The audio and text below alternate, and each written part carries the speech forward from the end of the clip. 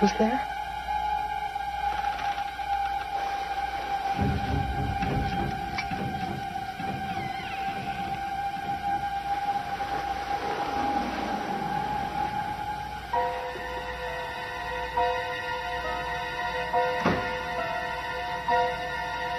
Who's there?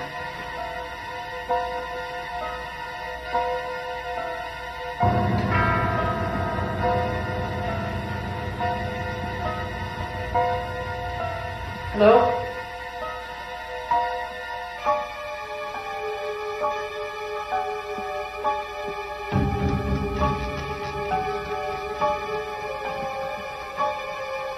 Hello?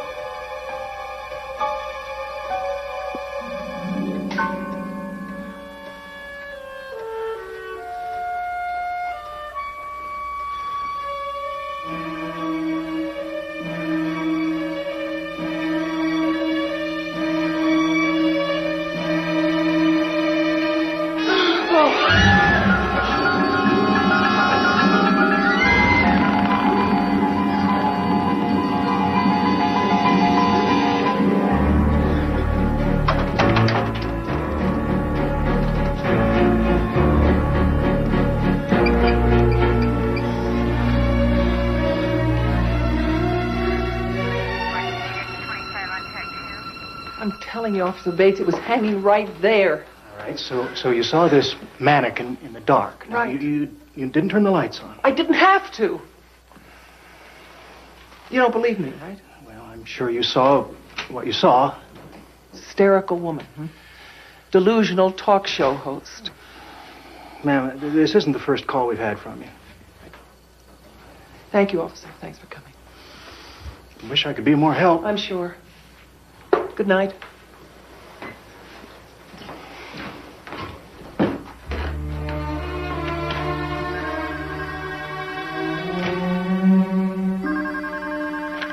Mason. What is it, Della?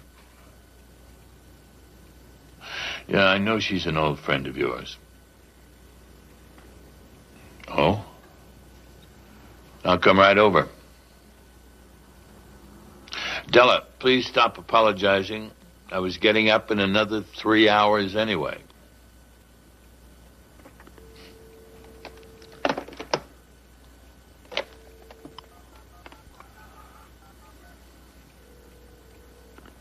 Ken, glad I caught you at home. Guess what? I've heard your show on KCDM, usually a little later in the morning. Somebody trying to gaslight you, Dr. Carlin? It appears so. First it was just phone calls, hang-ups, someone prowling around outside. When did all this begin? About a month ago. Thanks, Tim. Did anybody else have a key to your house? No, but it wouldn't matter anyway because I have the alarm on. I mean, how could anybody get the code? Does the security company send your bills here or to the station? To my office at the station. Anyone at the station who might have done these things? Well, if I had to pick somebody, it would be Winslow Keene. I mean, ever since he bought the station, he's been trying to break my contract. I wouldn't put this past him. Ken, get in touch with Lou McIntyre first thing in the morning. We need a full security analysis of the house. We need to change all the locks. And tell him to put a monitor on the phone so we can tape any phone calls. Della, we'll wait 2 days, then we'll need a new unlisted telephone number. Now, Sheila, I'd like an excuse to meet Winslow Keene and a chance to observe everybody at the station. I think I can arrange that. KCDM 98.4 FM. KCDM Talk Radio. And now back to Fritz and Fred. Okay, my twisted legions, don't everybody call at once, even though we're raffling off a date with Fred's girlfriend this morning. So here's the issue. The girlfriends of radio personalities and the listeners who want them. Is the caller there? This is Steve, Fritz. Steve, my man. How much do you bid, Steve? Well, what's Fred's girl like? Ooh. All right, she's hot, she's good looking. She won't shut up, but just do what I do. You put a bag over her head. If I could interject here, Steve, she's a two-bagger, definitely. That's right. You use 2 bags in case one breaks. We'll give them the choice of paper or plastic. Thank you. Good morning, USA. This is Red, White, and Baby Blue Clark Hunter. And I'm ready to straighten out you and the country if you've got the guts to call me. Clark, you get a double salute from me on how you spoke out on that gun issue last week.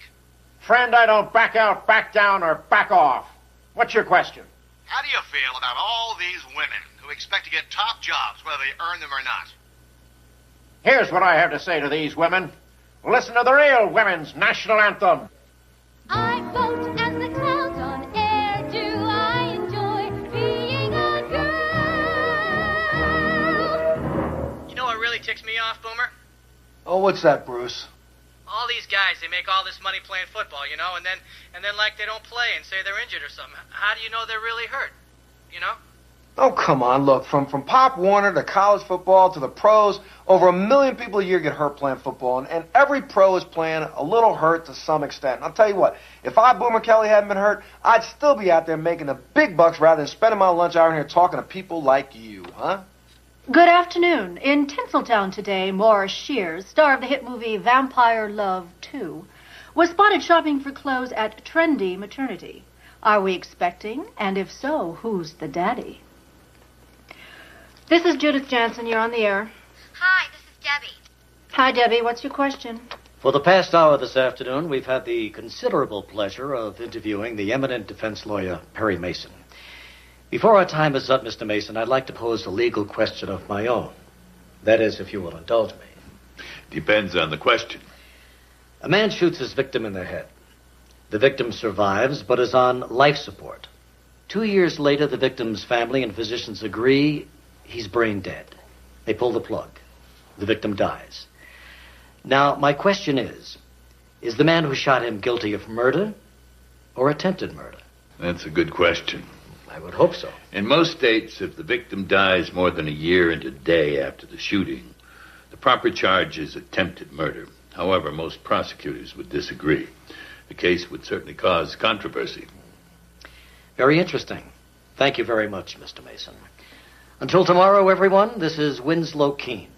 Now stay tuned for Dr. Sheila Carlin, coming right up after these messages. Well, I think that went very well, Mr. Mason. The law is always worth discussing. I enjoyed that part. Now here is the woman who persuaded me to have you on my show. Doctor, the studio is yours. I'll be with you shortly, Mr. Mason. If you'll excuse me, I've called a staff meeting. You'll be hearing about it. Are you aware that Dr. Carlin has had some disturbing occurrences at her home during the last month? I've heard about them. Probably someone who actually took her advice and lived to regret it. Any idea who that might be? No, but if I find out, I'll let you know. Good, Mr. Keene. Whoever it is, they will live to regret it. Goodbye, Mr. Mason. I'm making some significant changes. All right, Winslow. You've had your little moment of drama. Now, what's this all about? There's been a steady decline in revenue for the past 6 months, so I'm changing the station's format. Beginning Monday, KCDM will be playing music during the day, and you'll all be working at night. What? Oh, come on. Yes, Fritz and Fred, the bad boys of radio, will be dispensing their tastelessness from 8 p.m. to 11 p.m. What? There is no way. Our morning drive time gets the highest ratings in this city. Nobody listens to KCDM at night. Hey, man, we've got an offer from L.A. We're going. Believe me, you two aren't going anywhere. And you, Judith, you'll be purveying your mindless gossip from 10:30 a.m. to 11 a.m., from 3:30 p.m. to 4 p.m., and 11:30 p.m. to midnight. Live. Well, that's a 14-hour day. I couldn't possibly work those hours. Pity. And you'll be mispronouncing the names of Major League cities from 4 a.m. to 5 a.m. You can't do this to me. Let's face it, Boomer, I just did. You're a charity case. What other station in town will hire you?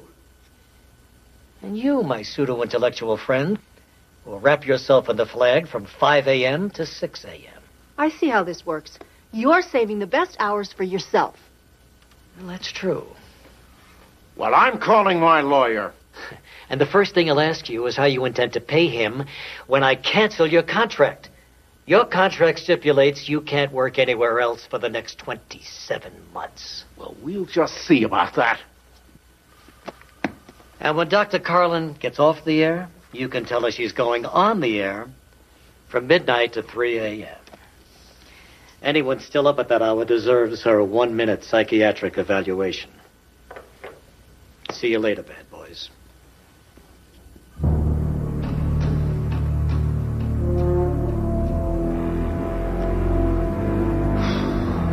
This is Dr. Sheila Carlin inviting you to share your problems with me. And together we will find the solutions that can empower you and change your life. Until tomorrow. Oh. Jack, you did it again. See you tomorrow, Doc. Okay. Judith, why are you still here? I just wanted to see your face when I gave you the news.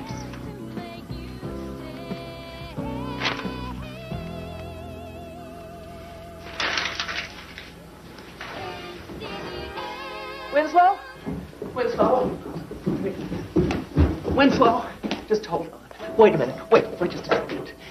I don't care who owns this station. You cannot do this to my show. But I can, and I will. But I won't let you treat me this way. You know what I like most about you, Dr. Carlin, is that? how seriously you take yourself.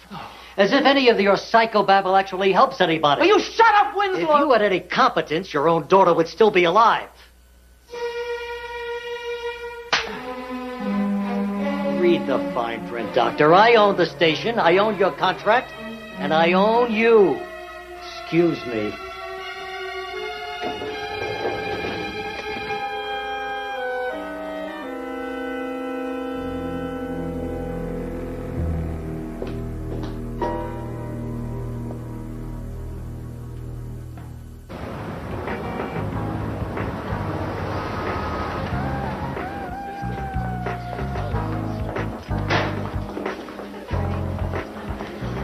Hey, Phil. Hey, Boomer.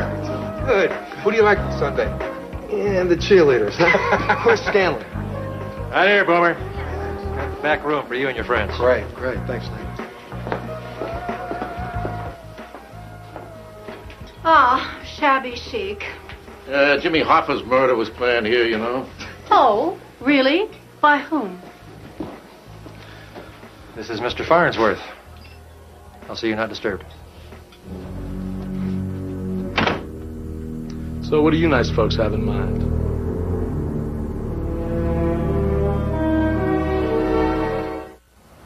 I'm sorry to say that Keene is right, Sheila. Under the terms of this contract, you're tied to the station for the next 3 years. Well, I wish you'd been my lawyer then, Perry. Well, I wouldn't have let you sign these. How could I let myself in for this? Don't be so hard on yourself, Sheila. You just lost your daughter. Your husband was divorcing you, and you weren't thinking clearly. Wasn't thinking at all. I've counseled people whose children have died of a drug overdose. When it's your own daughter, it's different. I did blame myself. And then when Tom blamed me too, I was lost. You certainly had good reason to be lost. Perry, considering the stress I was under, is this contract valid? I'm afraid it is, my dear.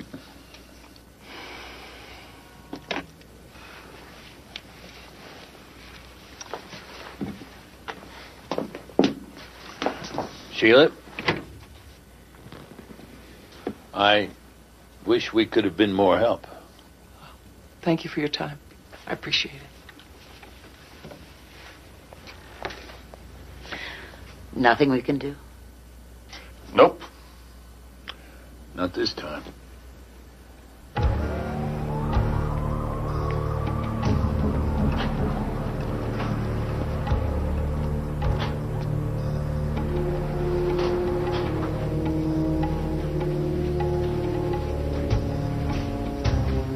Turner?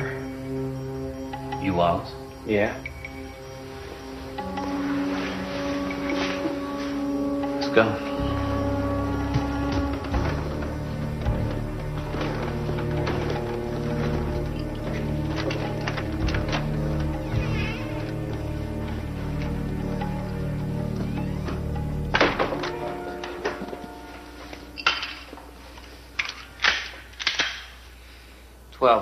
Oh, come on. You said 15.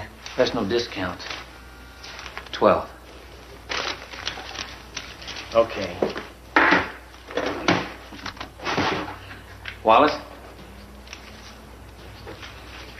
Drive carefully.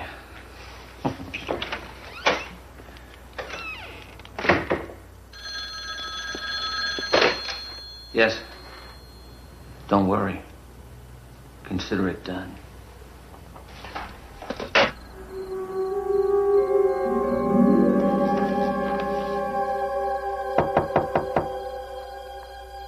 Who is it? Florist delivery, sir. Well, just leave it out there by the door. I'm sorry, but I need your signature.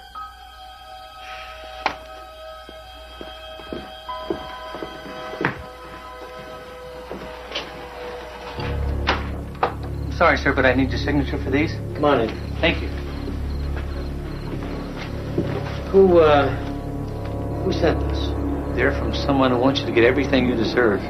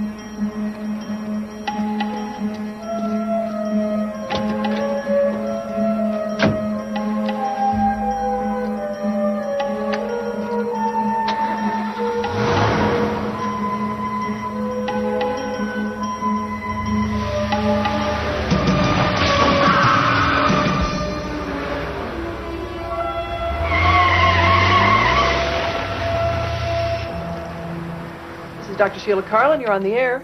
Listen carefully. I can only say that I'm stunned at both your lack of compassion and your stupidity. And furthermore, your audacity in referring to what you do as constructive, when any fool could see that... Winslow? Winslow? Oh, my God.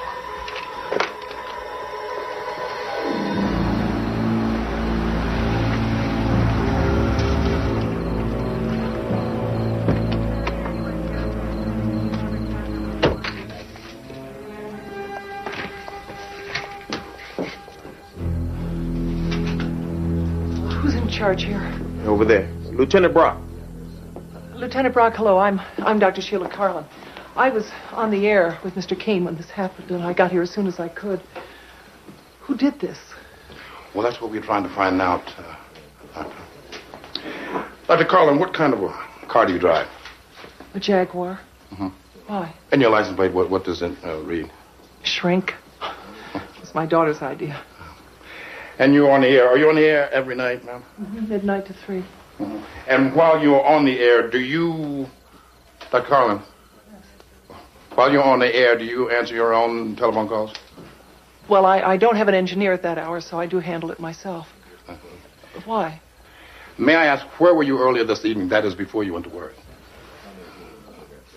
I was at home. Mm-hmm. Alone? Yes. Alone? Why? At approximately 1:15 this morning, while you were on the air, you apparently talked with Winslow Keene. Am I correct? Yes, I said that. He called me to rant at me, and I heard the gunshot. I called 911. I got here as soon as I... Ma'am. You called 911. Our first unit arrived here at 1:20. The medical examiner placed Mr. King's death at approximately 10 p.m. Now, you see where I'm going with this, ma'am? He was already dead when he called you. That's not possible. I think you better come downtown with me, ma'am. What? To police headquarters. Do you have an attorney?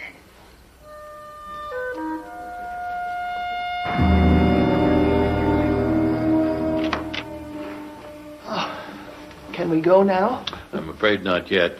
What? Dr. Carlin, do you recognize this tape recorder and tape? No. Why? We found it in your home. My home? We believe, ma'am, that at approximately 10 p.m., you shot and killed Winslow Keene. And then at 1:15 a.m., while you were on the air, you answered a call from Mr. Keene. It was Winslow Keene. The whole audience heard him. We believe you manufactured that call from a Winslow Keene broadcast, which, of course, would give you the perfect alibi. And we have here an automatic dialer programmed to call the station and to play the tape, which we found in our house, Mr. Mason. Listen carefully. I can only say that I'm stunned at both your lack of compassion and your stupidity. And furthermore... Dr. Carlin, I am placing you under arrest for the murder of Winslow Keene. Lieutenant, I need some time with Dr. Carlin. Use my office, Mr. Mason.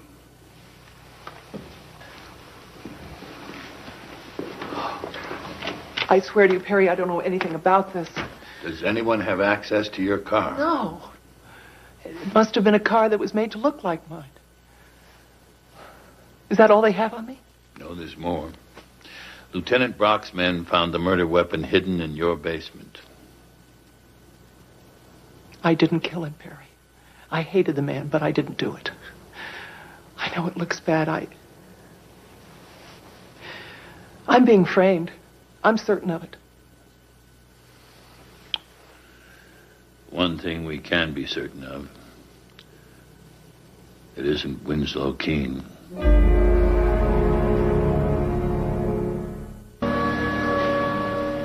What is that? That is a new herbal tea. Cypress. That's a tree. It was. This is going to relax you. I am relaxed. Well, this will make you more relaxed. You know a lot about witchcraft.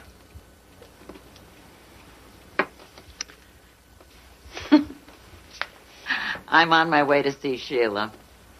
From her, get the names and backgrounds of all persons at the station who might have had a reason to kill Keene. He was evidently making drastic changes. Evidently. Hello, Della. Have some tea. Goodbye, Della.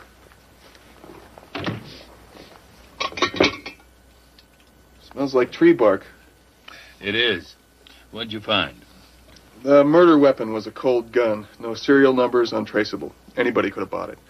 I can check out some very shady types I know. You do that. I'll be careful. You be careful.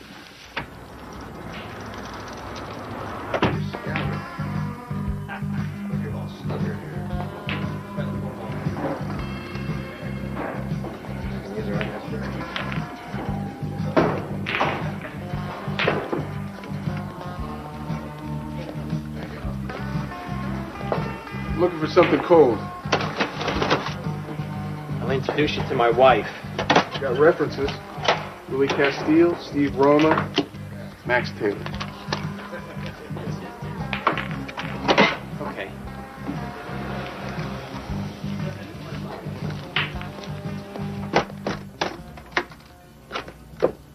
Take your pick, my friend. Looking for a Desert Eagle. I'll pay top dollar. Too bad you weren't here 2 days ago. I had one, but I sold it, but not for top dollar.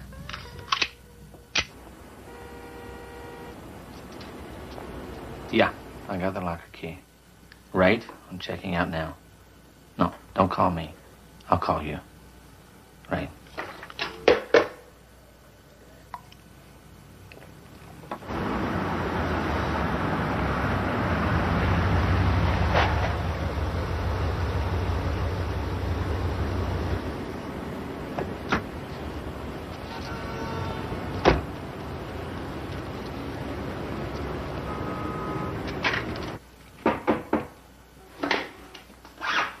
Who is it? My name's Molansky. I'm an attorney. I just want to talk to you. Open the door.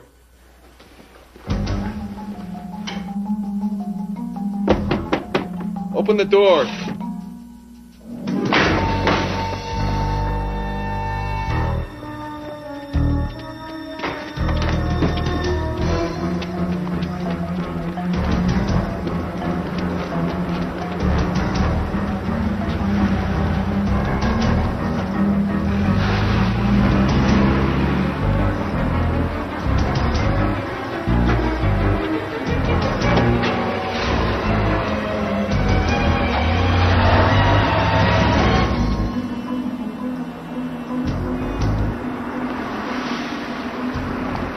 Sure this storage place is open?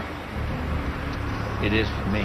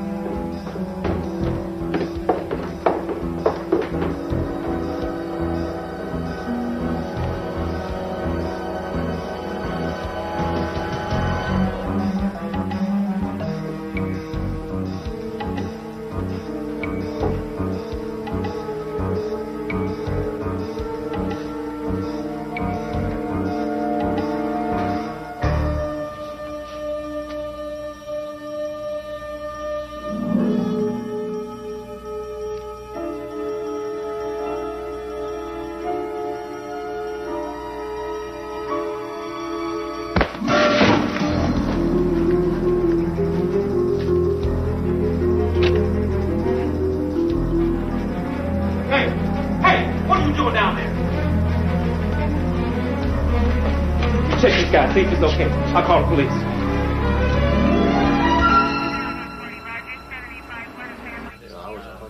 So there's nothing you or anybody else can do about these guys here. Okay. All right, the security guards didn't get a good look at this guy. Anything that you can tell me about him? I didn't get a good look at him either. But he's the man who killed Winslow Keene. Well, isn't that interesting when all of our evidence indicates that Dr. Sheila Carlin did it?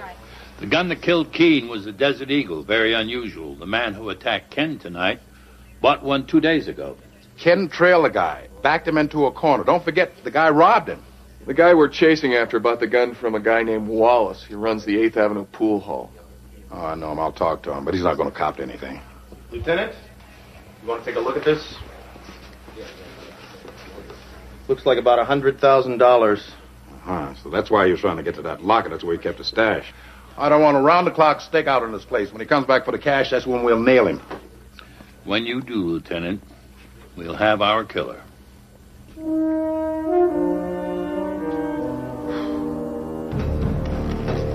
I can't go back there. They're going to have cops all over the warehouse. I know they're not going to be there forever, but I can't wait.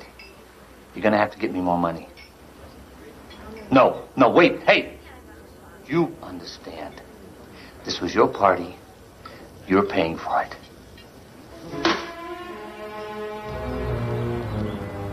Winslow Keene should have fired his gardener. Why don't I check around outside?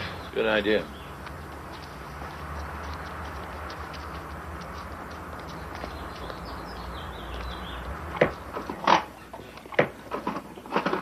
Good morning, Miss Johnson.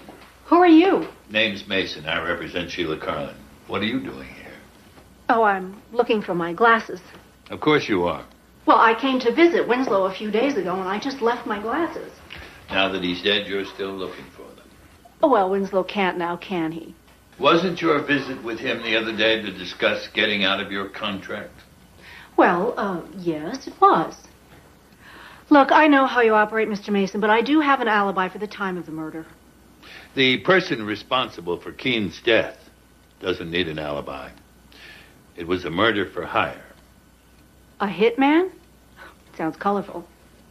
So is what well-known radio gossip is being investigated by the FCC? Who told you that? Seems Keene informed the FCC that you had accepted cash for mentioning certain celebrities' products on your program? Well, that has never been proven. Oh, but if it is, you could face a jail sentence. Your career would be over. What exactly is your point, Mr. Mason? That you also had a motive for murder. That can't be proven either. Ah, my glasses. You would have thought Winslow would have had the decency to return them himself. Well, he can't now, can he? 2 nights before Winslow Keene died, you and 4 of your colleagues had a private meeting at a certain restaurant. Special occasion? It was just social. Why wasn't Sheila Carlin invited? Frankly, she's not that popular. Terrible temper, you know. Good luck with your case, Mr. Mason. No. Good luck with yours. That is a subpoena. We'll be delighted to see you in court.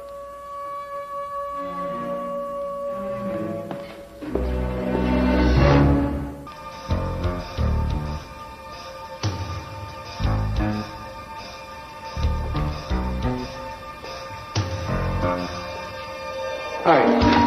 Who are you? My name's Smolansky. I'm a lawyer. Sorry, I didn't mean to startle you. It's not a good idea to startle me. Heard you coming, Bigfoot. I'm a cop. You're investigating Winslow Keene's murder? Not much to investigate. We got enough on Sheila Carlin to convict her twice. Except that Dr. Carlin didn't do it. Yeah, that's what you say. That's what I know.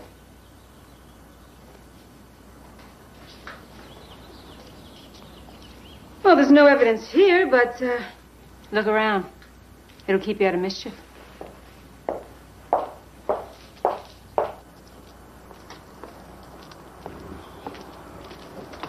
Find something? Just a cop with an attitude.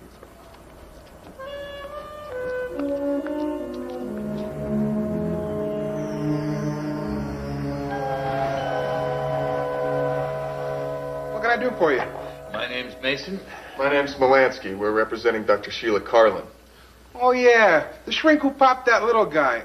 What's his name? Keene. Winslow Keene. Yeah, that one. I can't help you. I never saw either one in here. Boomer Kelly is a regular, isn't he? Yeah. Why? Mr. Kelly had a dinner party here last week. In the back room, all 6 of them. Kelly, Hunter, Moore, Fisher, and Jansen. That makes 5. You did say 6. One guy came late. Who was that? I don't know. Maybe you should ask Mr. Scanlon. Afraid I can't help you. I wasn't here that night. This gentleman seems to think that you were here. Don't you remember? I was home with the flu. Oh, yeah. What's the matter with me? He's right. I'm sure he's always right. If you happen to remember the name of man number 6, give us a call.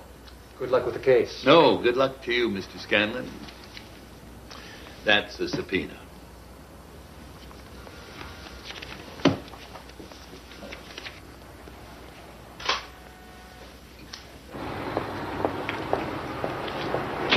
I'd really like to know who man number 6 was. Well, they're not going to tell us. Heard from your gun dealer? He's ducking my calls, but he's usually there on Friday nights counting his receipts. Huh. Let's hope he's had a good week.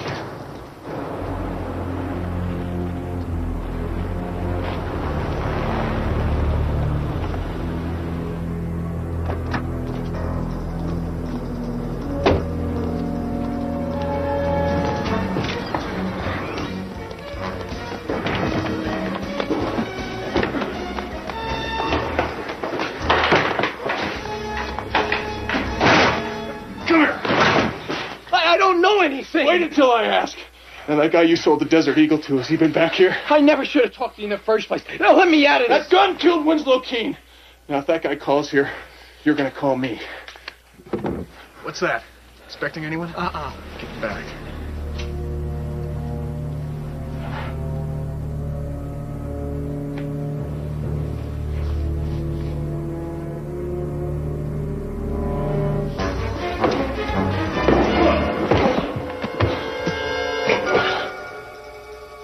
Hi there.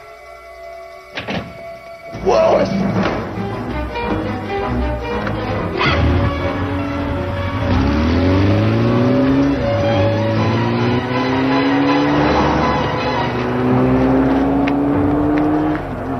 Thanks a lot. That's the guy who sold the gun to Keene's murderer. Yeah, well, for all I know, he's just a guy you play pool with. What were you doing following me? Look at it this way. If you are chasing a killer, you're going to need me. Because, baby, I had you cold in that pool hall without breaking a sweat. You do the legwork, and I'll take care of the bad guys. Oh, no. You and I are not going to be buddies. See you around, lawyer.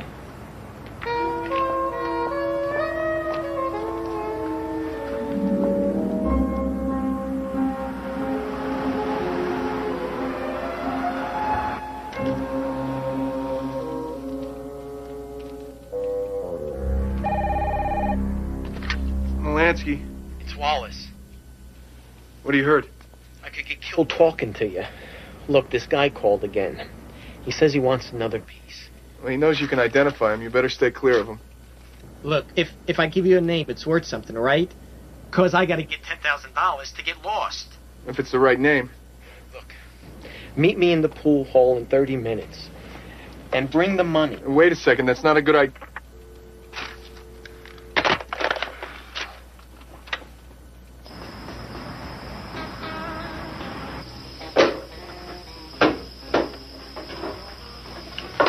Good evening. Uh-oh. I didn't order a lawyer. Did you order a lawyer, Fred? Sure. Extra large. To go. Would you hand me that right here? Another stunt? Stunt? What stunt? We like girls. No, you're right, Mr. Mason. We're giving away a harem. 30 girls. Count them, 30. What can we do for you? Mr. Keene forced you into accepting an unfavorable time period for your radio show. Did that make you angry? Us? Angry? Going from drive time to dead time? Why should we be upset? Your dinner at Scanlon's bar, you used it to discuss what to do about Keene? Nah, we were just hungry. Actually, it was a wine tasting. With 3 people you didn't like? Hey, we like everybody. Even you. But especially her. Yes. She could be a great companion. Now, I've been through Keene's files. He had signed contracts with everyone but the 2 of you. Now, why was that? Sloppy management. Or was it because he didn't need contracts? Did he threaten you with a certain videotape? A videotape of the 2 of you and several underage ladies? What a great rumor. How many were there? Shut up, Fred. Look, there have been groupies that throw... Keene was blackmailing you into staying with the station, wasn't he?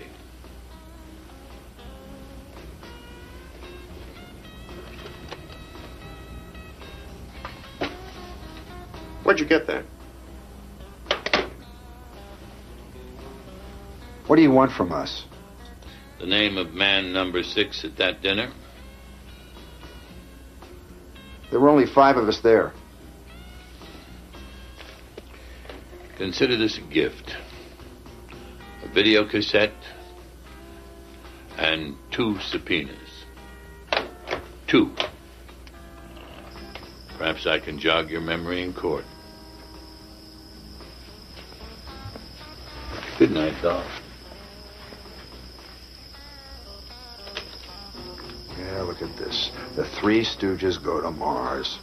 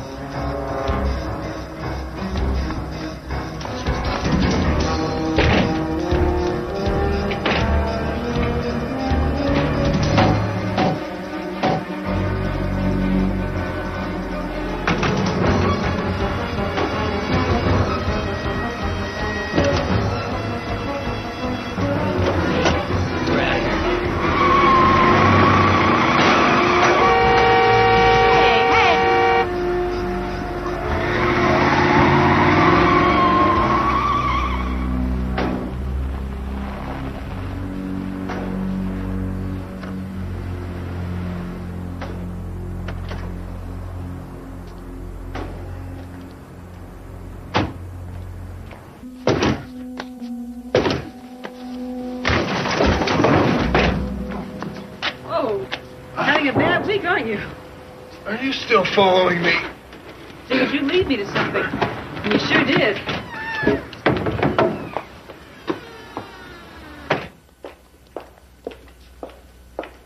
He was shooting at me. I didn't get a good look at him. Neither did I. But I got a look at the woman in the car with him. Can you identify her? Oh, yeah. I grew up with her.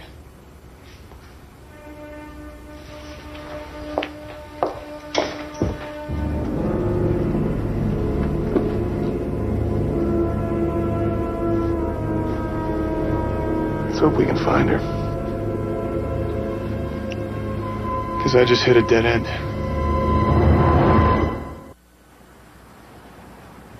And by practicing what I preach, I hope that I can demonstrate that even the most negative situation can be an opportunity for personal growth. I'm confident that you will always support me. Well, I'm ready to hear from you. You're on the air.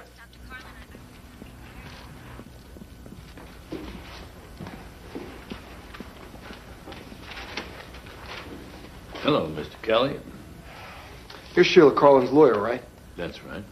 She's got a lot of nerve, you know. She murders Winslow Keene, then comes right back in here and does her own radio show. You didn't like the changes Winslow Keene made here at the station, did you, Mr. Kelly? Nobody did. In the history of your professional problems, you also had a history with Mr. Keene. I don't know what you're talking about, Mr. Mason. I heard that Winslow Keene was directly responsible for the end of your football career. In a restaurant 5 years ago, he approached you after a game you lost. You didn't like what he said about your performance. Look, I've heard this before. It sounds like a broken record, and it's all nonsense. You hit him, knocked out his front teeth. Later, two men you couldn't or wouldn't identify caught you in a parking lot and broke your knees. Look, if Winslow Keene had done this to me, then why would he give me my own show? Maybe Mr. Keene liked owning you. Owning me? Wait, owning me? Nobody owns me. That's why you put together that gathering at Scanlon's restaurant, right? To make sure nobody owns you? Look, I didn't do anything wrong, so you just stay away from me, okay? Is that a warning? That's my advice. Mr. Kelly, you had two very good reasons to hate Winslow Keene. For most killers, one is enough.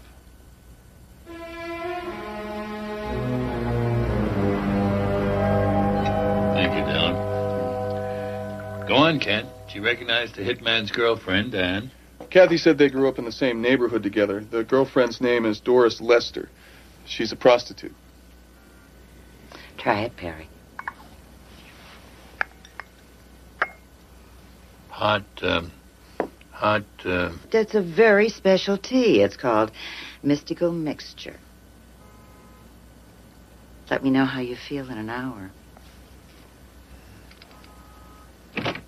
I see Della's still trying to improve you. It's been a lot of years, but she never gives up. How about our other suspects? Well, I haven't talked to Mr. Hunter yet, but it could have been any one of them. What about that mysterious man number 6? I'm not sure he had or has anything to do with the murder.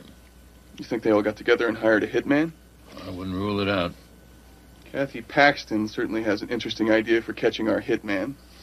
She's going undercover.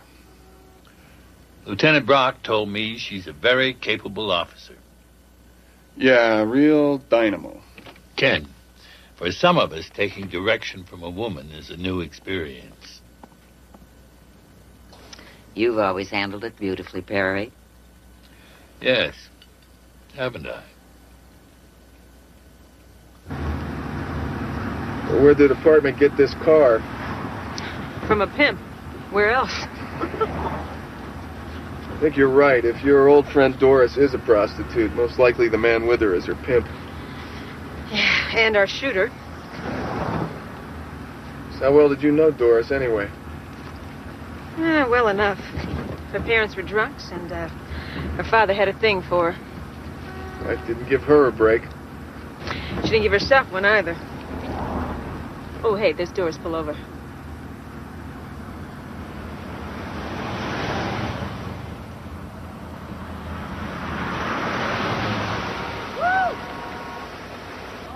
There goes Doris with the John. Well, let's hope that's a quick romance.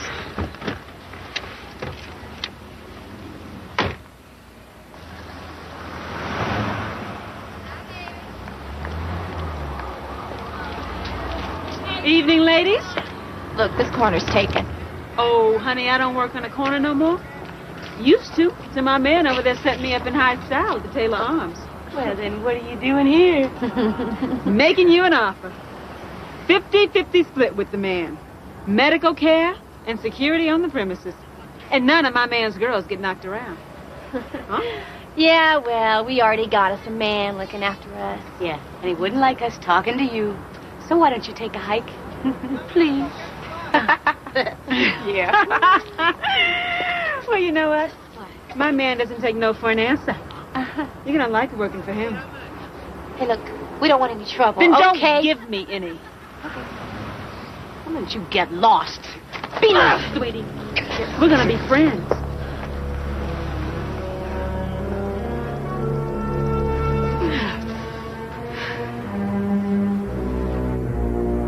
That's Clark. You can't ban books because they disagree with your politics. What about the First Amendment? Just what I'd expect from a limp wimp like you, Junior. Upholding some subversive's right to promote treason under the guise of self-expression. Your history, pal. And for the rest of you late-night Bolsheviks out there, here's a medley of John Philip Sousa. Decent people sleep at night. Well, I get a cranks. People who don't agree with you. I call them the way I see them. You didn't just drop by to tell me you liked my show. What can I do for you? No one present at the wine tasting at Scanlon seems to remember more than 5 people being there, do you? Matter of fact, I don't. How did you enjoy the wine? Why do you ask? Well, you are a reformed alcoholic. So? So why were you there that night? Were you planning Mr. Keene's future? Winslow was a twerp. Why would I kill him? You still married, Mr. Hunter? No. I'm divorced. I understand your wife is very beautiful and a very talented actress. You were considered a perfect couple. I don't care to discuss this. You mind telling me the reason for your divorce? That's none of your business. 3 years ago, you discovered your wife was having an affair. Who told you that? The man who broke up your marriage was Winslow Keene. You threatened to kill him. But I didn't, did I, Mr. Mason? Life goes on. I got over it. No, you didn't, Mr. Hunter. No, you didn't.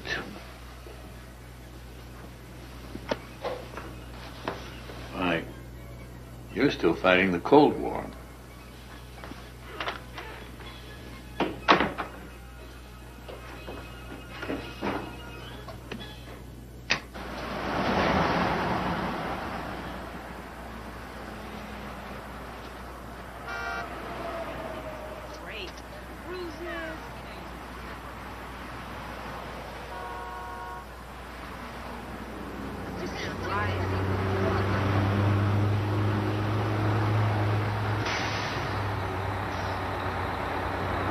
I'm telling you. Okay, baby, take it real easy. Real easy. Come with me now. Come on. Come on.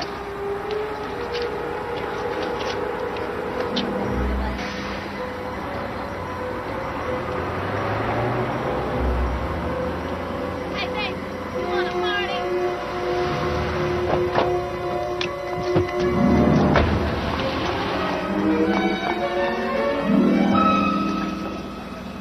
Where'd you go?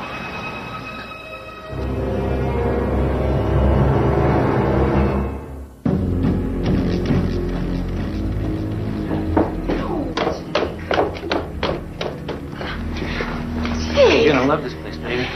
Wall-to-wall view. I was just doing what the man told me, you know? Yeah. That's funny, because I'm having a hard time believing that you are a working girl. Well, I'm not. I mean, you know, I wasn't. It just, look, I got laid off a year ago, and I couldn't make my rent, you know? You heard it before. Yeah, I've heard it before. Many times. I I don't care who I work for. You know, the guy was just there, and I needed protection. Hey, look, I'll work for you if you treat me decent. You'll work for me, all right. As soon as I teach you my way.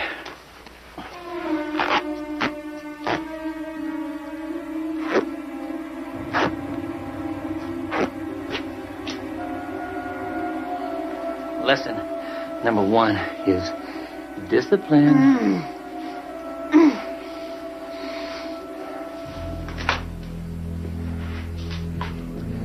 I will be back.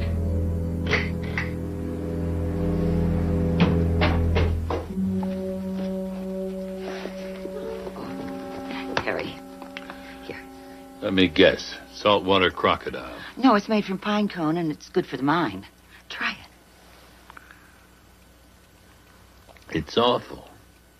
It's Chinese. Northern or southern? Northern. It's northern Chinese, and it's awful. Sheila Carlin leave for court? I just spoke to her. She said she'd meet us there.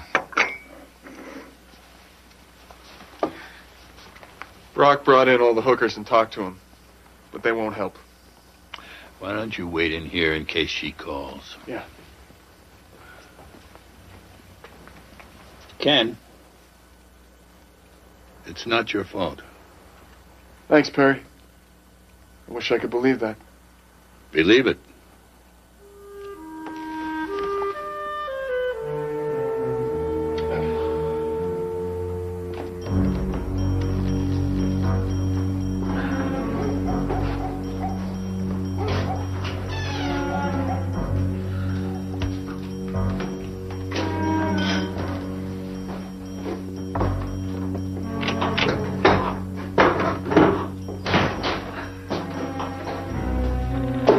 Hey. Fell asleep waiting for you. You have a big night? Just one. But he liked me.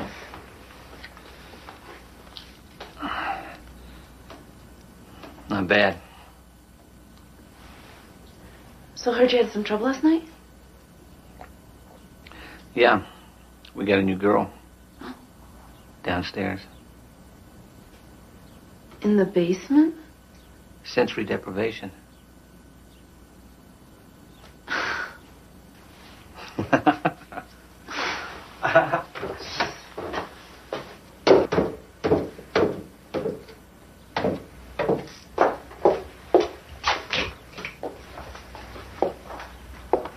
Hey, you all right?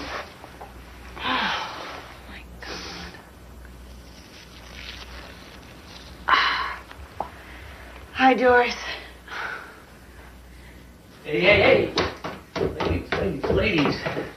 It's time to go to work, hey? Hey, baby.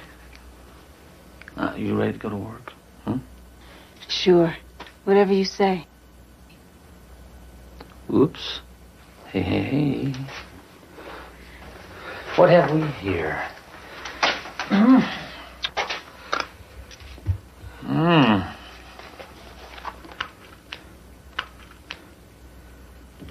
She's a cop. We got orders to roust our quota of hookers. So let me go, and I'll forget this ever happened. This is no vice sting. Hey, why would I lie? That's a good question. Come here. Come on. Okay. We gotta get out of here. But she's gonna look Hey, listen. I think she's been looking for me. And now she's made me. Look, I'll be back in an hour. You pack up. Okay. Indoors? Let's get rid of her. Hey, I never said... Hey, baby. Come on now. Come on. I want us to be in this together. Okay?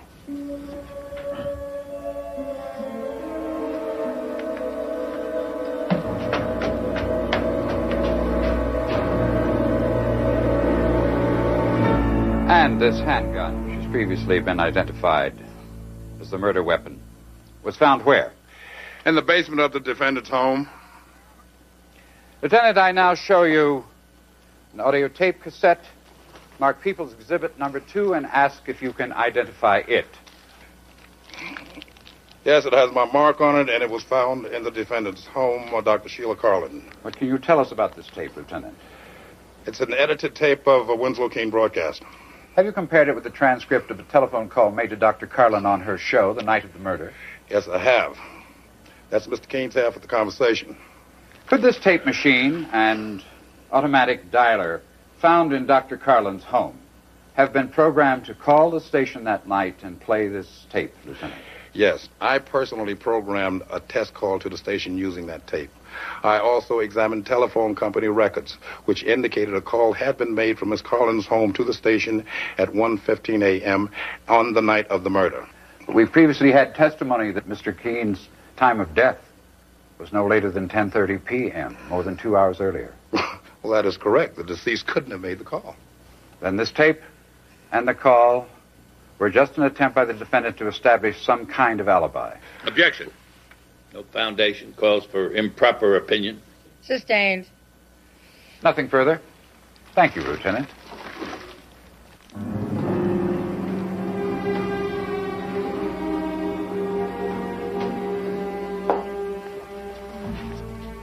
What was the name of that dog that used to follow you all over the neighborhood? Maxie? Moxie? Stop trying to pretend we were friends. We weren't ever friends. So we didn't hang out. But we knew each other. I knew what your father did to you. Shut up! Or what, you'll kill me twice? He can't even pull his own trigger. And you're ready to do life in prison for him? I'm not going to prison, okay? We're moving in on him, Doris. Get out before you go down with him.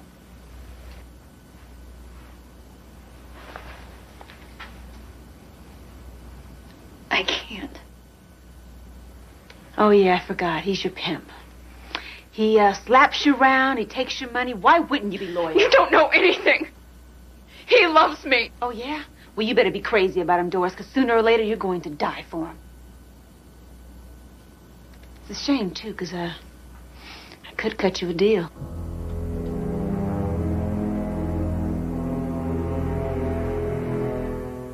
Armstrong, how long have you made deliveries for Morton Pharmacy?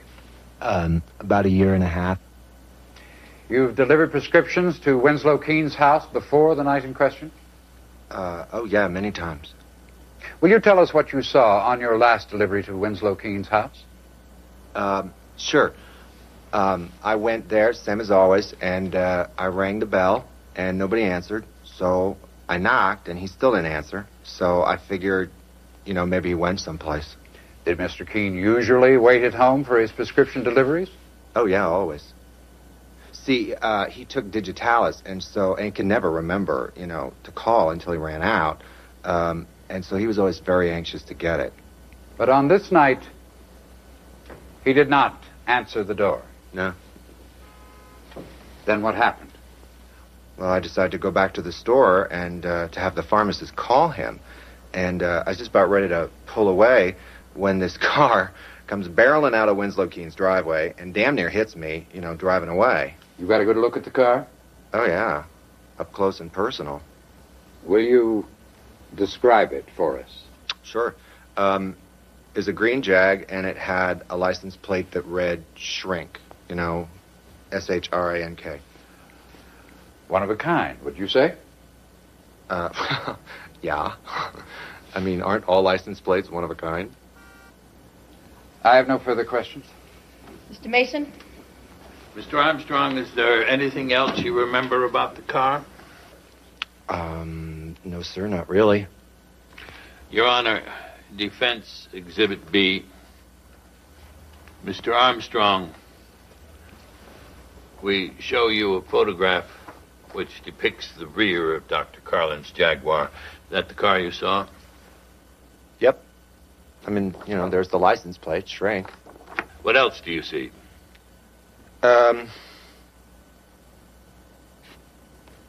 A bumper sticker in support of protecting dolphins. Now, you stated you saw the license plate up close and personal, but you never mentioned that bumper sticker. Why not? Well, I guess I didn't see it. Your Honor, What is the point of this? Your Honor, defense contends that whoever wanted to frame Sheila Carlin removed the license plate from her car and put it on another car, an identical Jaguar. But they overlooked the Save the Dolphins bumper sticker. Defense has no further need of this witness. Mr. Markham, I have no further questions. the witness is excused. Mr. Markham. Your Honor, the people rest. Mr. Mason, you may call your first witness. I call Nick Scanlon to the stand. Mr. Scanlon, on the night of the wine tasting arranged by Mr. Kelly, how many people were in attendance? I wouldn't know. 5, I guess. You don't know exactly? I wasn't feeling well, so I stayed home that night. You did not stop by your restaurant? Ask any of my employees. Oh, I have. I remind you that you are under oath and face the penalty of perjury. Now, I'll ask you once more. Were you at any time at your restaurant that evening?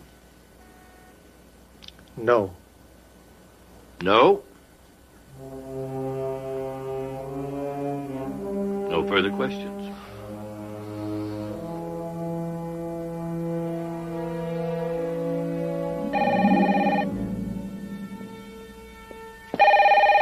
Perry Mason's office. Where? Yeah, I got it. Who is this?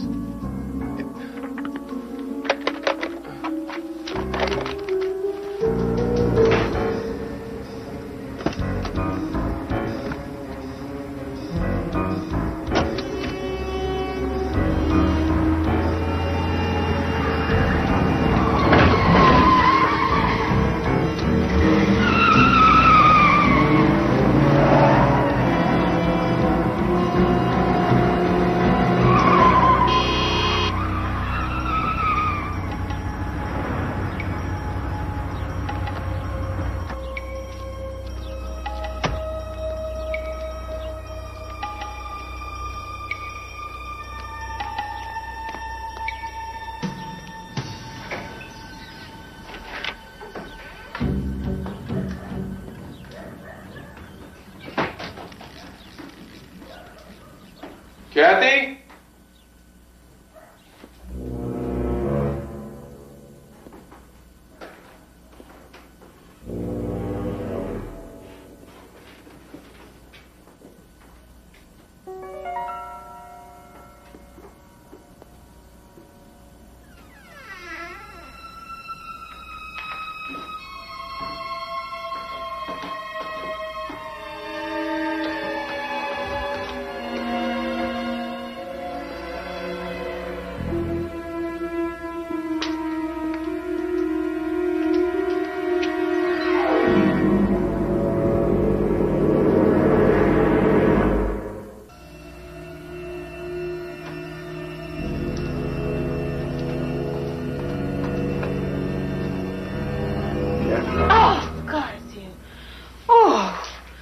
I thought he was checking to make sure I was really dead. So what happened? I should have told Doris to kill me. But I turned her around. How'd you turn her around? Come on, Boy Scout. Don't you know people in trouble are just looking for a way out? You gave her one. Yeah, for the first time in her life, she actually took it. She also gave me the name of our shooter. Paul Turner. Lieutenant Brock couldn't find anyone under the name of Turner in their records that matches our guy. Did Brock, by any chance, send a fingerprint team to Doris's house? By chance he did, but they didn't find any clear prints. Everything was smudged. Thank you. The Department of Water and Power, the gas company, the papers, none of them have a listing on Paul Turner. Was this woman lying? I don't think so. All you can do now is wait and hope that Doris will contact you. Where are you going? I'm going to see if I can find some oysters. You all like oysters?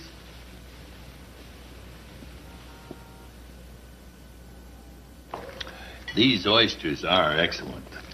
Thank you. You want anything else? The name of Man number 6. I told you. I don't know. I wasn't here. Aren't you curious as to why I called you to be a witness? You lawyers do strange things sometimes. True. But I wanted you to make a declaration under oath. What's this got to do with me? On the night of the alleged wine tasting, you placed a call on your private line from here to your brother in a Miami hospital. Here's a copy of your phone bill. Now, maybe now, you'd like to tell me about man number 6. Where is he? Why the hell doesn't he call? Take it easy. Hey! Hey. Are you telling me what to do, huh? Are you? No, I'm just trying to be hopeful.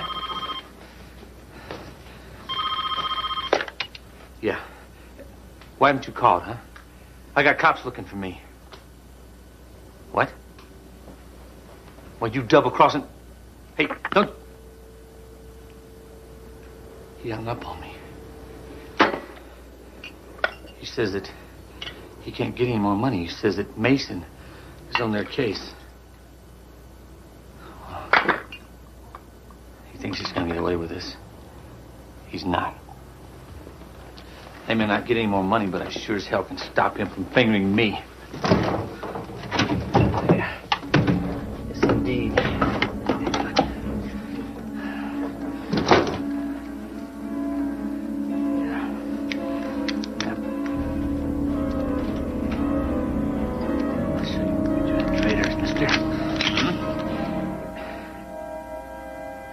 Doris?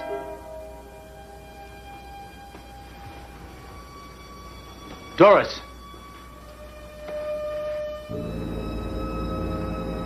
The hell with you, too. Yeah. Put her through. Kathy, it's me, Doris. Are you okay? It's Turner. He's gone crazy. Where is he? I don't know. He's gonna go kill whoever hired him to kill Winslow King. Okay.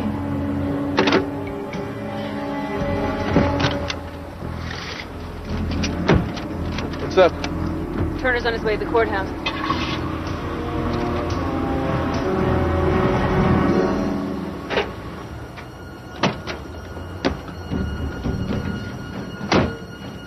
Good afternoon, officer.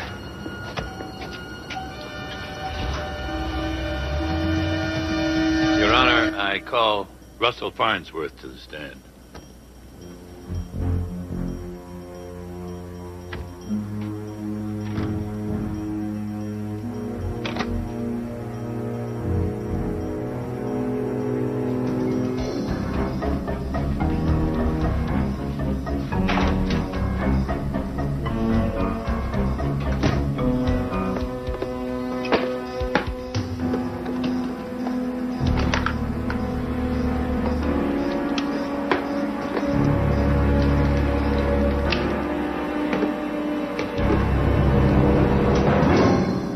State your name and occupation. Russell Farnsworth. I'm a private investigator. Mr. Farnsworth, on the night of the 10th, did you meet with 5 people in the back room of Scanlon's Oyster Bar? Yes, I did. Any of them in this courtroom? All of them. Would you point them out, please? Him, and her. Will all of you please stand?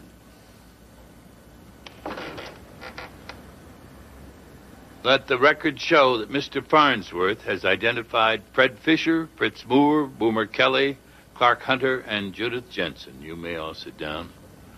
Now, who arranged this meeting? Mr. Kelly there.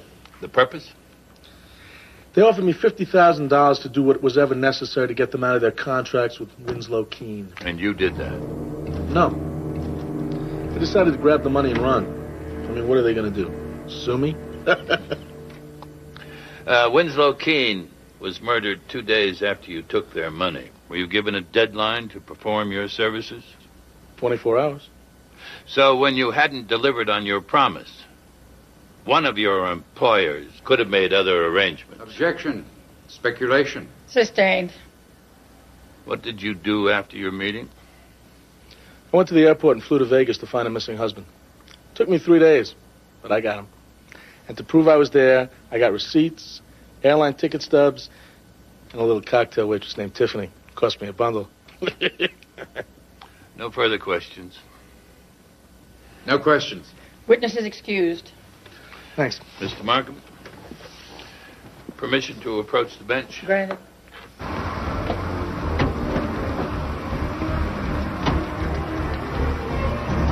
Your Honor, these 5 people had motive, opportunity, and the desire to inflict bodily harm on Winslow Keene. Your Honor, we still have the tape, the recorder, the automatic dialer, and the murder weapon. Mr. Markham, there were no fingerprints on any of those. Your Honor, they could have been planted by any or all of these people. This is pure supposition. I still move for a dismissal. Very well. I will take it under advisement. It would appear that these 5 people have conspired to commit bodily harm. We'll get into it. Gun! Ken, Turner!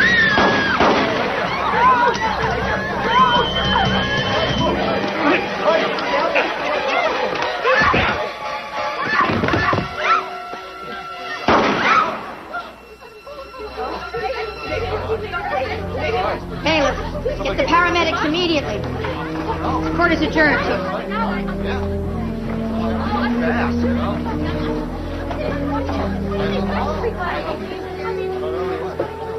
You all right? Yeah. That man can't tell us anything. Maybe not.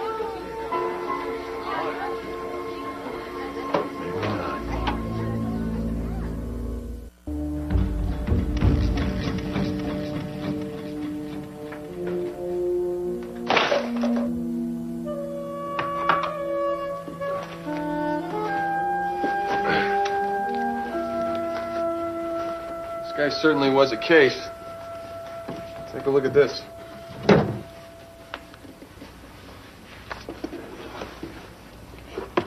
Any different issues of this magazine? No, but he has 3 copies of this one. Look, Perry, it's been a long night. This just about does it, wouldn't you say? Yeah, I'd say we just have time enough to clean up for court. I now call Clark Hunter to the stand. Mr. Hunter, have you heard of the drug end abuse? Yes, I've heard of it. It was given to you during your treatment for alcohol abuse. Yes, it was. Doctors give it to patients to prevent them from drinking. What happens when a patient who's taking end abuse drinks alcohol? He gets sick. Only a fool would take end abuse and drink. And I am not a fool. You know Western Liquors on Brand Boulevard, do you not? Yes. Do you have a charge account there? Yes, I do. On the day of the murder, you asked Western Liquors to deliver a particular bottle of Burgundy to your house, did you not? I often order wines for professional gifts. You knew that Burgundy was Miss Jansen's favorite and that she was having a dinner party that night? That's 2 questions. So it is. You knew that particular wine was Miss Jansen's favorite? No. Did you know that she was having a dinner party that night? No. On the day before Miss Jansen's dinner party, the one you did not know about, did you purchase a syringe from Morton's Pharmacy? I don't remember. If I showed you a copy of your pharmacy bill, would that refresh your memory? Okay, so what if I did? Before you sent the wine to Miss Jansen, didn't you dissolve end abuse tablets in a small bit of water and then inject it through the cork into the bottle? Absolutely not. On the day of the dinner, you left a package in Mr. Keene's office. Didn't you then call a messenger service to pick it up and deliver it to Miss Jansen's home? Of course not. Your Honor. I'm through with this witness, Your Honor. But I reserve the right to recall. Witness may step down.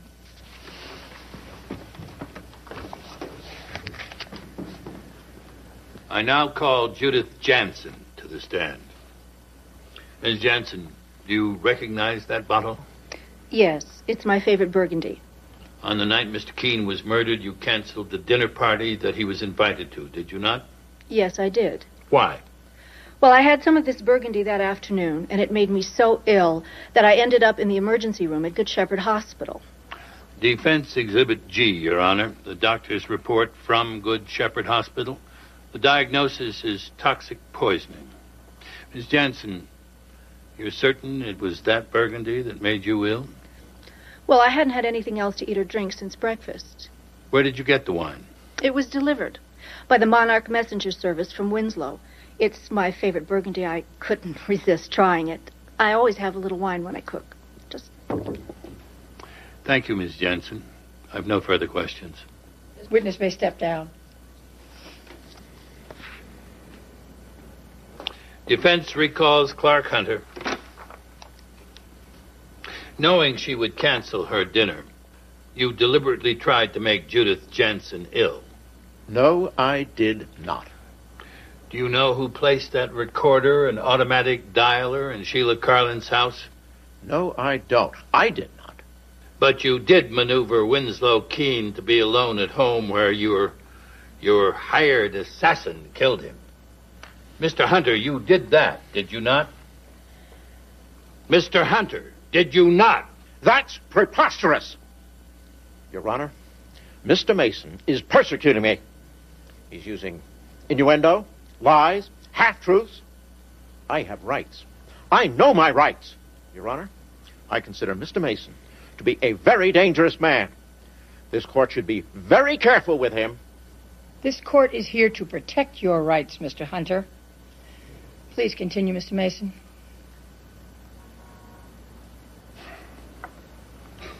Mr. Hunter, you're aware of the American Freedom Network, are you not? I'm aware of it. Understatement, sir. You sit on the board of that organization. In fact, you are the chairman of the board. That's why I'm aware of it. By the way, the man who was accidentally shot here yesterday, Paul Turner, you knew him, did you not? Of course I did not know him. The American Freedom Network also runs the survivalist camp, does it not? We provide the opportunity for Americans who love their country to prepare themselves to defend it. Isn't it true that for the past 5 years, Paul Turner was the head instructor at that camp? It's possible. And it's very possible that Turner broke into Dr. Carlin's house first to frighten her, then later to rig that recording machine? I wouldn't know. You wouldn't know.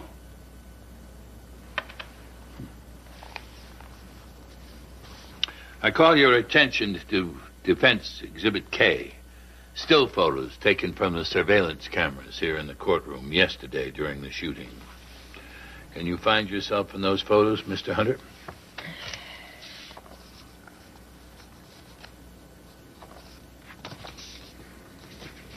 No. No. Of course not. You'll note that while everyone in the courtroom is looking at Mr. Turner, you were going out the side door. That side door. So what? So, you were the man he was looking for. You were his target. You were the only one who knew that. Your Honor, Defense Exhibit L, a sworn statement from Doris Lester, a friend of Mr. Turner's. Mr. Markham is the most literate man in this court today. I'd like to ask him to read the highlighted section for us. Your Honor, this is hardly... Mr. Markham. Well, all right. Turner got a call from someone, he said, hired him to kill a man named Keene. When he heard he wasn't getting his money, he took this gun out of the display case and went to the courthouse to shoot him. He said he'd kill him with the gun that man had given him. Your Honor, We'd like to enter into evidence Defense Exhibit Q, this display case from Paul Turner's apartment. It contained the sidearm of General George McAuliffe, a famous World War II general. Do you recognize it, Mr. Hunter? No, I don't. You should, Mr. Hunter. It contained the gun Mr. Turner brought into court. The gun you had given him. Here is the name of a gun store in Chicago. The store has a record of the purchase order signed by you, even has your fingerprints on it.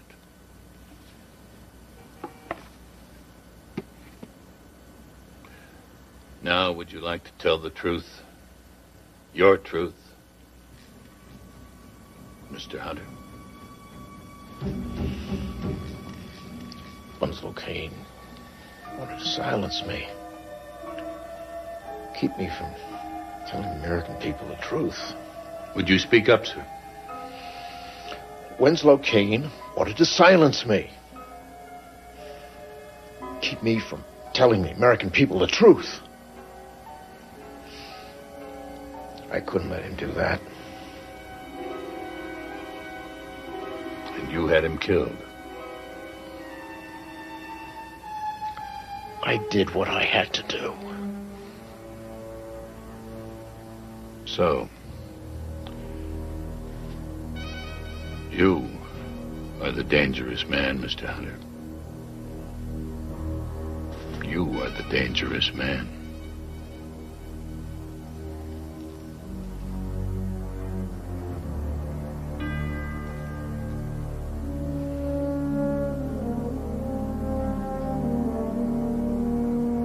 Your Honor. Mr. Markham? The people move for dismissal. Bailiff, take the witness into custody immediately. This case is dismissed and court is adjourned.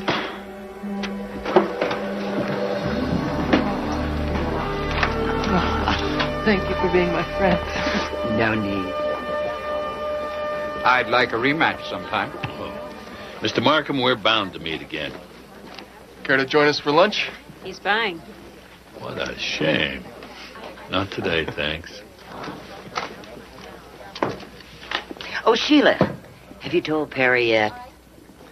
I'm starting a clinic for battered women and their children. Wonderful idea. We were talking about what I was going to do with the rest of my life. How can I ever repay you? You just did. Goodbye, PM. PM. Mm-hmm. PM. Mm-hmm. Pre-med, post-mortem, past master. Past midnight. Yeah, past midnight. Oh, not another... No, this isn't tea. I made you a fresh pot of cocoa. Cocoa? Mm-hmm. Cocoa? I haven't had cocoa since I was a boy. So? So? Mm-hmm. I've been waiting a long time.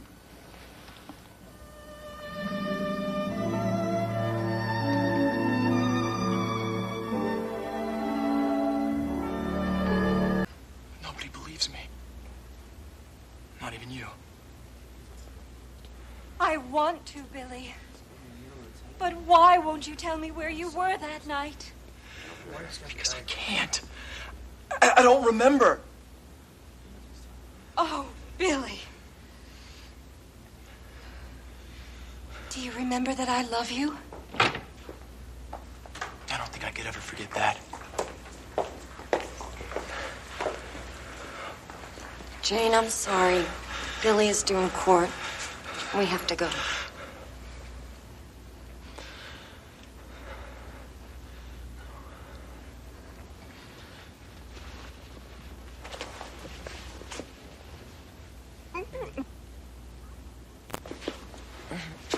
I've told you, don't ever do that to me. Cut. Come on. Let's break for lunch. And Mark, when we come back, stick to the pages as written, okay? You got it, Milt. Eddie. Eddie. Eddie, thanks. Thanks. Great. You know, Chris, I was just trying to play the moment. You really ought to try working with me, huh? That is work I don't need. Evan, The last time this happened, you said that you would talk to him about it. Mark, please, no more clinches unless they're in the script. You got it, boss. Thanks. There's something else you and I need to discuss after lunch. Just keep him away from me, all right? Chris, darling, Alex and I both want you to know that we think it's just dreadful the way that young man is treating you. Sweetheart, it is so unprofessional. I remember once when I was doing Alex, a play. please. Sorry. Anyway, if you do decide to take him to the guild on this, we will certainly support you. Thanks, Sandra. You're welcome. You too, Alex.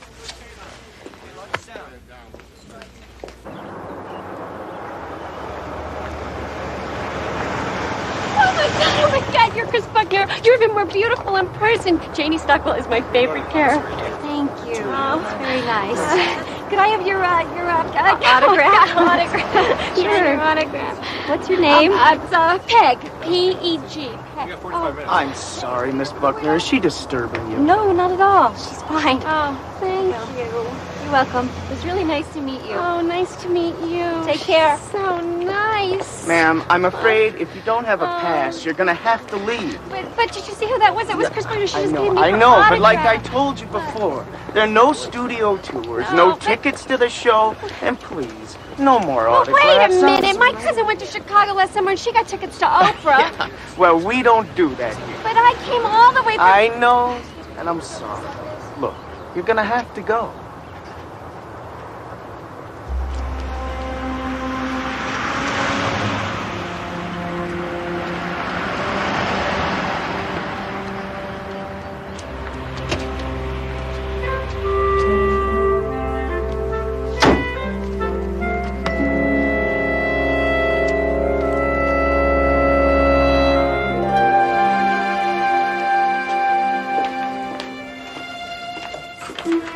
What is this?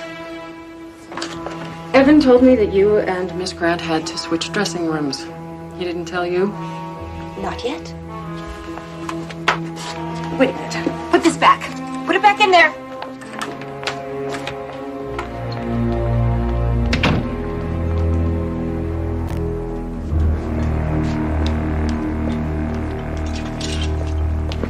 Oh, Chris, great. Here, it's for you. Everyone, this morning I asked a very special lady to share life with me. And I know you're all going to be as happy as I am that she's agreed. Ladies and gentlemen, the future Mrs. Mark Stratton, the very, very lovely Charlotte Grant. How wonderful. How wonderful. Thank you. Congratulations. Thanks, Evan. Mimi says Charlotte's getting my dressing room. I was going to tell you. Chris, it really only makes sense. After all, Charlotte's going to be working a lot more, and she's going to need a bigger dressing room. And I'm not? We decided to make a few changes in the storyline. So the rumors are true? Yeah, starting with tomorrow's script. Mark is giving you ideas for the show. Wait a second. Chris, this is an entire new storyline just for you. Go on. I can't wait. Okay. Now, we have a fight in prison, and you go on a ski trip up to Aspen to forget. But there's an avalanche. Am I frozen indefinitely? No, it's even better. By the time the rescue team finds you, you're brain dead. Flatline. The doctors have to put you in complete life support. Chris, the women, they're going to cry their eyes out worrying when you're going to recover. And when is that? We'll milk it as long as we can. 6 months minimum. Right. We can get Entertainment Weekly to keep tabs on it. Chris Buckner in a coma. Week 52. But I'm the love interest.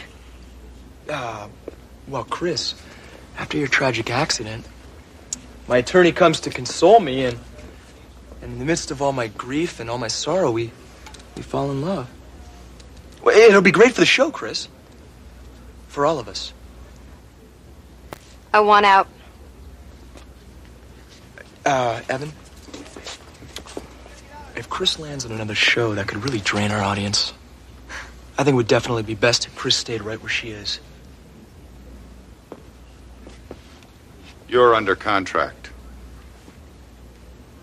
Why are you listening to him? Since when does he rate special treatment? Since the network got the latest demographics report, Chris. Park has sensational numbers with the advertiser's prime audience group. Chris, I told you.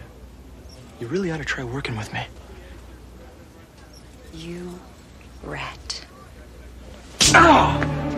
Ow! I could kill you for this.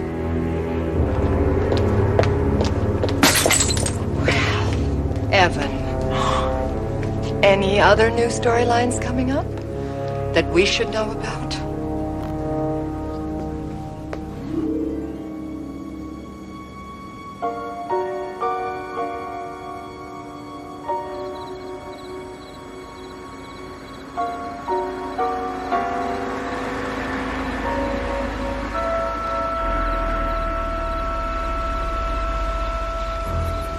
Hi, Miss Buckner. What are you doing here so late? Oh, I forgot to move some things out of my dressing room this afternoon. My old dressing room. Yeah. I heard about what happened. It's a rotten break. Yeah. Well, one day you're riding high, and the next day, it's all over. Mark will get his mort. Just wait. Yeah, I'm sure he will. Have a good night. Thanks.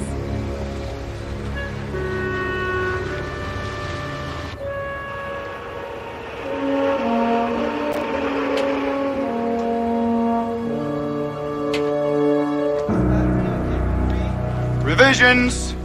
Pages 12 and 13, Sandra. Gee, Evan, why don't you wait until the last minute? We're only supposed to shoot this in a half an hour. Network notes. They just came in last night. Anything new for me in this, Evan? There's a 20-line speech on page 8. What? Oh, my God! Kidding, Alex. For God's sake.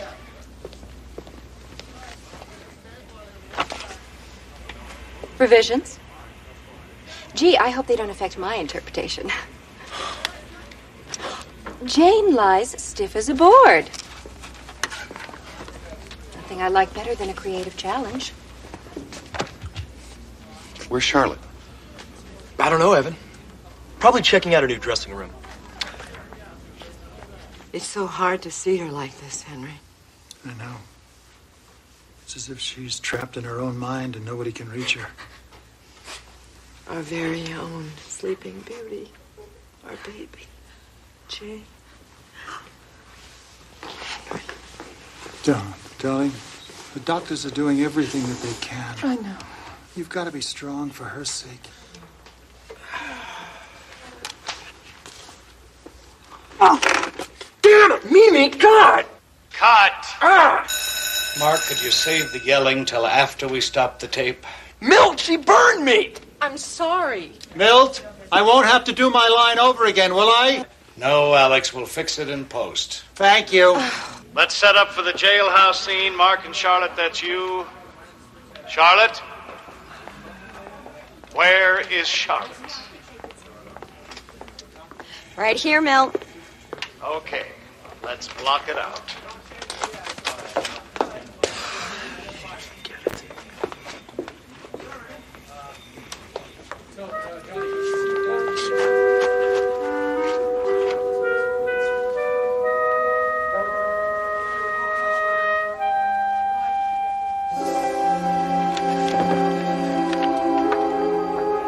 Janie. I can't stop thinking about her just lying there in the snow. I should never have let her go off angry like that, Ellen. Don't blame yourself. No. Well, who else can I blame?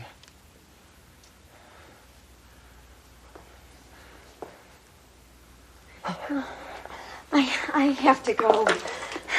I'm doing court. I'll see you at the arraignment tomorrow. I'm going to forget what we just said. I'll never forget. I love you. Cut. Mark, cut. Give the woman some air. What? What's the problem? I thought we agreed yesterday you were going to stick to the pages as written. So Mark, you all right? What's wrong? What's happening, Mark? I can't breathe. He's having an attack. Come on, just take it easy. Relax. I can't breathe. Can't breathe. That's my allergy kit. My allergy kit. It is allergy kit. Mimi. Dining room table. It's still in the pharmacy bag. Come on, it's okay, Mark. Come on. We all know what to do. This has happened before. Just keep calm. My God, shouldn't we call a doctor? Alex, please, don't get hysterical. Honey, you're gonna be just fine. You're gonna be fine.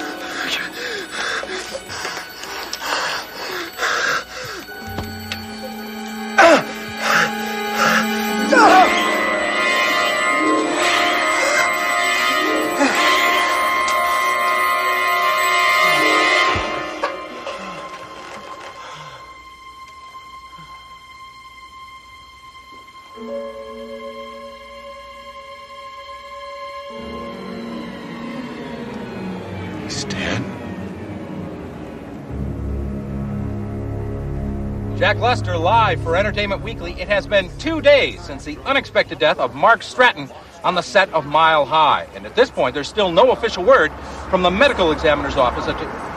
Perry Mason, come on. Mr. Mason. Mr. Mason. Jack Lester. Is there any truth to the rumor the police are investigating Mark Stratton's death as a homicide? Oh, I'm just here to see a friend.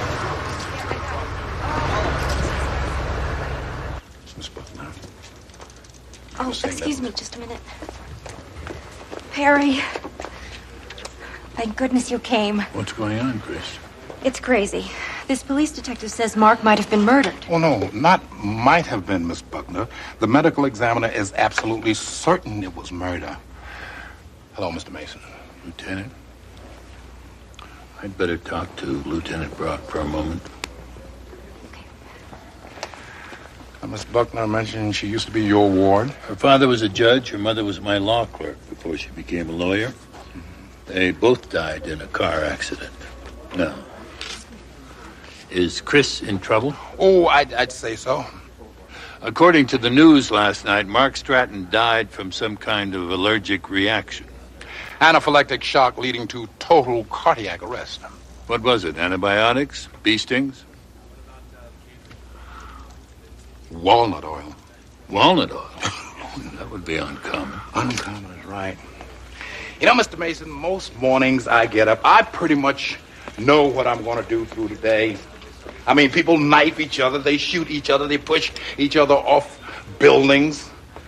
I mean, people simply are not nice to each other. But I'm a homicide detective, and that's what I'm supposed to be used to. But until this morning, I've never once seen or heard of anyone killing another person with walnut oil.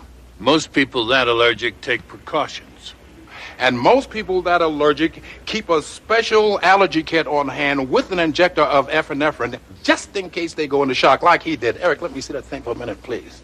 Now, I want to show you what set this guy off, Mr. Mason. Lipstick?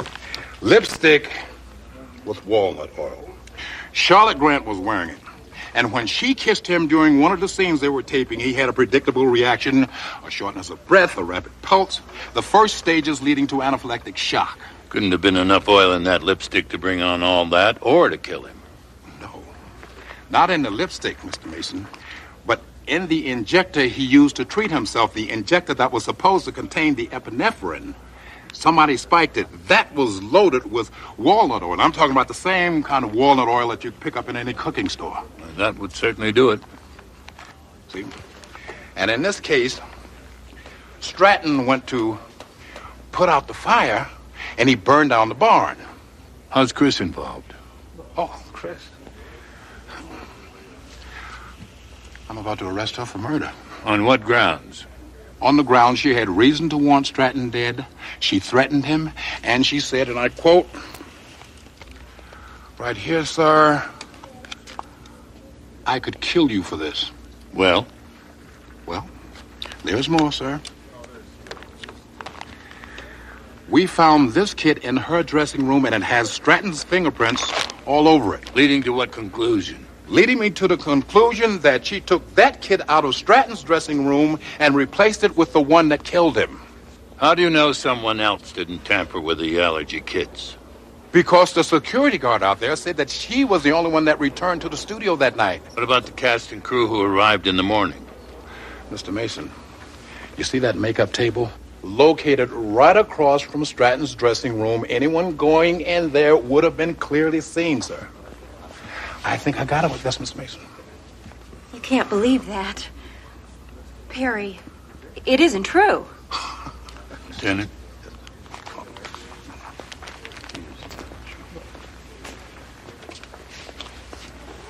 Della said I'd hardly recognize you. It hasn't been that long. 2 years of no communication. I know. I was afraid you'd try to talk me out of pursuing my career. The last time I saw you, you were still a very young lady. Not anymore. You thought I was wrong to quit college. I thought you were wrong to shortchange yourself. Because I wanted to be an actress? No, your career has always been up to you. But you didn't approve. Your parents would have wanted you to finish school. I tried to follow their wishes and to understand yours. Look where my wishes got me. I didn't know who else to turn to. I didn't know what to do.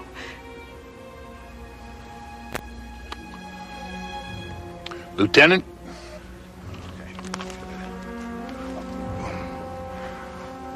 Does the young lady care to make a statement? Is the young lady under arrest? Oh. Miss Buckner, I am placing you under arrest for the murder of Mark Stratton. Miss Buckner's my client. She knows her rights and has nothing to say at this time.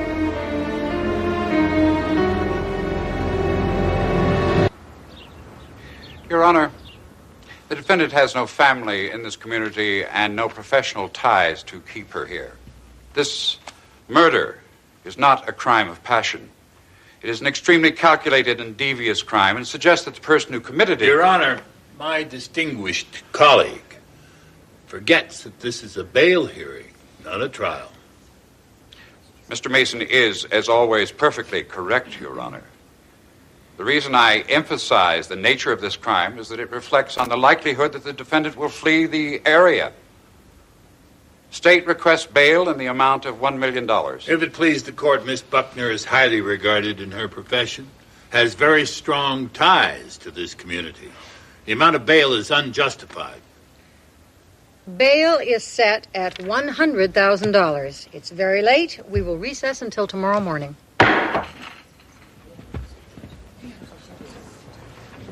Hello, Mason. I'm surprised you didn't call it murder most foul. I'm saving that one for court.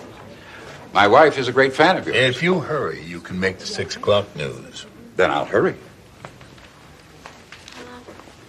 Miss Buckner? Not now, please.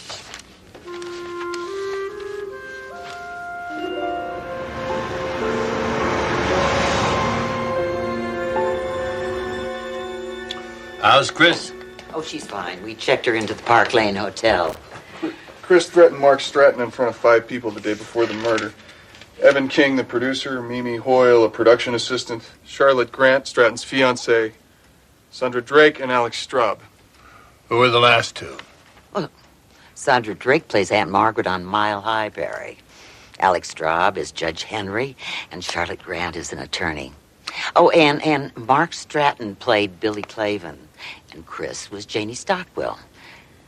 They were lovers. Only she's in a coma, and he has amnesia, and he's on trial for a murder he didn't even commit. Della, you're a soap fan? Well... Justice Thurgood Marshall was a soap fan, Ken. He used to watch his soaps in chambers between sessions of the Supreme Court.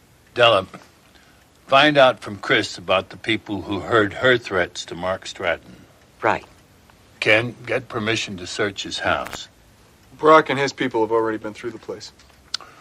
That makes it easy for you.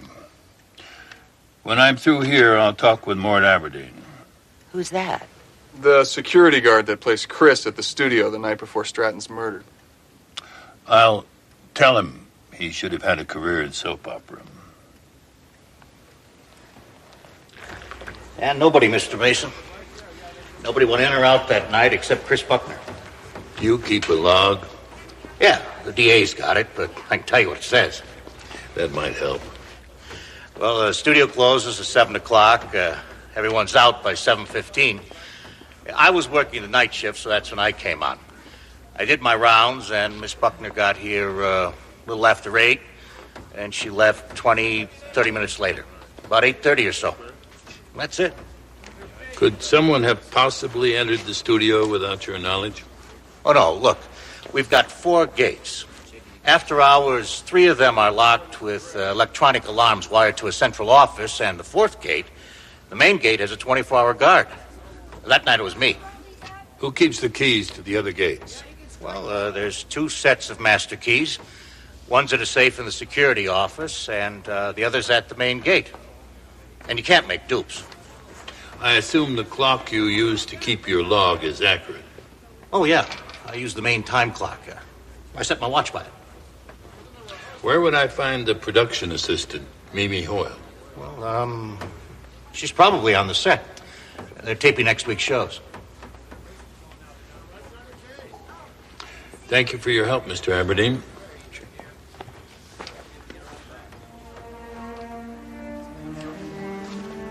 Mr. Mason, no matter what they say, I think Chris is a good kid. So do I, sir. So do I. I just can't look at him like this, Henry. It's almost like he's in some kind of dark dream. I know. It's as if she's trapped in her own This mind. is Nobody the can background reach her. information you wanted. We're very sleeping. That's Sandra Drake and Alex Straub. Don't, darling. The doctors are doing everything that they can. I know. The guards say that if Billy hadn't gone back into the burning cell block to rescue the warden, he might have escaped with his friends. What do you think's going to happen to him now? He's going to get a fair trial, this boy. Even if it means going back on the bench and handling the case myself. That's a promise, son. Cut. Save it. It's a good one.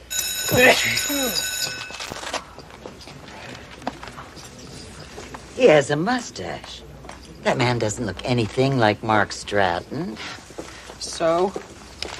So, isn't he supposed to play Mark Stratton's character?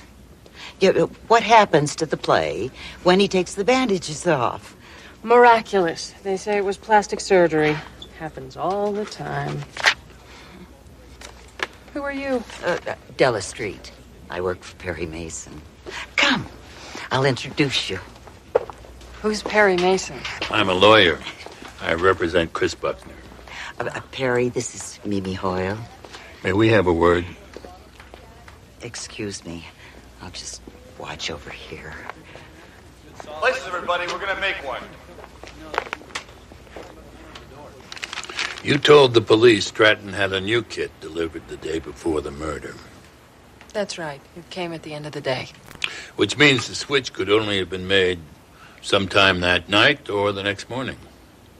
What happened to his old kit?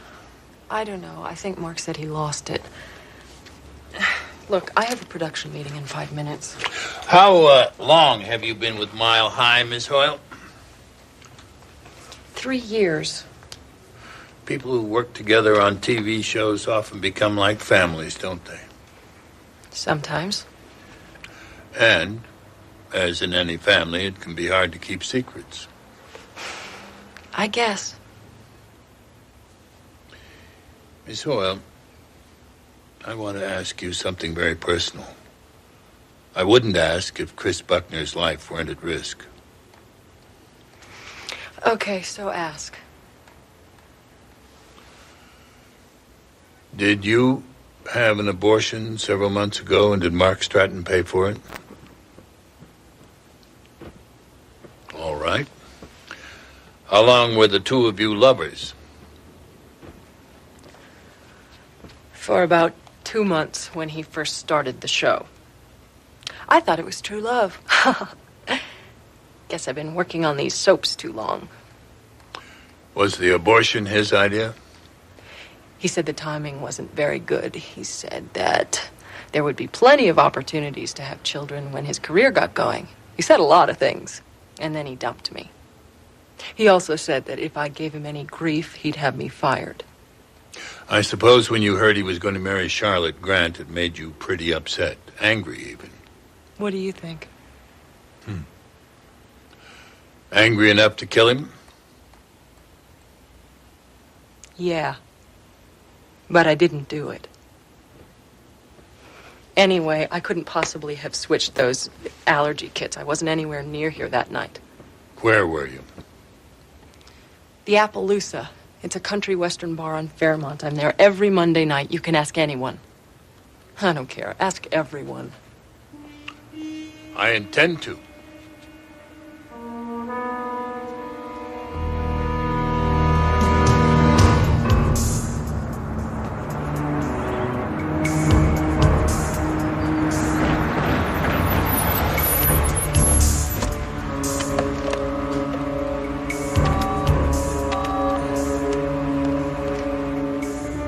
This is Ken calling in at 11. Della, you can tell Perry I finally got the keys for Stratton's house from Lieutenant Brock. All right, I'll check in after I'm done here.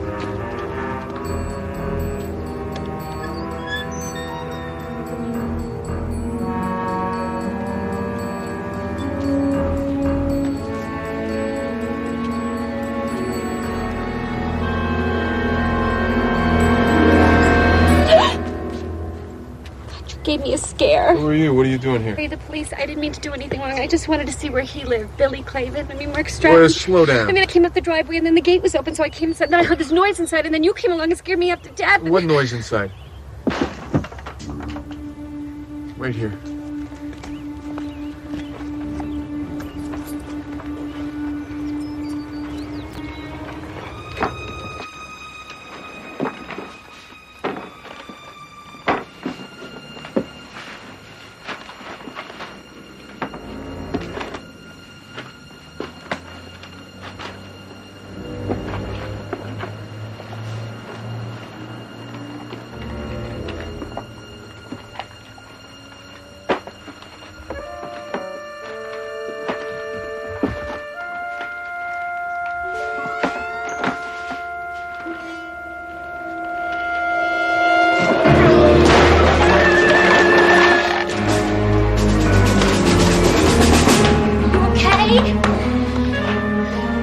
Be a whole lot better once you tell me who you are and what you think you're doing here. Well, it's a long story, but I'll try to keep it short. You see, Please. And slowly.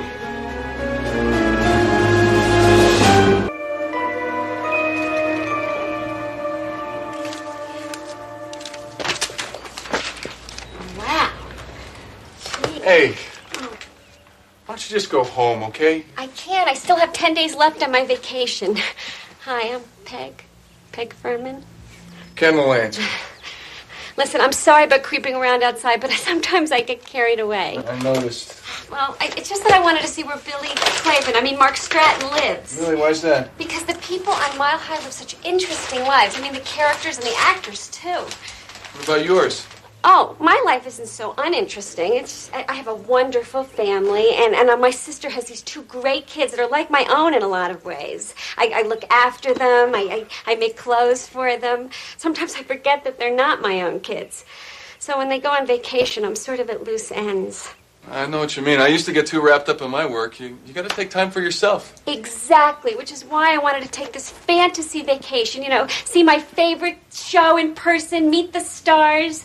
But then they didn't have tickets. Look, I know this sounds really ridiculous, but this is the first vacation that I've had since Ben died. He was my husband. It's been 3 years. Oh, I'm sorry. No, I'm okay. I just needed an adventure, that's all. Are you a policeman? No, I'm an attorney. I work with Perry Mason. Chris Buckner's attorney? Well, I think it is terrible what is happening with her. What do you think that man was looking for? Whatever it is, I think we stopped him before he found it. Hey. What?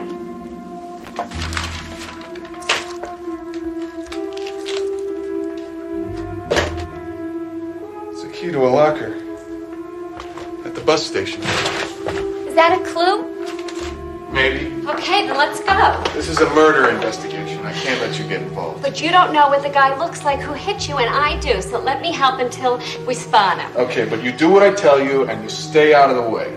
Can I drive? No.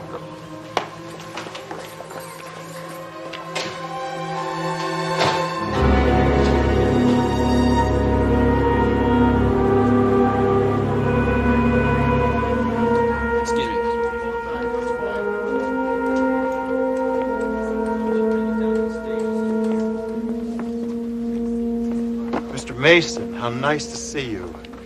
It's tragic about Chris. Is there anything I can do to help? Perhaps you can clarify a few things. Well, we're brothers before the bar, so to speak. I imagine you've been in quite a few judges' chambers in your time. None quite like this one. That's the magic of television. All illusion. You ever watch our show? Oh. My schedule doesn't permit it, but my associate, Miss Street, is a great fan. Really? What does she think of me? I mean, as a legal professional, does she think I'm credible? I'll be sure to ask her. She did tell me that you used to be quite a leading man at the beginning of your career. Yeah, there are some people who think I could have been the next Jeff Chandler. Something went wrong? I prefer television. The parts more substantial. So you've been active in television all these years? Well, an actor's never as busy as he'd like to be, but I can't complain. I'm very relieved to hear that. You are? I'm glad to hear those rumors about your drinking problem were untrue. Rumors? Rumors that you once shut down production while you slept off your drinking problem in a jail? Well, I found it hard to believe that you were unable to continue working and had to be replaced. Mr. Mason, let me be frank. It was true, but that was a long time ago. You must have been under a great deal of pressure. Tremendous. People in this business never forget when you cost them money. So, until your wife used her influence to get you this role of Judge Henry, things were difficult for you. Well, I got an opportunity to prove myself here, and I have. Mr. Straub, did Mark Stratton ever suggest that your character be dropped from this show? He might have. I wouldn't put it past him. Oh, my God. Does somebody think that I killed him? It would help if you could prove where you were the night someone tampered with Stratton's allergy kit. At home. All night? Ask my wife. Ask Sandra. I will. Just get rid of these and bring me something I can wear. Or I swear to you, you will be chucking hemlines at the dry cleaners by Friday. You understand me? Yes, ma'am. I'll take care of it right away. Mr. Mason? Oh, of course. You're representing Chris. I'm so sorry. Why don't you sit down, please? Thank you. You know, I was once married to an attorney. Did he practice here? The producers killed him off. But I do admire attorneys. Your lives are so dramatic. Not as dramatic as yours. You are a sweet man. You know, I do hope Chris is holding up. Well, that's very kind of you, since you were close to Mark Stratton. Well, his type come and go. I mean, the honey tan boys of the moment. No, I barely knew him. Really? Really? I heard you promoted him for a starring role in a movie of the week. Oh, that. Now, don't be modest. Didn't you tell the network that if they didn't cast Stratton in that TV movie, you'd walk off Mile High? Now, I'd say that was very supportive of you. Well, Mark Stratton did have talent. I mean, he could be very charming. But ungrateful. How's that? Well, he betrayed you. No, I wouldn't exactly call it a betrayal. You are being kind. It's common knowledge that after you helped get him the part, he had another actress cast in your role. A younger actress.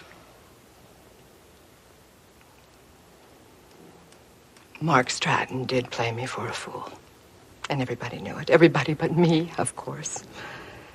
In fact, the entire time I was totally unaware that people were whispering behind my back. It would make anyone angry. Well, he was a scheming, ungrateful little coward. No one could blame you for hating him. Oh, and I did.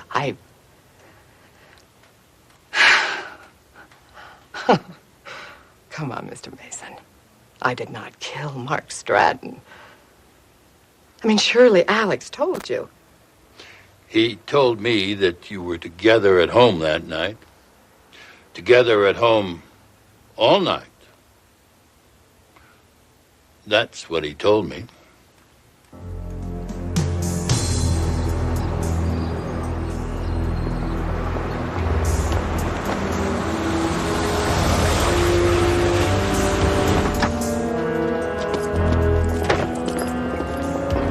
Stay.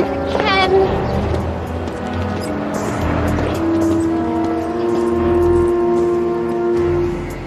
He's the guy.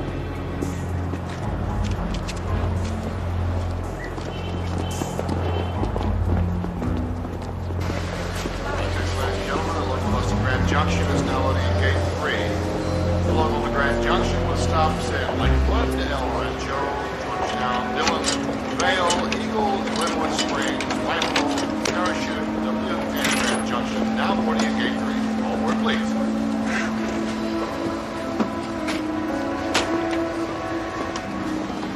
Do yourself a favor, buddy, and just give us the pictures.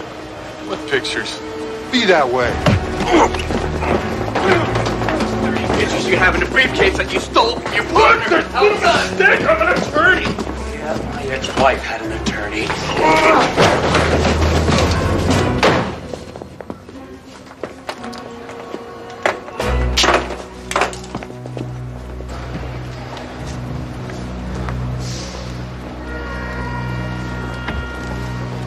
Ladies and gentlemen, may I have your attention?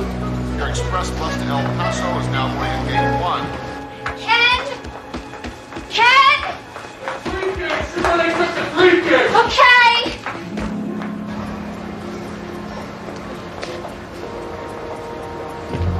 Your express bus to El Paso, Texas, with stops in Colorado Springs, Pueblo, Santa Fe, Albuquerque, and El Paso. Now boarding at Gate 1. All aboard, please.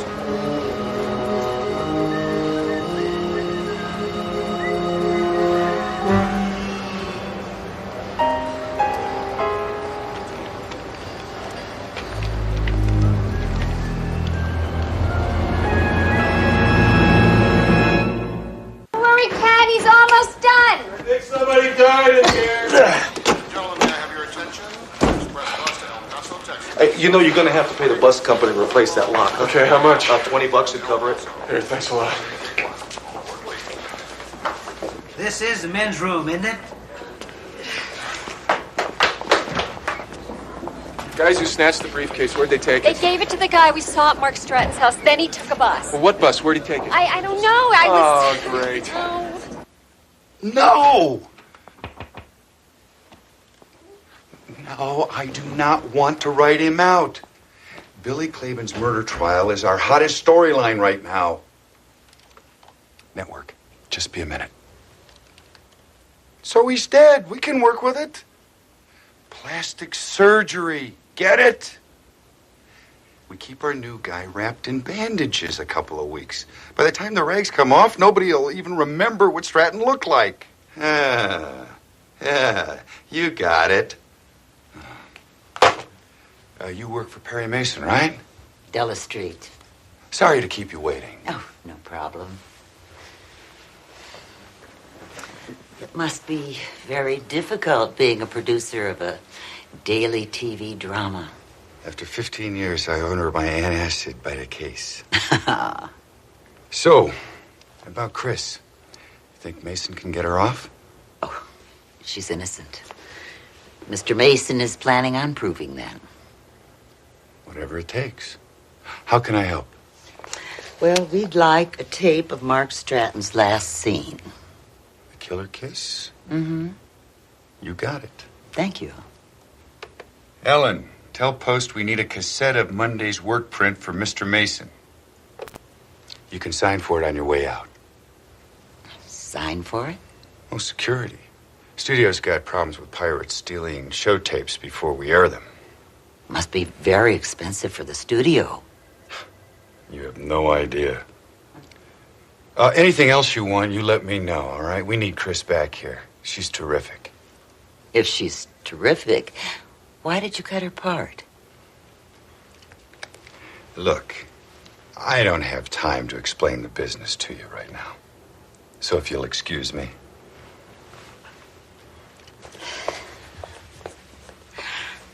Thank you, Mr. King. Ellen, give me Bill and casting.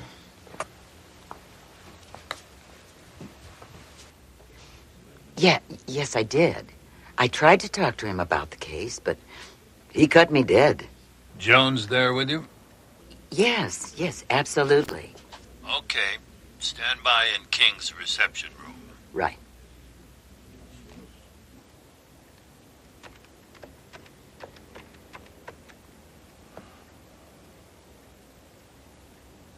This is Perry Mason.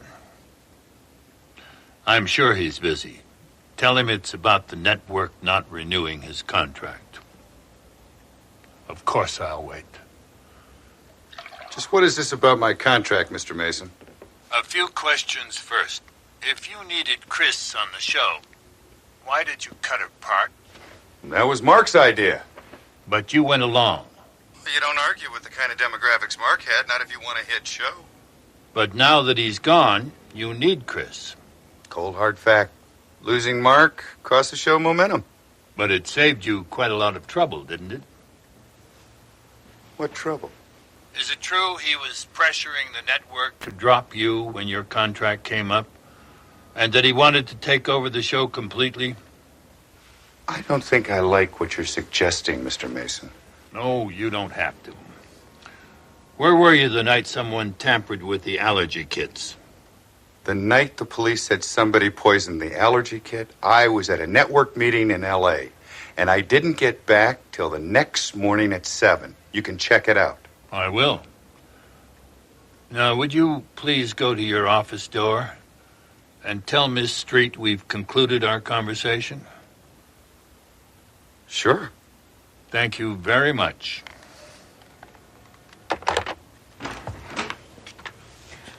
I've told Mr. Mason everything he required.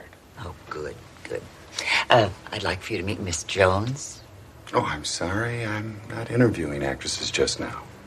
Miss Jones is a process server, and that is your subpoena for court tomorrow. Have a nice day.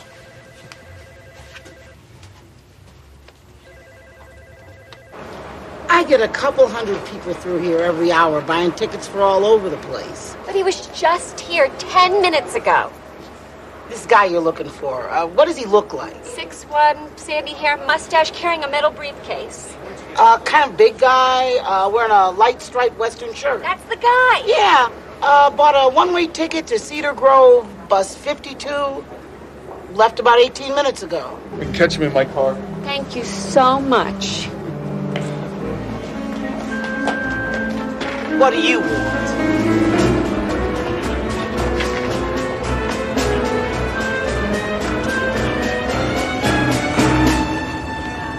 Ah, swell.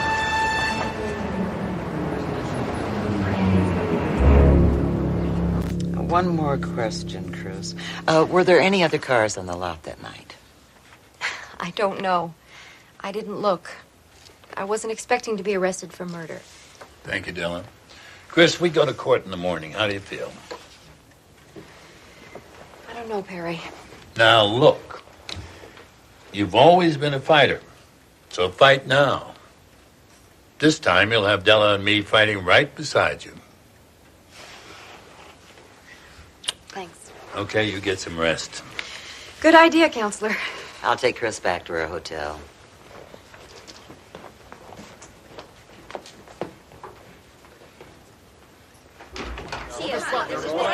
There she is!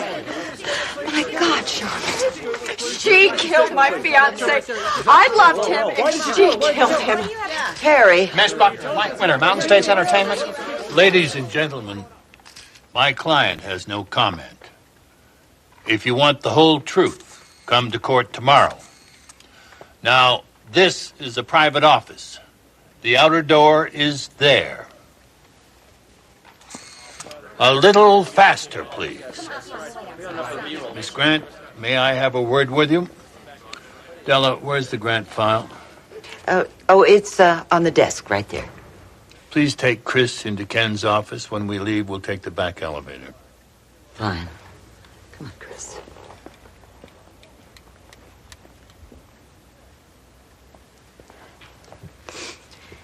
That woman ruined my life. That was a very good performance. Now I have just one question. You can answer it here or in court. What?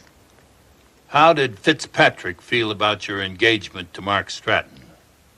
Who? Bill Fitzpatrick is a doctor in Los Angeles. I don't know him. This is a hotel receipt. You and Fitzpatrick spent a weekend together in Las Vegas 2 months ago. I don't remember. That's odd. That's very odd. I've always heard a bride never forgets her wedding day. Now, you were married to another man when Stratton announced his engagement to you. Must have been very awkward. You think I killed him because he wanted to marry me? Please. You now had the female lead in the show. If Stratton found out you'd been using him, he could have finished your career. I didn't kill him. Where were you the night Stratton's allergy kit was tampered with?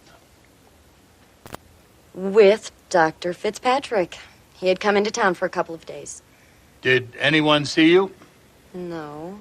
I saw to it no one did. How did you get him to agree to keep your marriage quiet? I convinced him it was better for my career if our audience and the fan mags thought I was available. What does he think now? Oh, Mr. Mason. There's no business like show business.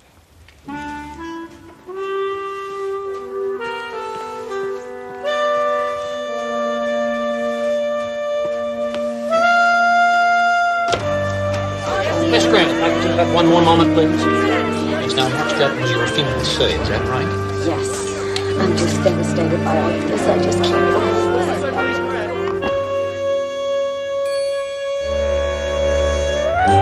Whoever he is, he's halfway to Cedar Grove by now. With the briefcase from Stratton's bus locker. I don't get it. What does this guy have to do with any of our other suspects? Cedar Grove. Why does that sound so familiar? That's where Mark Stratton grew up. That's right.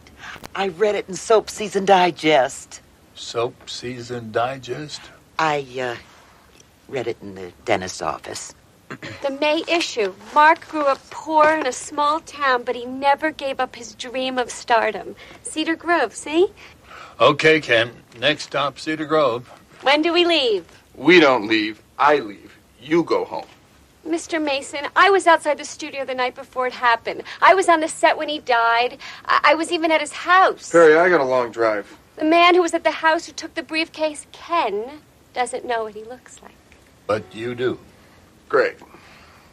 Miss Furman, you said you were outside the studio the night before Mark Stratton was killed.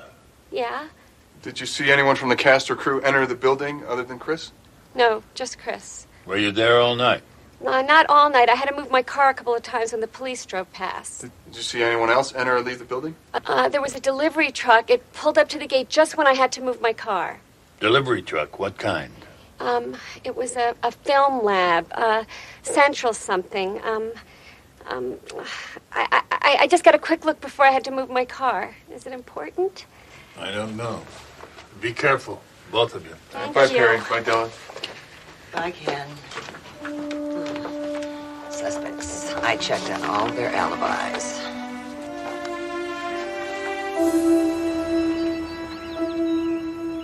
I'm going to forget what we said to each other. I'm never going to forget. I love you. Lieutenant Brock, this container holds the theatrical lipstick Charlotte Grant wore in the scene we just saw. Testimony from forensics has established that it was spiked with walnut oil, and we know from the medical examiner that Mark Stratton was severely allergic to walnuts. Other than Charlotte Grant's fingerprints, can you tell us whose fingerprints were found on this container? The defendant's, Chris Buckner.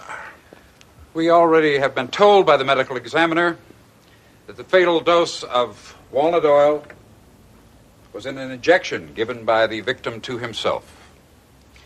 Lieutenant, I now show you an allergy kit, serial number 39021, manufactured by Andrews Pharmaceutical, and ask if you can identify it. Yes, this is a kit that was found next to the decedent's body by the medical examiner. And subsequently sent to the forensics laboratory, and what have you learned from their examination? According to specifications, the injector was to contain 0.3 cc's of epinephrine. Instead, it contained pure walnut oil. Someone emptied the injector of epinephrine and replaced it with the deadly walnut oil, didn't they? That is exactly what happened. Lieutenant, I now show you a second Andrews Pharmaceutical allergy kit, serial number 39078, and ask if you can identify it. Yes, I personally located this kit, and as you can see, it has my mark on it. And where did you find it? In the defendant's dressing room on a shelf in her closet. Thank you, Lieutenant. I have no further questions. Defense has no questions.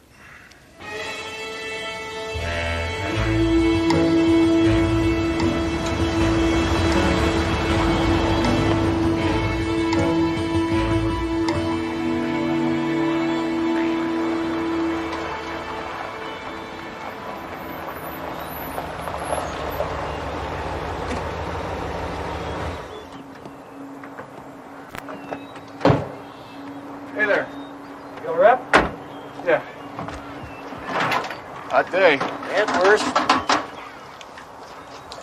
Looking for a guy who used to live around here.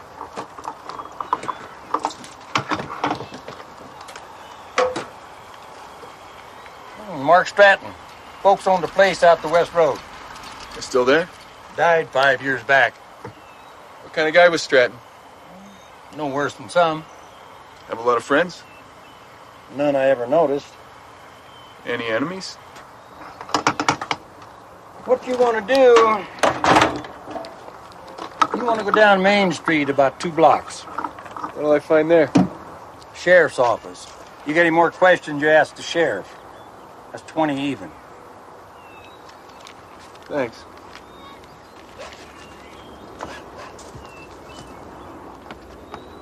Any luck? Not much. So what are we going to do? Check in with the local law. Ask around, see if anyone's seen a husky guy in a striped shirt carrying a metal briefcase. Oh, my God. What? It's him.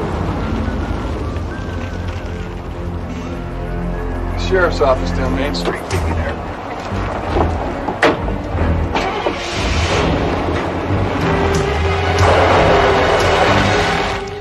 Did anyone, other than Chris Buckner, enter the studio that night, Mr. Aberdeen? No, sir. You're certain? Well, there's only one gate open, and I'm on duty all night. I'd know if anyone went in or out. So, only the defendant, Miss Buckner, had the opportunity to switch those allergy kits, knowing full well that when Mark Stratton used one, it would kill him. I have no more questions of this witness, Your Honor. We've no questions at this time, Your Honor, but we reserve the right to recall this witness for the defense. Witness may step down. Anything further, Mr. Markham? The state rests, Your Honor. Fine. This court will recess until 2:30. Will the defense be ready to call its first witness, Mr. Mason? Defense will be ready, Your Honor. This court is in recess.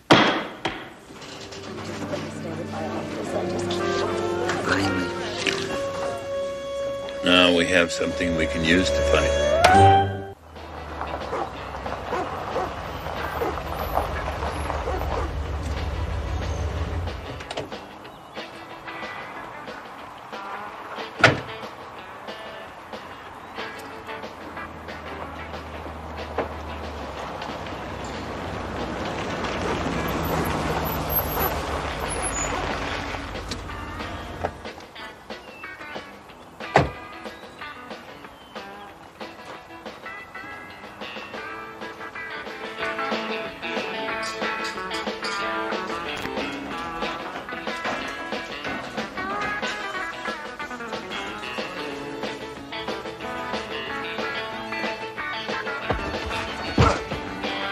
You looking for me, Jack?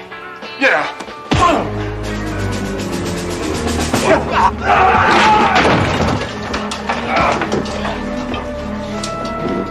Hey, what the hell?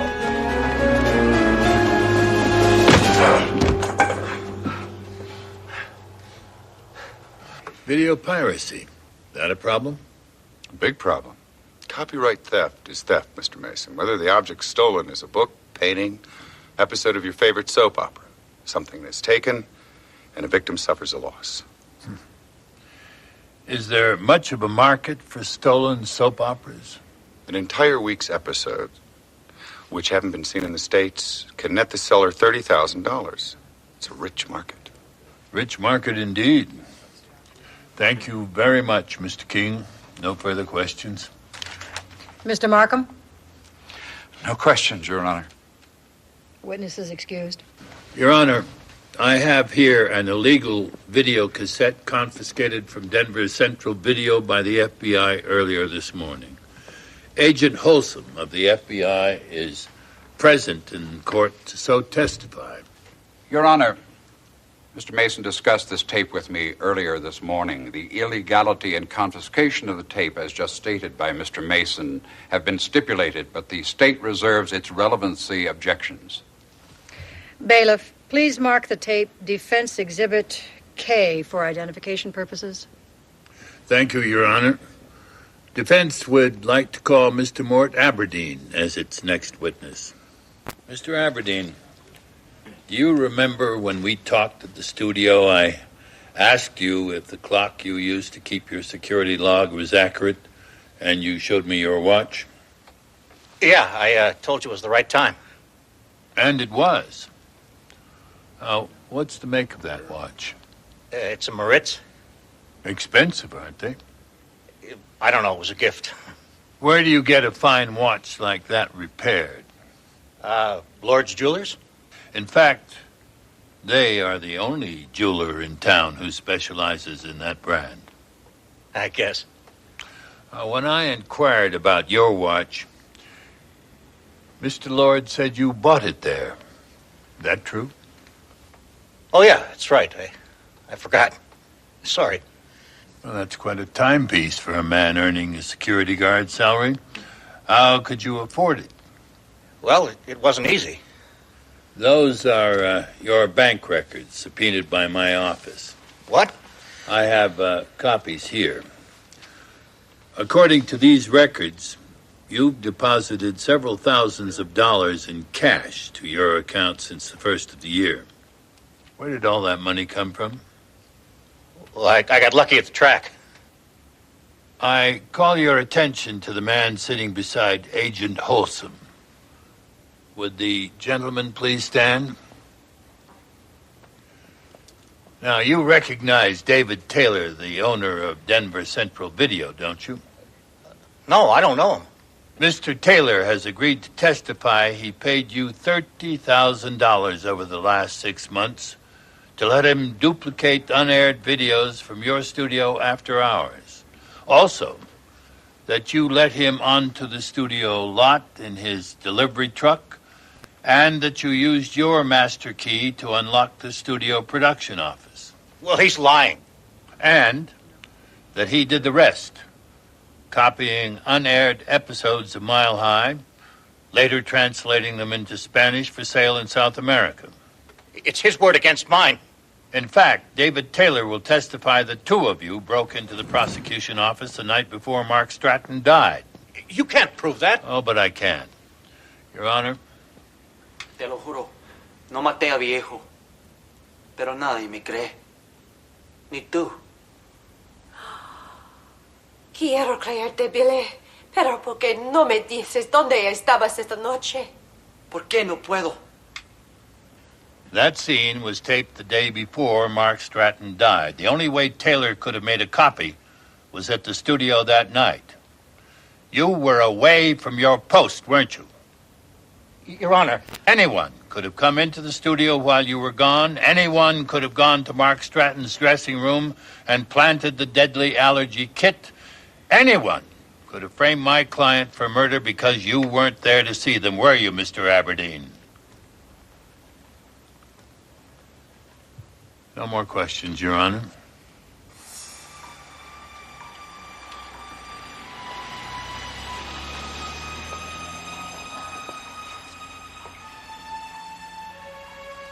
You again. Ugh. Why'd you hit me? Why do you think? Oh, you should have hit the other guy. Where is he? He's here. I need to make a phone call. Sheriff says I can wait. I'm an attorney working on a murder Sheriff trial. says that you're a druggie. Sheriff Watson says you're more dangerous than you look. What? Who's Sheriff Watson? I am.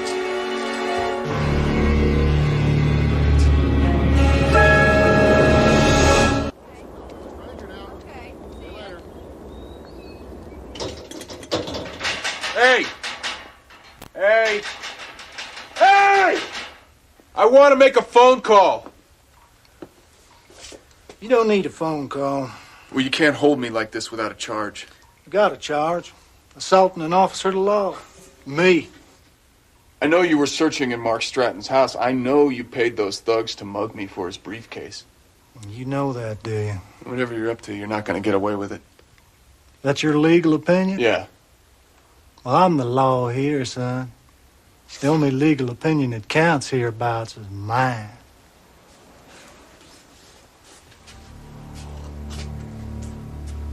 Well, you can't hold me forever.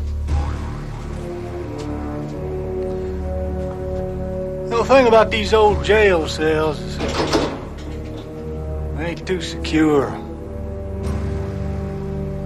Prisoners sometimes try to escape when the deputy goes off duty and the sheriff's all alone. When that happens, especially if the prisoner's a dangerous man who goes around assaulting officers of the law, prisoners get killed. You're not serious. Get some sleep, son.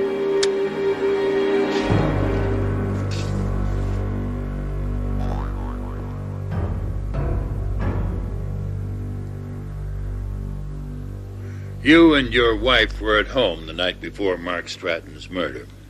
All night. Mr. Straub, do you ever visit the Cregan service station 2 blocks from Mile High Studio? Only if I need gas. Did you need gas on Monday, October 11th? No. I have here a receipt from Cregan service station. It shows your gas card was used to pump gas on October 11th. I filled up there earlier in the day. Mr. Cregan's prepared to testify he saw your car at one of his pumps at 8:30 the night before the murder.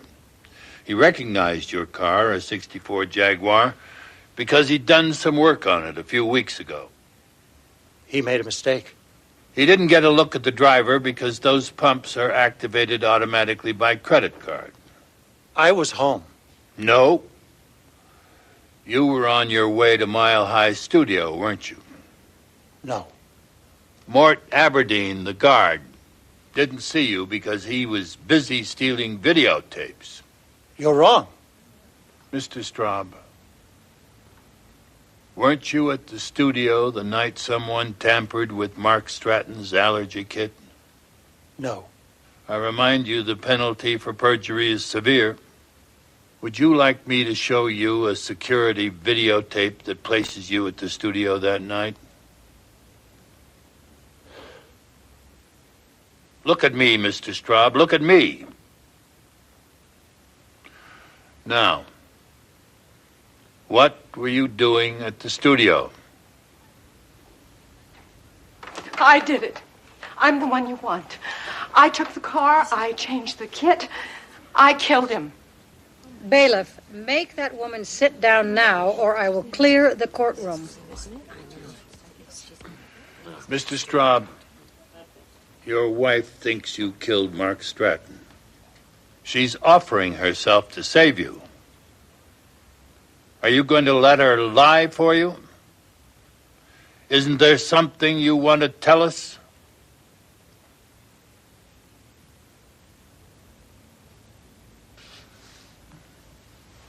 Defense has no more questions of this witness.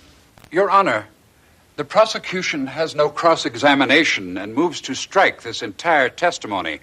Mr. Mason is engaged in theatrics, whose only purpose is to confuse the issue. Your Honor, the next witness should clear up the prosecution's confusion. Very well. Proceed. I call Mimi Hoyle.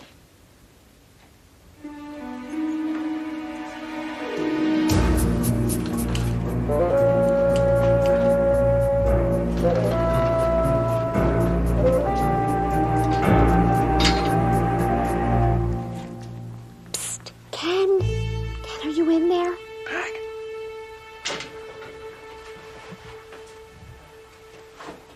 Hi.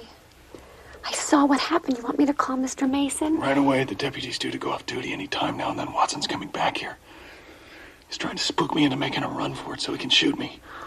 God, what'll we do? I'm thinking about it.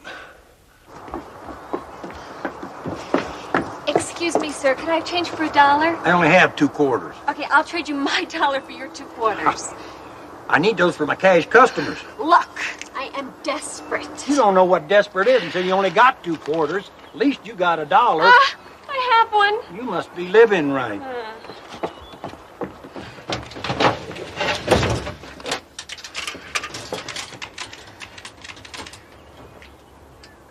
Hello, Mr. Mason, please. I know he's not in, but I have to speak to him. Is this his exchange? Okay, well, you've got to get word to him. No, don't put me on hold. I only have 1 quarter. No, I don't have any more. Don't cut me off. That phone isn't working. It ate my quarter, which makes you responsible, so give me a quarter. There's nothing wrong with that phone. Prove it.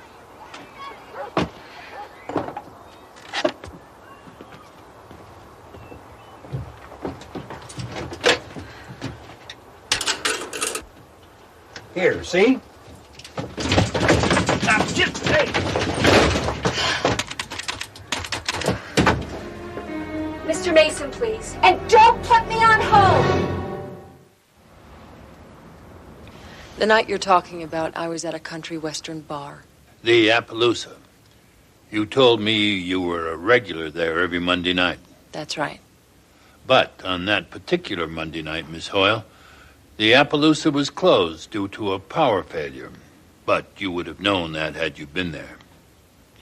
Will you identify this for the court, Miss Hoyle?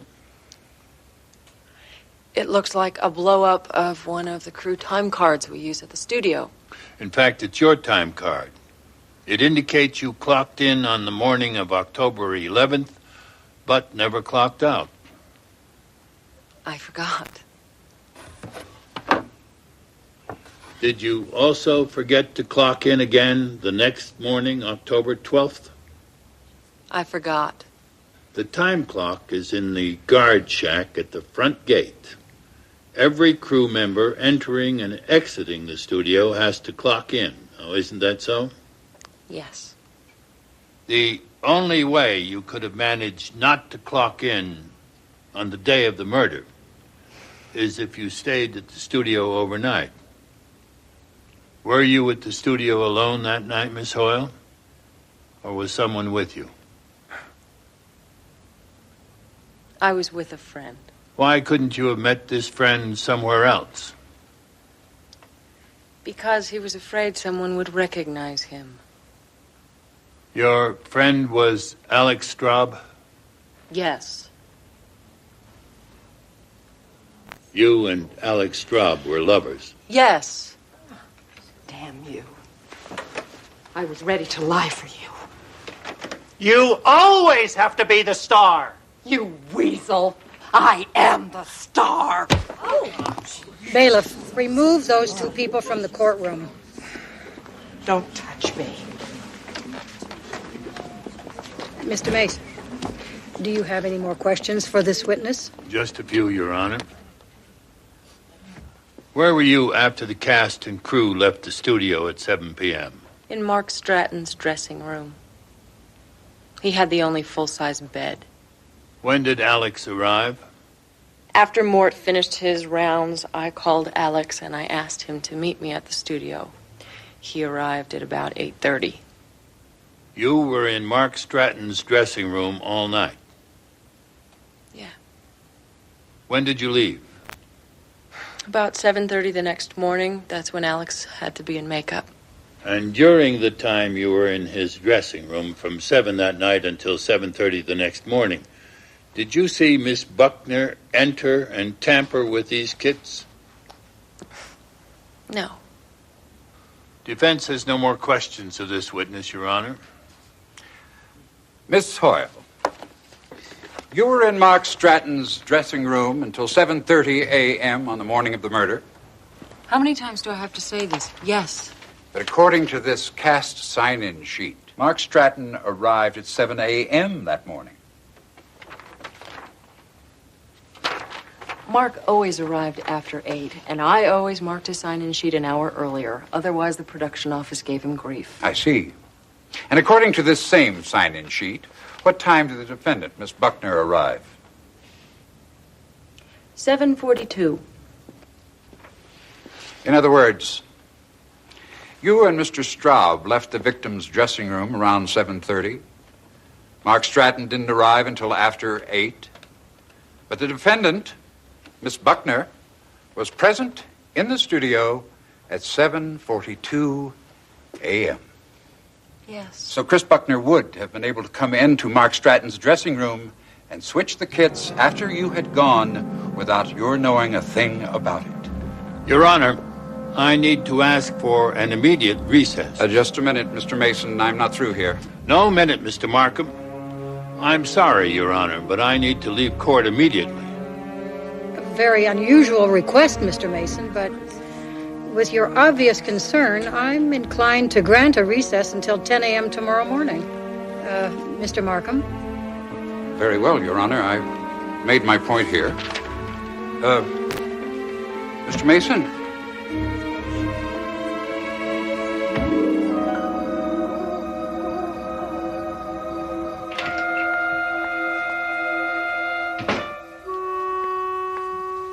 Are you the sheriff? No, ma'am. Well, a couple of kids are breaking into a car down the street. I think somebody better stop them. Damn. Sheriff! Sounds like the Gleason boys are acting up again. I'll be back in a minute.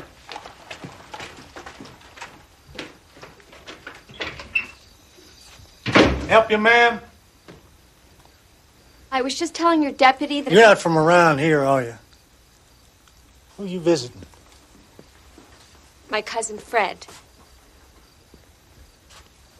Fred who? Sheriff.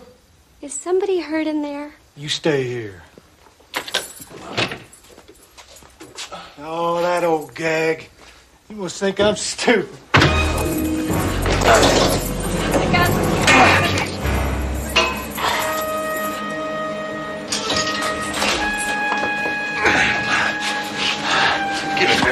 Lock it.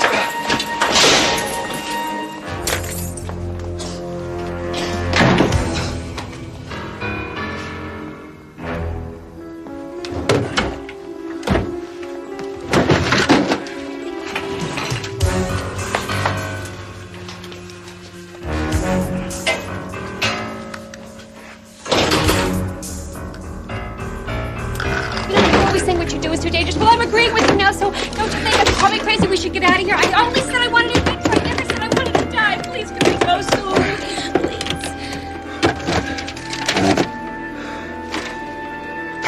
What? Come on, Stop let's now. go. Thank you. Drop it! Shoot him, Frank. The man's a killer. Deputy, I'm an attorney working on a murder case. Shut up! Your Shoot him, sheriff's Frank! involved. If you don't believe me, I've got something you ought to read. Frank, shoot! Call the state police. Call anybody you want. Just look at this first. You idiot! Shoot him!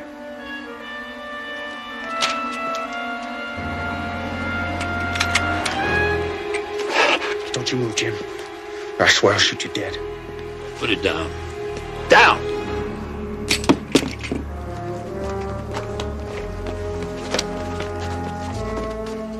Surprise, surprise. Surprise. Your Honor, defense recalls Mimi Hoyle to the stand. Miss Hoyle, is that Mark Stratton's personalized coffee mug? Uh-huh. It's got his name on it, and I also recognize this crack on the handle. Did you bring Stratton a cup of coffee in that mug the morning he was killed? And did he spill some of it because it was too hot to drink? Yes. Thank you, Miss Hoyle. No further questions? No questions, Your Honor. Defense recalls Evan King. Mr. King, as a producer of 15 years' experience, why did you allow a newcomer like Mark Stratton to dictate changes to your show's cast and storyline? Mark had good numbers, the right demographics. He had star quality. No, Mr. King. What Mark Stratton had were those. Now, I have copies here. An article clip from the Cedar Grove News dated 28 years ago. You lived in Cedar Grove 28 years ago, did you not? No. A wealthy farmer's son named Tim Bonner. Bonner was a college student and the older brother of Frank Bonner, the current deputy sheriff of Cedar Grove. Isn't it true that Tim Bonner was killed and his kidnappers never identified? I wouldn't know anything about that. Really? Two of the victim's classmates claimed to have witnessed the kidnapping and gave statements. Would you read the names of those two witnesses and see if that refreshes your recollection? Jim Watson, Evan King. Watson went on to become sheriff of Cedar Grove. You became a successful television producer. You and Watson lied about the kidnapping. No. Perhaps hearing this tape recorded by Mr. Stratton will refresh your memory. Hi, Evan. It's Mark Stratton. This is tape 1 of 2. The other's safely locked away. Yeah, it's a funny thing. 20 years ago, I was a kid growing up in Cedar Grove. I used to play at the old granary north of town. You remember. One day I saw you and Jim Watson take Timmy Bonner into the fields behind the granary. Except Timmy never came back. Only you and Watson came out again, and both of you had blood all over you. Tim Bonner was found a week later, dead. I was just a kid then, and I didn't put it all together. But when I recognized you at the audition the other day, the pieces began to fit. Hey, look, Evan, I can keep quiet, but I sure could use some help with my career. It's like the man said. This could be the beginning of a beautiful friendship. Jim Watson was arrested last night. He confessed to the murder of Tim Bonner, and he implicated you. Mark Stratton was blackmailing you, wasn't he? You can't believe that, Mr. Mason. That tape was some kind of a strange joke of Mark's. When you realized Stratton's demands were going to destroy you, you decided to kill him. Your Honor, I'm not on trial here. Mr. King, Charlotte Grant's lipstick was spiked by you. You planted the deadly allergy kit in Stratton's bedroom that morning. You hid the original kit in Chris Buckner's dressing room.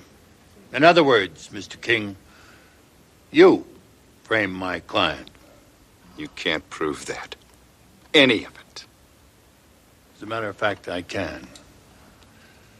It always puzzled me how the killer could be sure Mark would kiss Charlotte while she was wearing that lipstick. The kiss wasn't even in the script. No, it wasn't in any of the scripts taken from the studio set by the police. But it was in Mark Stratton's script. What are you talking about? The script with Stratton's name on it, found by the police on the set after his death, is not the script he was studying the morning he died. The dialogue in it wasn't outlined. Mark Stratton always outlined his dialogue. Now, that is the script you handed Mark Stratton that morning, is it not? Wait a second. The script you prepared especially for him with a scene direction that reads, Billy pulls her into a hot embrace and kisses her. You can't prove Mark ever saw this script. Really? Not with Mark Stratton's personal mug and the stain it made on the script?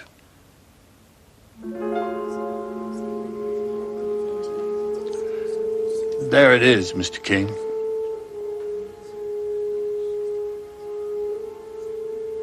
All we need, Mr. King, all we need is the truth. He was going to take it all. I couldn't let him do that.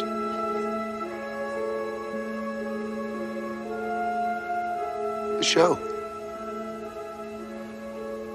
was everything. 15 years I've been doing this. I don't know anything else. I couldn't let him take it all away.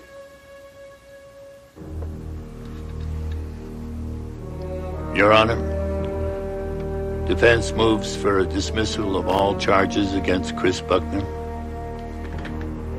People have no objection, Your Honor. This case is dismissed. Bailiff, take this man into custody. This case is resolved, and the court has no further objections to photographs by the press. Right here, over here. Just get one of them. Miss Buckner. Right this way. That's it. Good. That's it. Good. Thank you. Look this way, please. Miss Buckner. Right. Come in this way together. That's it. You were great as always. Just one question. Where do you find time to watch soap operas? I found it the same place Marshall found it. Justice Marshall wasn't working for me. You're not that demanding. Oh, you want to bet? What the hell? Want to see how they do it in Hollywood? Sure. Chris! Smile.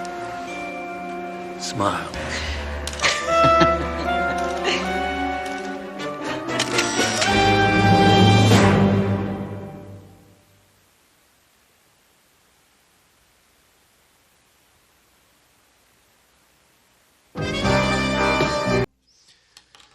Mr. Palmer, you told police that you saw a suspicious-looking man outside of the apartment building when you left that evening. Is he here in court? The man in the red tie. I ask that the record reflect that the witness identified the defendant. No further questions. Mr. Caruso?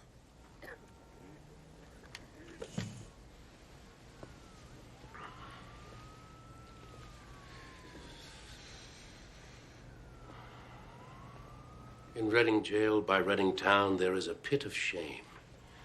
And in it lies a wretched man, eaten by teeth of flame. In a burning winding sheet he lies, and his grave has got no name. And there till Christ call forth the dead, in silence let him lie. No need to waste the foolish tear or heave the windy sigh. The man had killed the thing he loved, and so he had to die. Do you recognize that, Mr. Palmer? No, I don't. It's called The Ballad of Reading Jail by Oscar Wilde. It was the subject of a lecture you said you attended the night of your wife's murder. You see, they changed the program that night. And the professor who was supposed to lecture on Lord Byron took ill. There was a last-minute substitution. But you couldn't know that, could you, Mr. Palmer, because you weren't there? Of course I was. I just forgot about the poem. Where's this going, Your Honor? I'll be there shortly. Proceed. Mr. Palmer, when is the first time you met the defendant, Mr. Ramirez? The first time I saw him was outside my building. Are you sure? Are you sure you didn't first see him in a place called Dooley's Bar? Are you sure you didn't get him drunk and convince him to rob your apartment, which you told him would be empty? Why would I rob my own apartment? Your wife had a bad habit of buying expensive jewelry, which you needed to support your bad habit, cocaine. Mr. Palmer is not on trial here, Your Honor. Your Honor, my client is on trial for his life. And I must request a full exploration of the facts so that I may demonstrate his innocence. Overruled. Isn't it true, Mr. Palmer, that you set your door alarm so that when Mr. Ramirez came into the apartment, he would be caught there, along with the body of your murdered wife, which you had left in the bathroom? Your Honor. Your wife was in the bathroom, applying, I think they call them acrylic nails.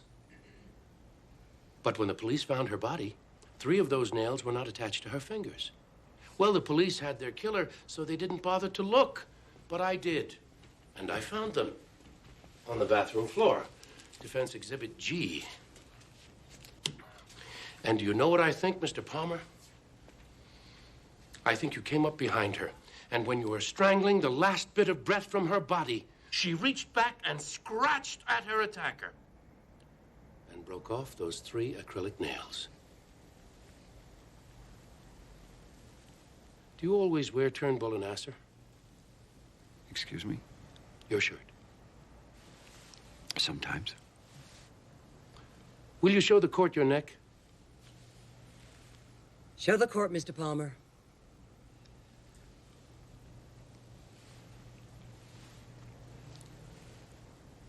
The other side, please.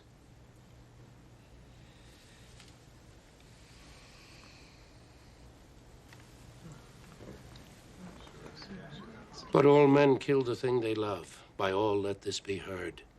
Some do it with a bitter look, some with a flattering word. The coward does it with a kiss, the brave man with a sword. And now, Mr. Palmer, will you not finally tell us the truth?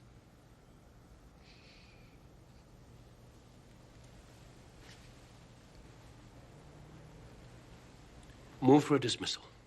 The people concur. Case dismissed. Take the witness into custody. All rise. Congratulations.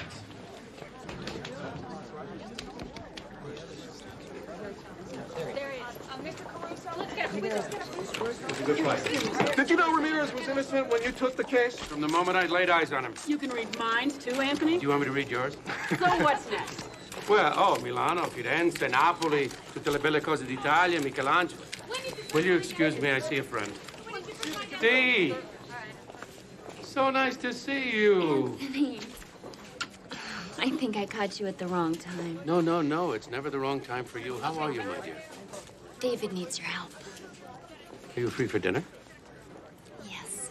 Let's go.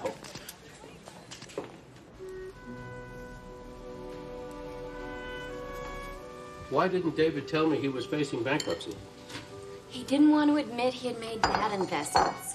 Yeah, he knew I'd jump right down his throat. What about his work? The last I heard, David was in Paris photographing Dior's collection for Vogue. That was 5 years ago, Anthony. David hasn't worked since. I'm afraid his style is thought of as passé. Elegance and beauty are now passé. Requiescat in pacem. I will never accept it. You sound like David.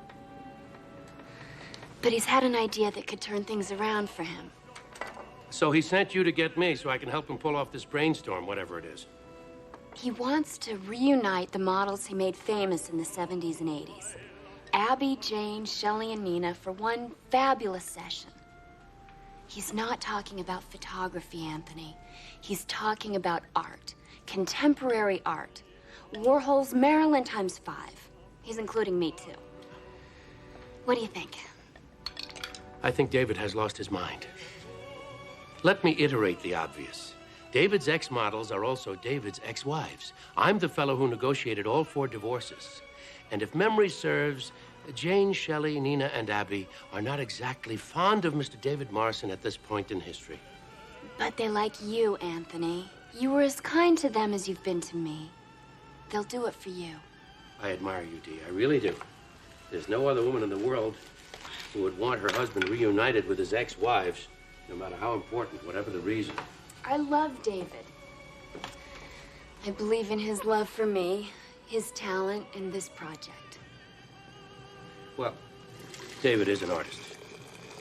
The Modern Art Museum is funding this, Anthony. Eventually, these photographs will become part of a major exhibit. What model wouldn't want to be a part of this project? Are you and David still in Denver? Yes, we are. I have an old friend there who has an office. Maybe I can make arrangements to use it. Thank you. Okay, listen, you carry the salad. We are about to experience linguine alla Caruso. Avanti, cara.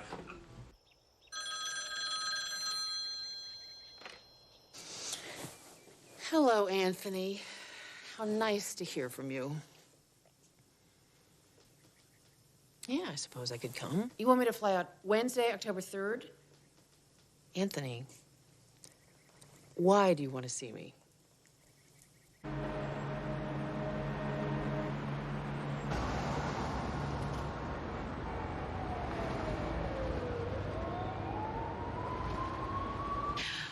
Your Mr. Powell is some dynamo, running his company and his banks and making all the plans for your wedding. And now I hear he's thinking of politics. How do you keep up with him? Spencer thrives on activity. That's why he's so successful. Miss Marlowe, it's a Mr. Caruso. Oh. Anthony. How delightful. How are you? You want me to go where?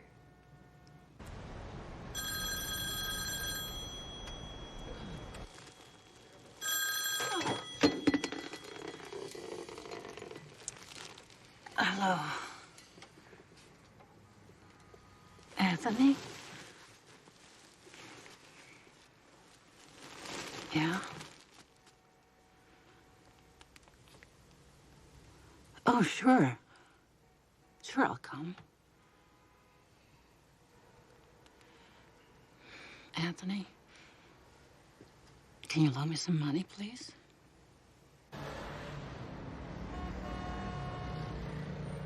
Come on, this is taking forever. Just a sec, babe. We're going for perfect. Perfect? I am perfect. This won't be my 14th elegance. Oh, you're cover. great. You're great, babe. Could you take just one step closer? Excuse me. What is this? I'm sorry, Nina. It's from America. Better be Hillary, or at least Bill. It's Mr. Anthony Caruso. Anthony, how are you?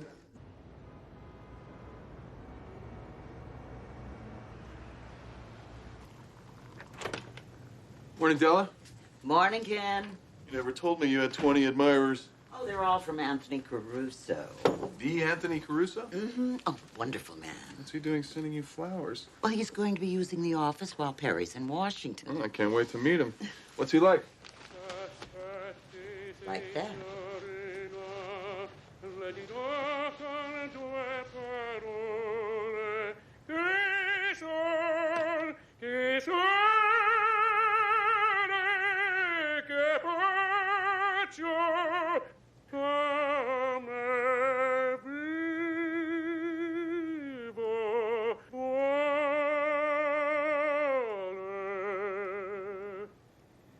Oh, Della, you are lovelier every time I see you. Anthony Caruso, you'll never change, No. thank God. Good to see you. It's good to see you. This has got to be Ken Molansky. Perry's told me a lot about you. It's a pleasure to meet you. The pleasure's mine. You've tried some very impressive cases, sir. Well, thank you. You call me Anthony, all right? Listen, when the ladies get here, and this is quite a group, would you send them right in? Okay. Whoever would have thought we'd all be meeting like this? What is this anyway? The David Morrison Ex-Wives Club? Maybe this is Anthony's idea of a joke. Ah. Is that the designer grunge look, Shelley, or did you find that outfit in a dumpster? I hear you're marrying an old fat man with money.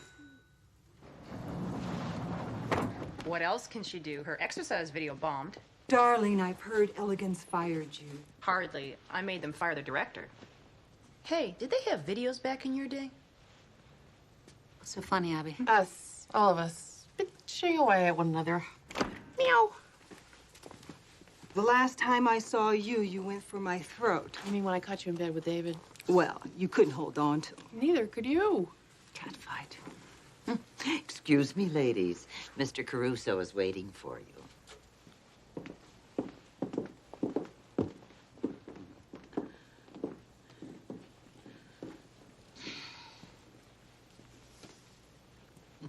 Okay. You've all come a long way, and I want to get right to the point. I want to explain what David has in mind. Before you do, Anthony, I want you to know that I'm here because you're a dear friend, not because I have any interest in what David wants. Well, I thank you for that, all of you. But I also think you're going to like David's idea. I doubt it. So what does he want?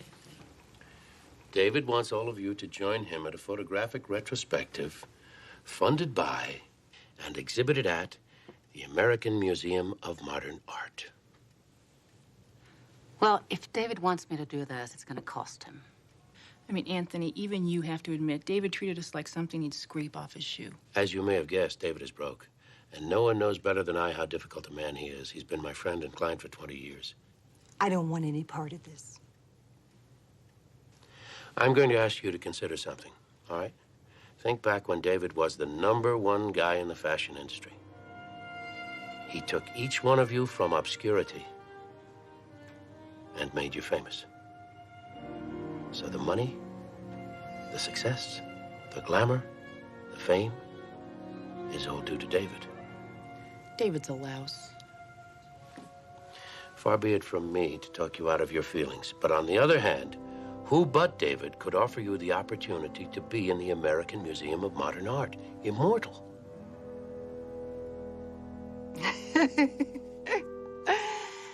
Anthony, you fox.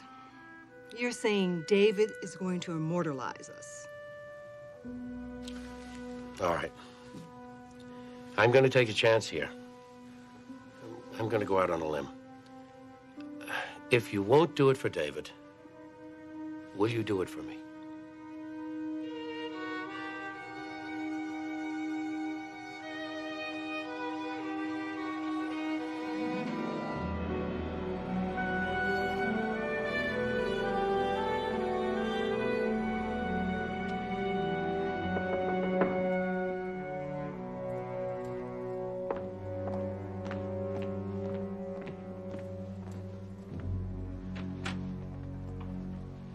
Hi, I'm Dee.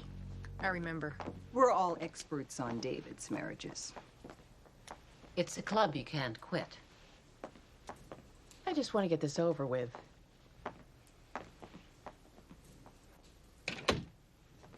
I'm really very grateful to all of you for doing this. And so is David. It means a lot to him. Oh, don't thank us. Thank Anthony Caruso. David seems to be running a little late.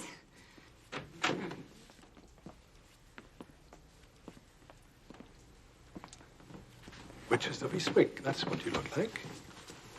A luscious assortment of extraordinarily beautiful ladies.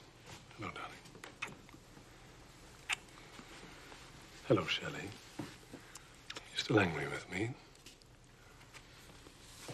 And all of you as beautiful as ever. All will be again when I get through with you. kindly take these beautiful ladies to the dressing room. Okay? And I will be with you.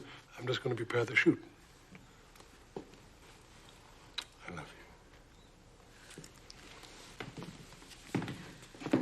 Where have you been? I asked you to get David back here on time. Look, I did my best, all right? I'm sorry. David does what he wants. Listen, part of your job is to keep David on schedule. I don't hear David complaining. Like to follow me?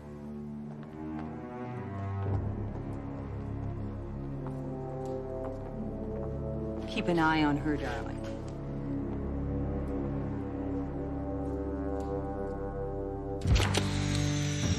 Beautiful. My God, you're gorgeous. I love it. Perfect. I love it.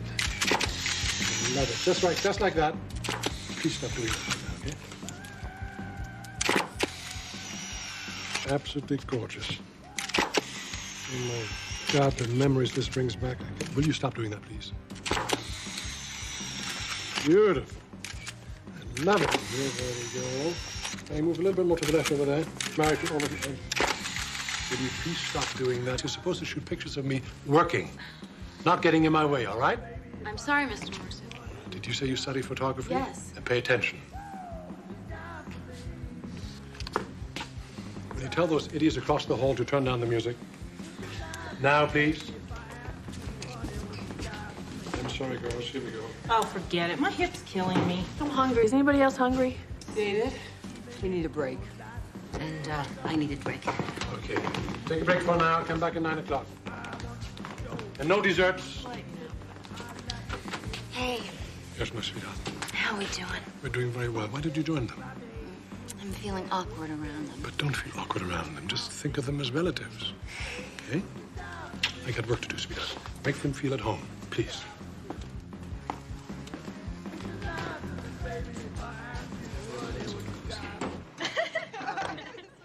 Come on. Wow, she's a virgin. No. I can't believe that you say this. Yes. Because she's not. Come on. You're better. Okay.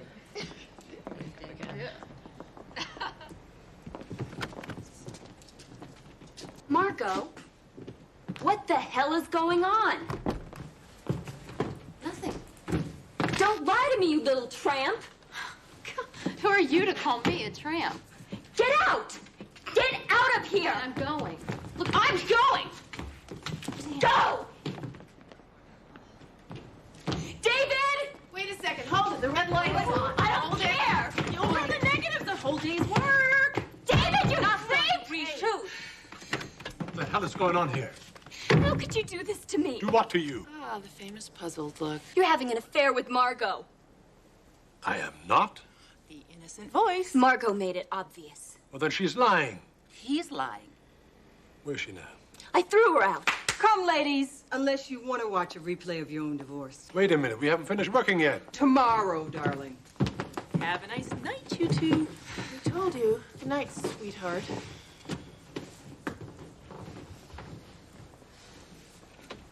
What the hell did she say I'd do to I'll upset tell you what she did. She was coming out of the dark room, buttoning up her blouse. Well, for your information, she wasn't in the dark room with me, all right? I think what happened is she's trying to get even with me. Because I got angry with her before. She deliberately did this to upset you. Am I supposed to believe this? Sweetheart, I never touched her. I never would. I love you. Don't you know that? I thought so. I'm so confused. Abby and Dee, Shelley. what happened between them and me has nothing to do with us. Nothing. But I should have known they would poison the air. I'll tell you what I'm going to do. I'll scrap this entire project because I'll not have this ruin our marriage. Do you mean that? Of course I mean that. Don't you know how much I adore you? How much I absolutely love you? Come here.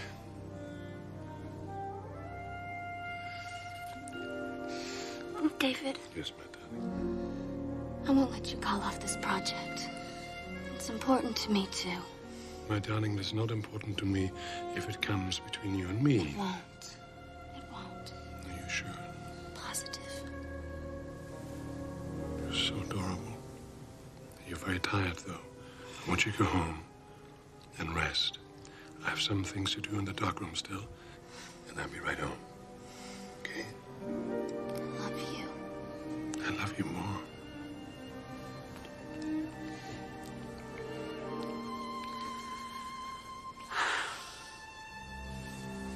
I adore you.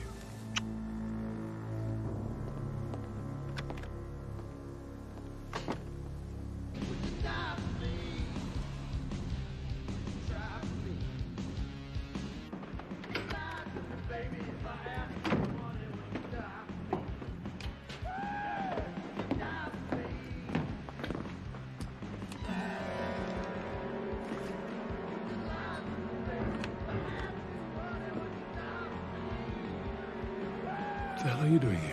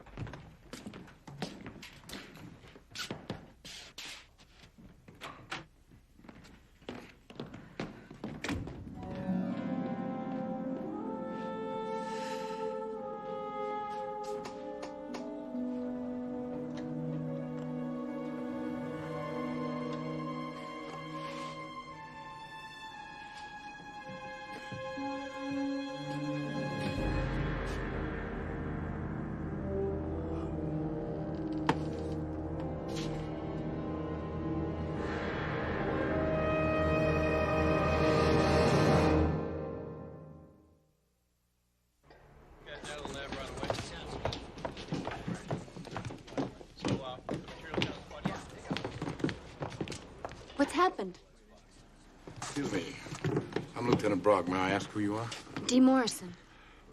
David Morrison's wife? Yes. Well, Mrs. Morrison, I'm afraid I have some very bad news for you, ma'am. David. Yes, ma'am. Your husband was killed earlier this evening. Oh, my God. What happened? He was stabbed to death, ma'am. Lieutenant, take a look at this. No. No.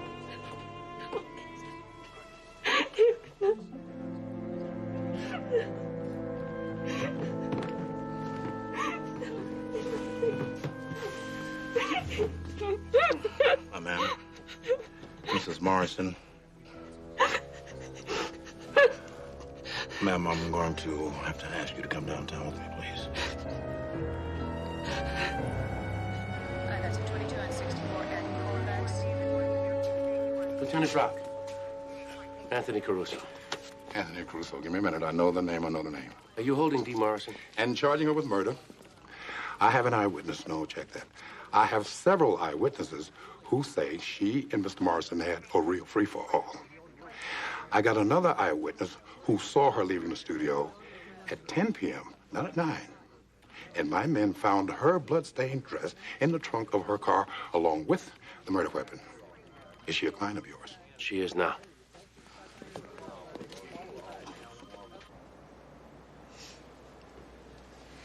Anthony, I didn't kill David. I believe you, Dee. Did you argue with David in front of witnesses? Yes. And what a thrill it was for those four, believe me. Probably went somewhere to drink champagne out of each other's shoes. But before I came home, David and I made up. I swear. What is it that you argued with him about? David's new assistant, Margot. The little tramp pretended David was having an affair with her. Was he? No. He said Margot was a liar, and I believe him. He said he loved me. He did love me, Anthony. With all his heart. Okay, Mr. Morrison, time to go. Promise me you won't worry. Promise me. I'm sure the judge is going to set a reasonable bail. Lieutenant, you take good care of her, huh?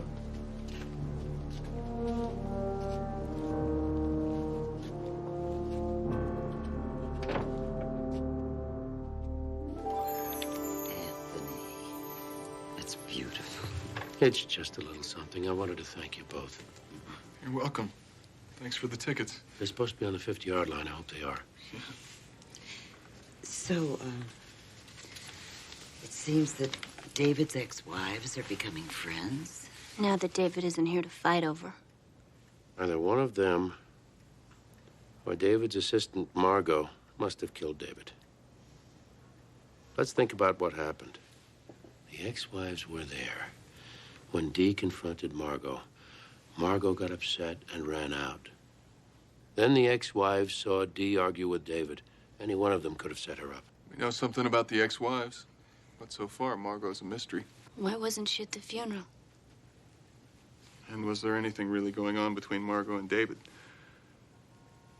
Interesting questions. Dee, will you tell Della everything you can think of about the ex-wives? With pleasure. And Ken? I know. Find Margot. You're ahead of me. I don't know about that.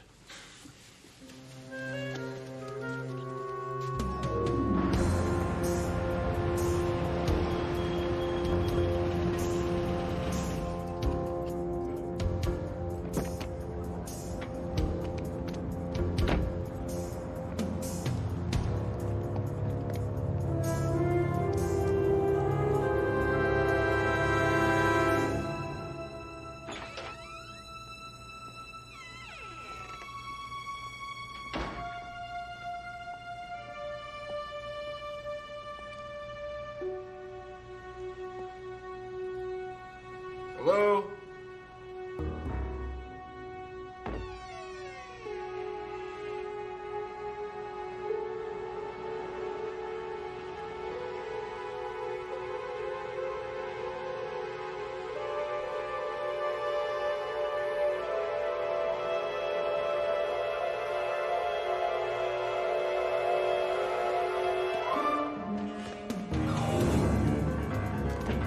Hey.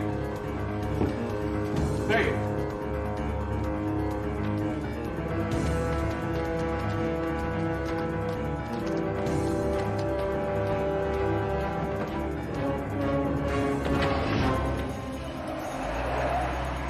Hey, excuse me.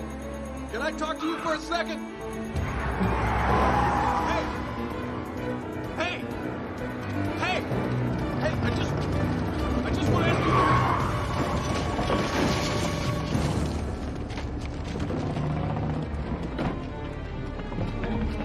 Just don't hurt me, please. I don't just hurt want to me. ask you a few questions. Look, my boyfriend will kill you. Don't Would you understand? wait a second? Can I just forget this whole thing, Look, please? I'm a lawyer. My name is Ken Molansky. I'm investigating the murder of David Morrison. Oh, what does that have to do with me? Are you Margot Rentel? Dumb Blonde's my sister. I'm Deborah. Oh! Ow! What was that for? Look what you did to my car.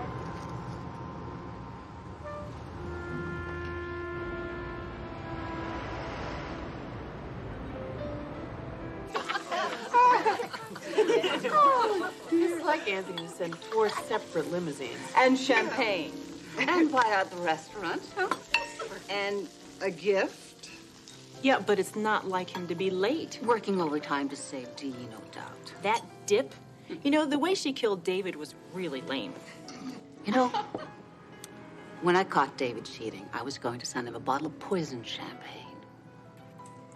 But I didn't know anything about poison. Waiter? What kind of poison goes well with champagne? Now, when I caught David, I was going to shoot him. But then I figured, hey, I'm too young and beautiful to spend my life in jail. I thought that I would kill him. And then I would say, I thought he was a burglar. But he left me before I could do it. I thought simple death was way too good for David. I wanted to gaslight him into suicide. My dear ladies, Oh, there you are. I hate to interrupt your homicidal fantasies, which I have enjoyed to the utmost, but lunch is served. Oh, great. We have a veal piccata, which is, as you know, sautéed in lemon and butter. Bravo. Grazie, cara. And then we have a specialty of mine, broccoli di rapi alla Caruso which is sauteed in olive oil and garlic, once again with the same garnish. I hope you enjoy it very much. Bravo, bravo. Thank you. Why don't you open your presents? Okay. I must tell you that Dee did not kill David, but it's possible that one of you did. This is a subpoena. And what does this mean, Anthony? It means you can't leave town until after the hearing. I love you all. Bon appetit. Au revoir. What?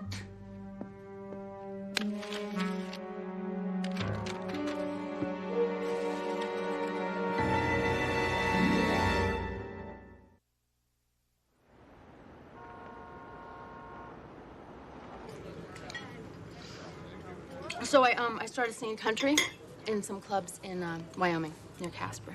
That's my hometown. Folks say I've got sort of a Dolly Parton sound, you know? Now I'm just saving up for a body to match. Oh, good luck. I'm just kidding. Here, this is for the headlight. This is the least I can do. Now, about Margot. She's a bimbo. I drive all the way from Casper. As soon as I get here, she's walking out the door. She says she's got a job in another town. Did she say where? All she told me was I shouldn't make any long-distance phone calls. You know if she took a plane, train, or a bus? Look, for all I know, she hiked her skirt and she hitched. When will she be back? You just don't get it, do you, Melansky? Okay, look, ever since I stole Margot's boyfriend, she doesn't exactly tell me anything. I'm stuffed. No, it's been a trip. See ya. Can I get a check, please? Hey, wait a second. There you go.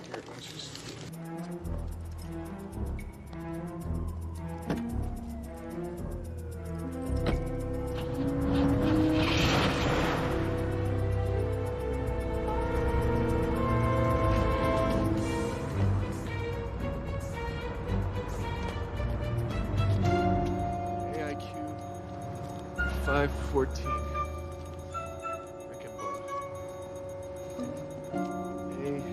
IQ 514. Rickenbaugh.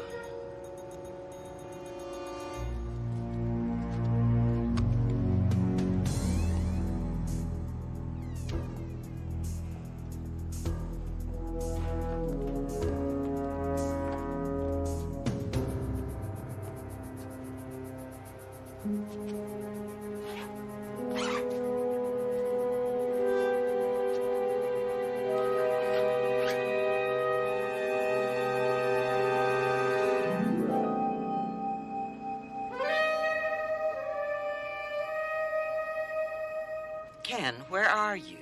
Outside Margot's apartment. She was a blonde, right, Della? Yes, slim, about 115 pounds, dark eyes. I don't think she's a blonde anymore. What do you mean? Well, I met with a young woman who claims to be Margot's sister. She says Margot left town.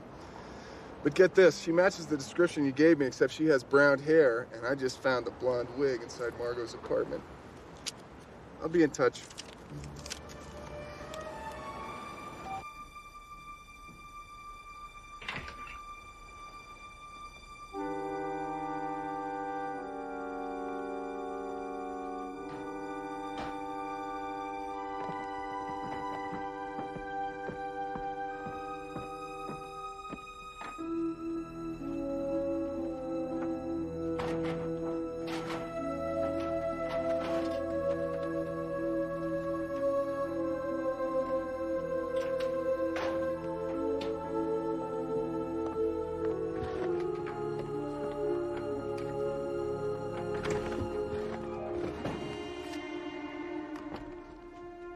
Jane.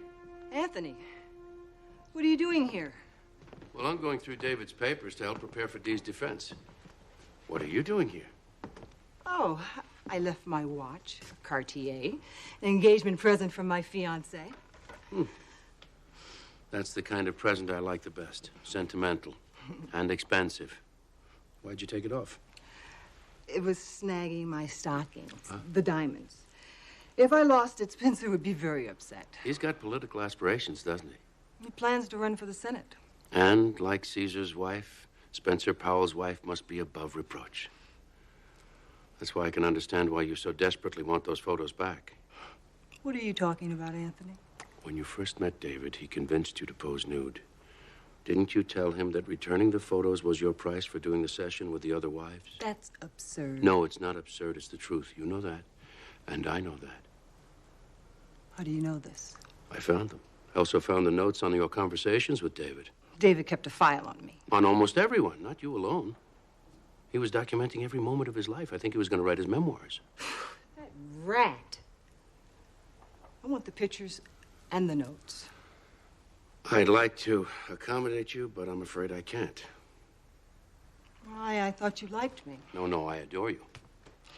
You know, back when you were handling the divorce, I even thought that someday, maybe, you and I could... Oh, be still my heart. The fact that that thought even crossed your mind is a memory I'll treasure forever. The photos must remain with the estate, as must the notes on the conversations, but I will do everything in my power to see that no one ever sees them. This is a nightmare. I know. As soon as this is over, I'm going home to get married. And you must invite me to the wedding, because there's nothing I like better than dancing at someone else's wedding.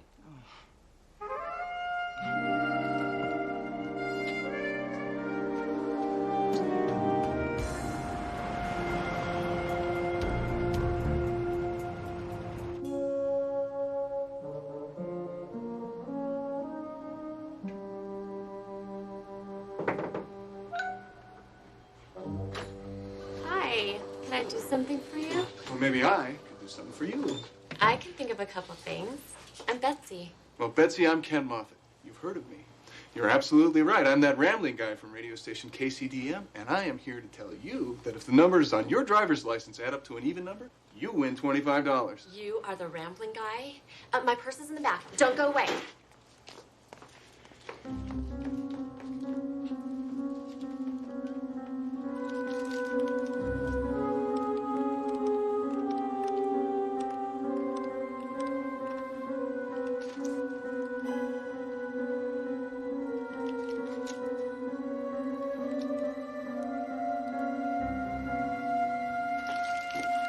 License number adds up to 5. Well, that's okay. Consolation prize is $20. Oh my gosh, this is great. This is great. Do you want to go out? Sorry, can't. Gotta ramble. Well, I'm here every day, 9 to 5. That's great.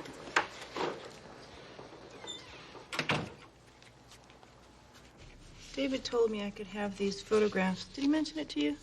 Oh, no, but, Nina, your word is good enough for me. Oh, hey, look at this. David took this of me in Hong Kong for Versace. Very pretty, very colorful. What does it feel like to be that perfect? Can I ask you a question?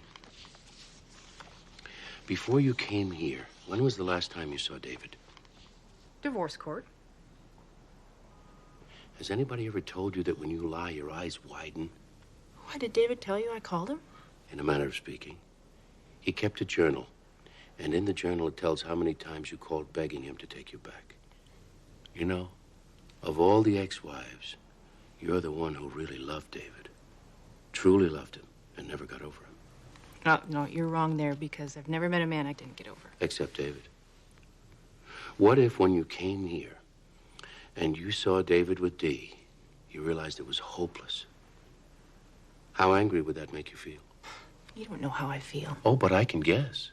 I think it would have made you more than angry. I think it would have made you enraged. That for all your wealth and beauty, and all your love for David, that you were a woman scorned. And your great love for David would have turned into a hatred so deep that you'd rather see him dead than happy with another woman. Just tell me I'm wrong.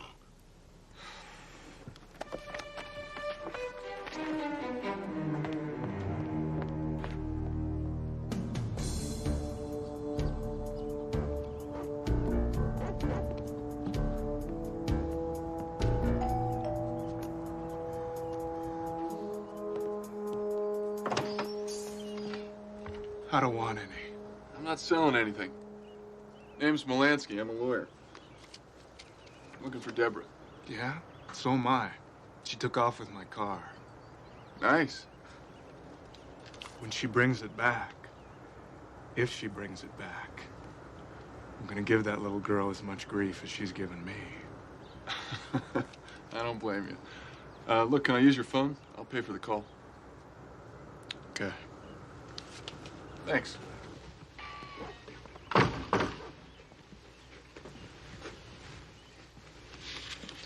There's the phone.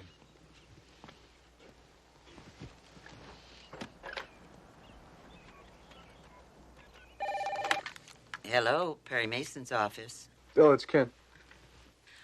Now where are you? Really, who'd have thought? Who would have thought what? Of all the courtrooms in all the world, she had to walk into mine. Ken, you're up to something. Always. Have any messages? No. No kidding. When'd she call? Ken, are you all right? Yeah, no problem. I'll send her roses, Della. I'll talk to you soon.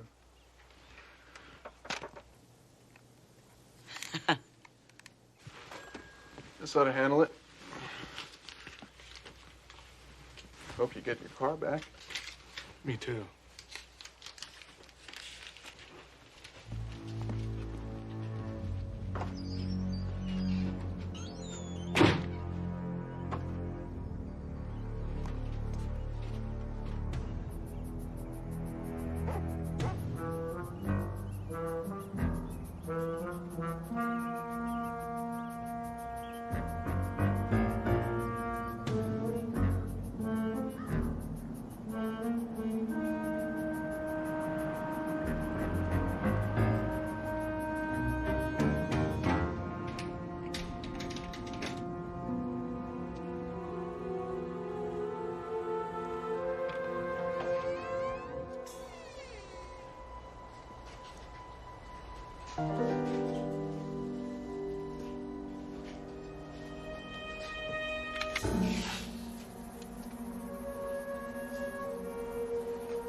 You don't look happy to see me. Why don't you stay right there? I'll shoot. I don't think so. Maybe she will and maybe she won't. But I'm sure about that. Hey, can't we talk about this? Get it.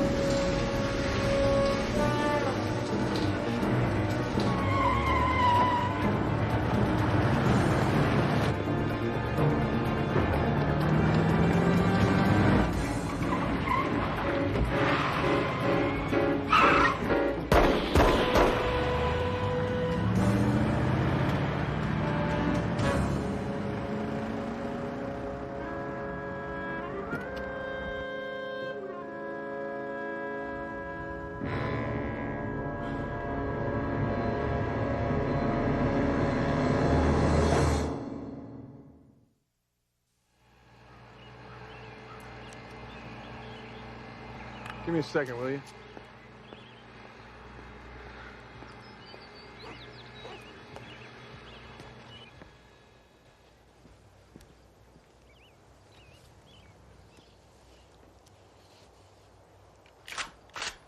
Put your hands up, feller, and turn around.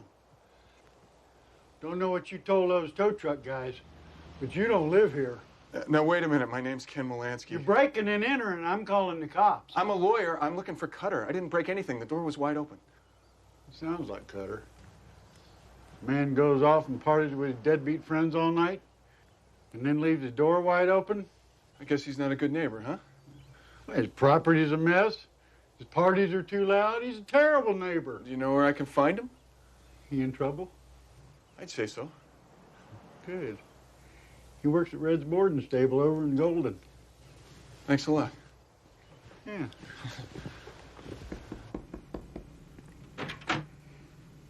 Anthony, what a surprise. Come in. I'll put those over here, please. Yes, ma'am. We got 2 suits, dress, and this hot little number. That's it. Thank you. What are you waiting for? I told the boutique to charge this stuff to my room. Thank you, sir. Don't you love hotels, Anthony? I mean, you can get anything you want. You can get clothes.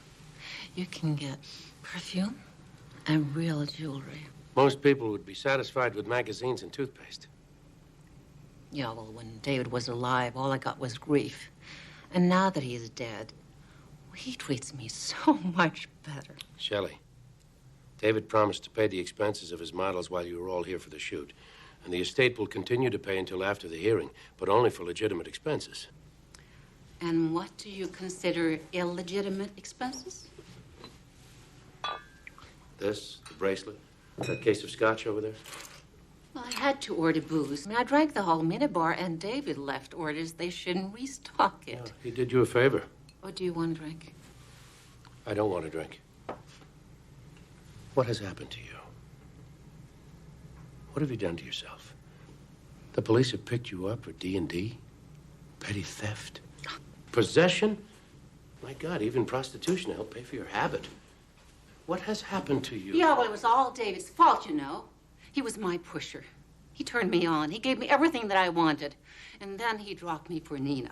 Don't con me. This isn't about David. It's about you. You hated David. Yeah, well, he could have helped me when I was in trouble. He could have hired a lawyer. And he hung me out to dry instead. He didn't even return my phone calls. You're lying, Shelley. What are you talking about? In the past 2 years alone, you called David at least a half a dozen times demanding money and That's a threatening his lie. life. Did David say that? You know, he was a sick, sick man. He kept notes on the conversations. I saw them with my own eyes. You said you would dance on his grave. I didn't mean that. I was just talking. No, you were just out of control. You were drunk, capable of maybe even murder. Do you have friends, Shelley? No. You don't have friends. You have pimps, and you have pushers, and guys you take home at night without even asking their names. And they use you, and you use them. To this conversation. I want you to leave. I leave. But first, you're going to meet somebody I want you to meet. Right on time. Hello, Anthony. Dr. Cooper, this is Shelley Morrison. Nice to meet you, Miss What Morrison. is this all about? Dr. Cooper runs the drug and alcohol rehab facility here in Denver. After the hearing, if you're not arrested for David's murder, you're going to spend 30 days in the will facility. not. Then I'm going to call your probation officer and tell him you haven't been clean and sober. So it's either rehab or it's prison. This is not fair. It is. Be good to yourself. And I'll see you in court.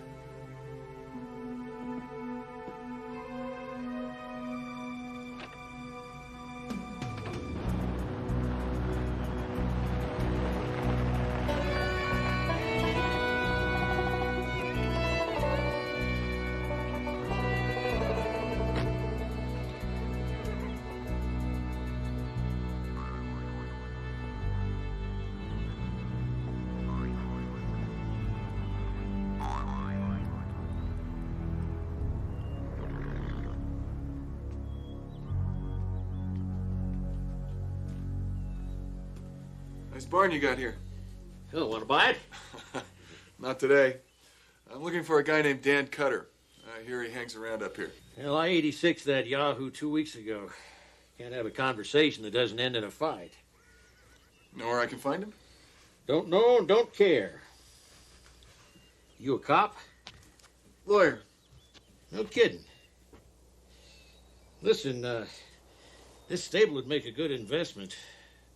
Wouldn't sell it, but I gotta retire. Got a bad ticker. Well, I'll think about it. Thanks a lot. Hey, lawyer. Guy in the back named J.D. Big fellow, red shirt and mustache. Maybe he can help you. Thanks a lot. 50.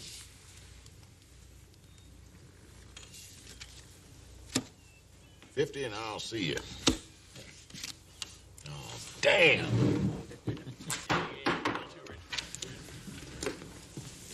Your name, J.D.? Yeah. My name's Melansky. I'm looking for Dan Cutter. You a cop? No, I'm a lawyer. Just want to ask him a few questions. You know where I can find him? For $200, I might.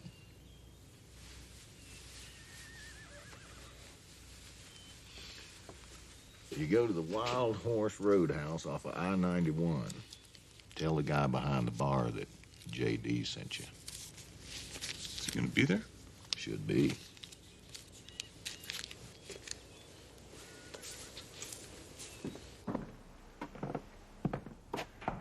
Anthony, Della told me I'd find you here. How are you, Abby? Won't you have a seat? Thank you. Well, is there something I can do for you? Yes. Loan me a copy of the museum's mailing list. I want to send out brochures of my work. That's a terrific idea. Thank you. So your career is going well? Very well. My paintings are selling great. I was Southwestern Artist of the Year last year. Then why did I get the idea that you were still angry at David for breaking his promise to buy you an art gallery? Anthony. David broke promise to all his wives. Why should I be different? But you were different. You accepted a reduced divorce settlement in return for David's verbal promise to set you up in business. And then when he reneged on that later, you felt swindled. How would you feel? I don't know.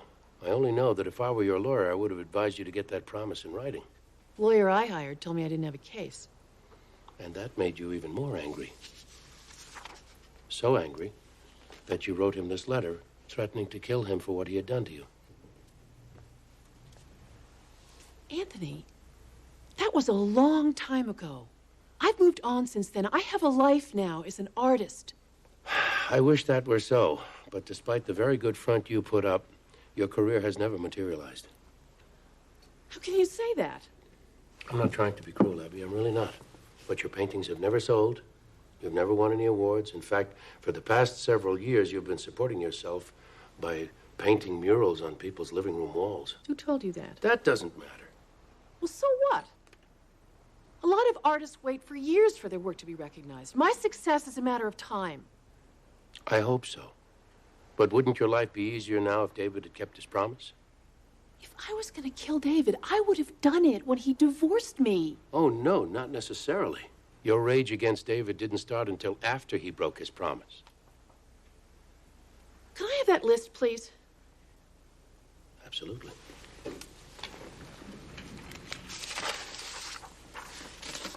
Good luck. Thank you, Anthony.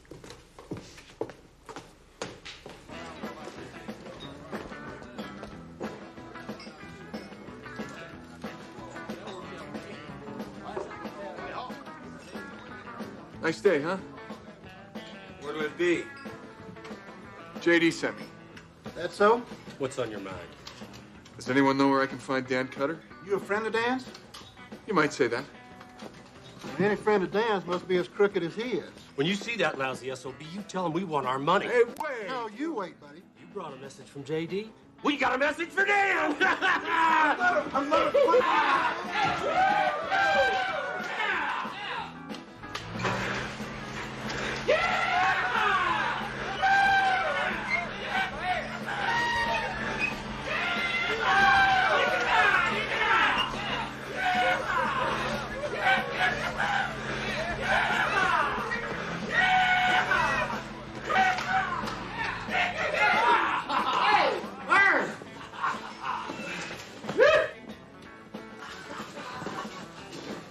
No friend of Dan's could handle that bull.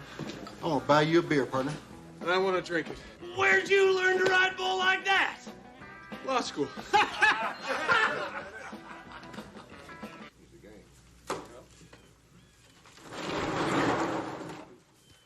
Why don't you deal him out?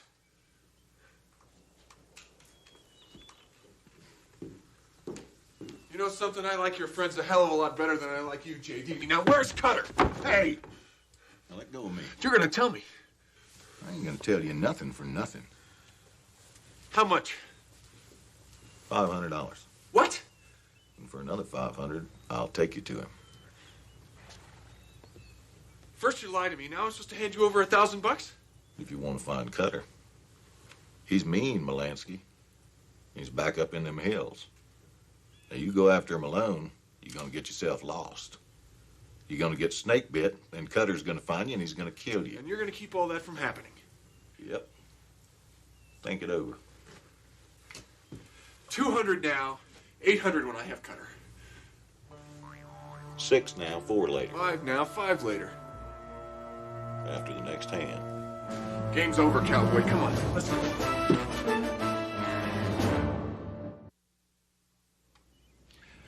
Lieutenant Brock, you conducted the investigation into the death of David Morrison? Yes, I did, sir. I show you this antique dagger, People's Exhibit number 3, and ask if you recognize it. Yes, it has my mark on it. We've already heard testimony that this dagger was used to kill David Morrison. When did you first see this weapon? We found it in the trunk of D. Morrison's car. And whose blood was on that dress? Well, it was blood type O, the same as the victim's. Thank you, Lieutenant. You're quite welcome, sir. No further questions, Your Honor. You may step down, Lieutenant.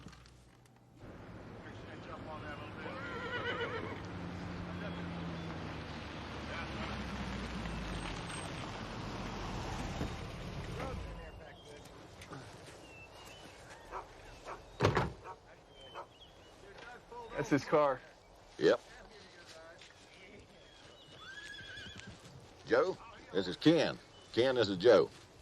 Joe, sorry, we can't help you. We're booked all the way through November. Well, I'm not on vacation. I'm looking for Dan Cutter. You missed him. Where'd he go? Up into the Medicine Bow Mountains. He and that girlfriend, Deborah, hunting elk. You know it's black powder season. I met Deborah. When will they be back? I don't know. Depends when they kill their elk. Could be a couple weeks. I can't wait a couple of weeks. Well, I know the medicine bow and I can track. I'll take you to him. How much? 1,500 plus expenses. Forget it. Fine. I got a poker game. You know anyone that can track me to Dan Cutter? Nope.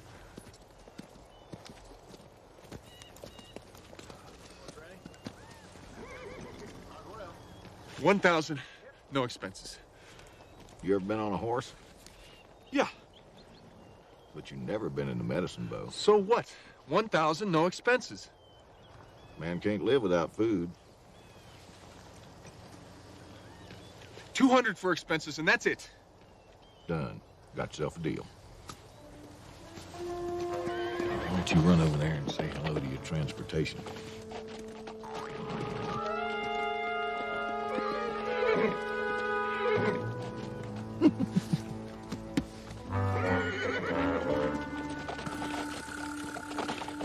Mr. Jones, am I correct in saying that you are a member of the rock music band called Motivation? Yeah, lead guitarist.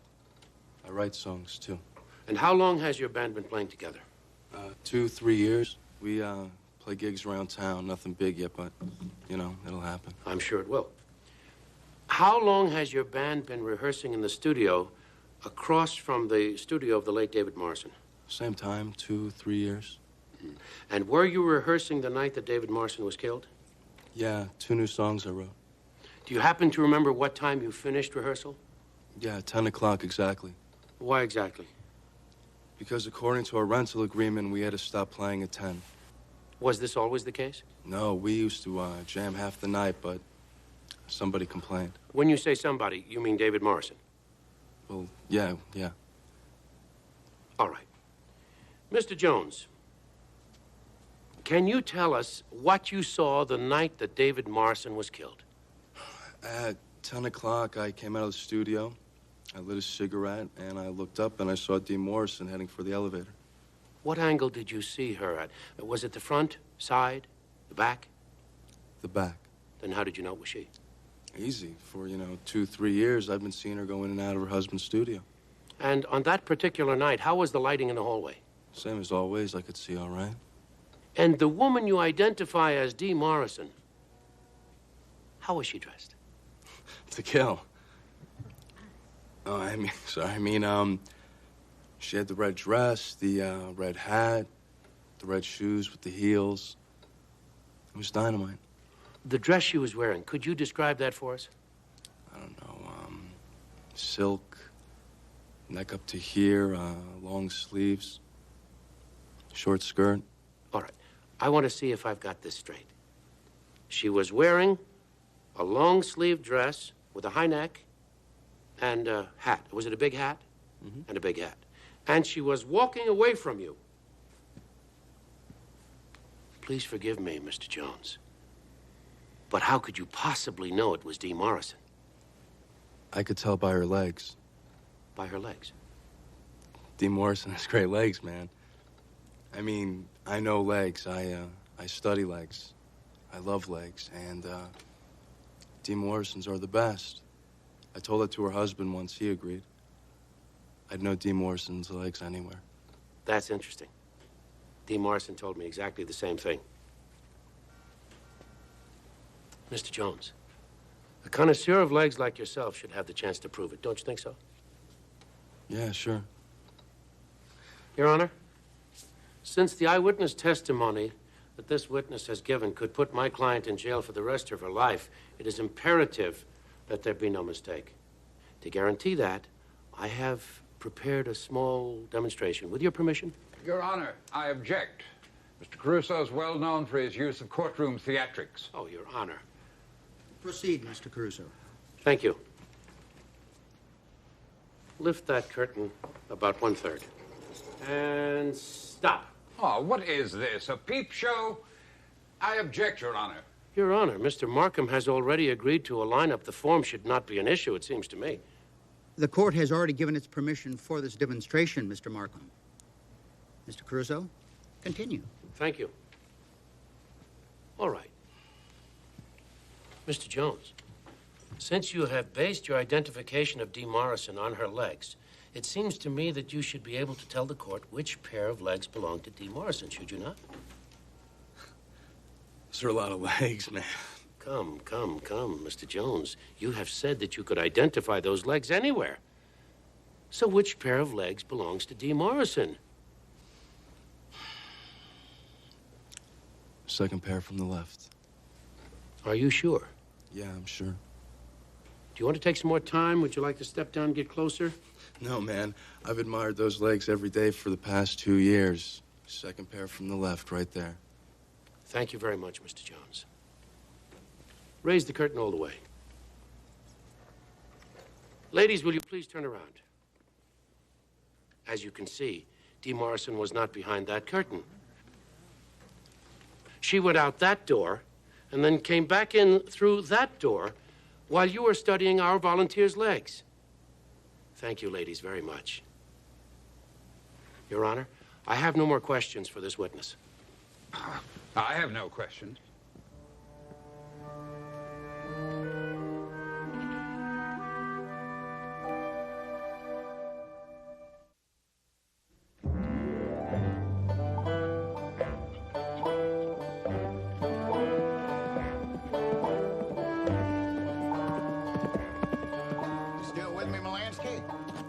Much farther. Oh, no, here looks like this place is any. Why don't we just make camp? Great. You okay? Oh, great. I thought you might be a little sore or something, but I guess not, huh? Never felt better.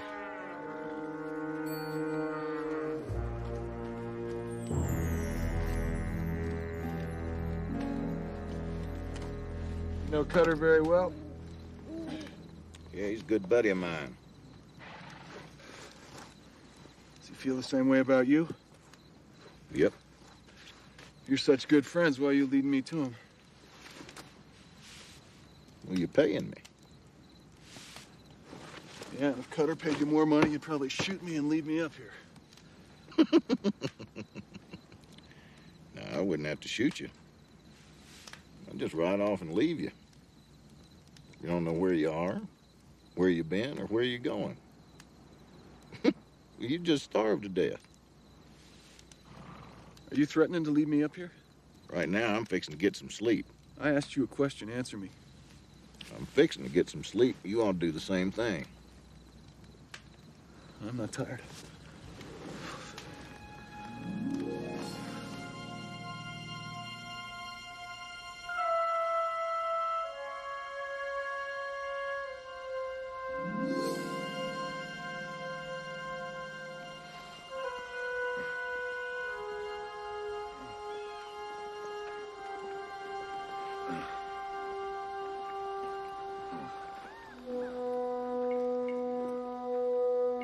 JD?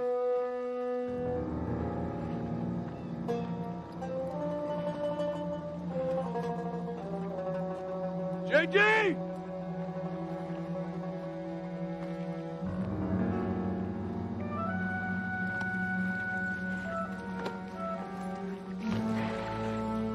Whoa, whoa, whoa, whoa. Come on. Hey!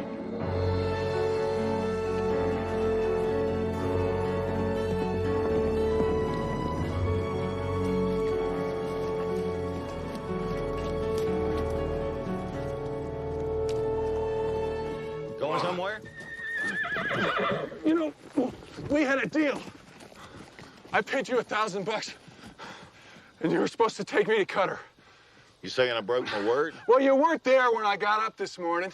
You questioning my honor? Oh, knock it off, JD. You wouldn't know honor if it asked you to dance. Now, where the hell were you? Round us up some breakfast.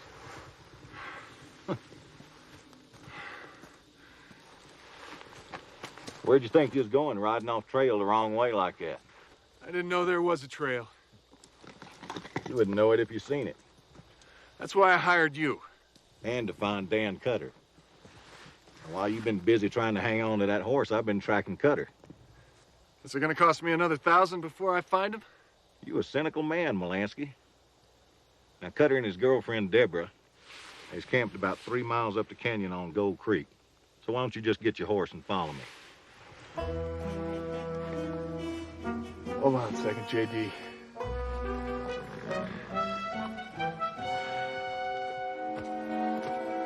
It's okay.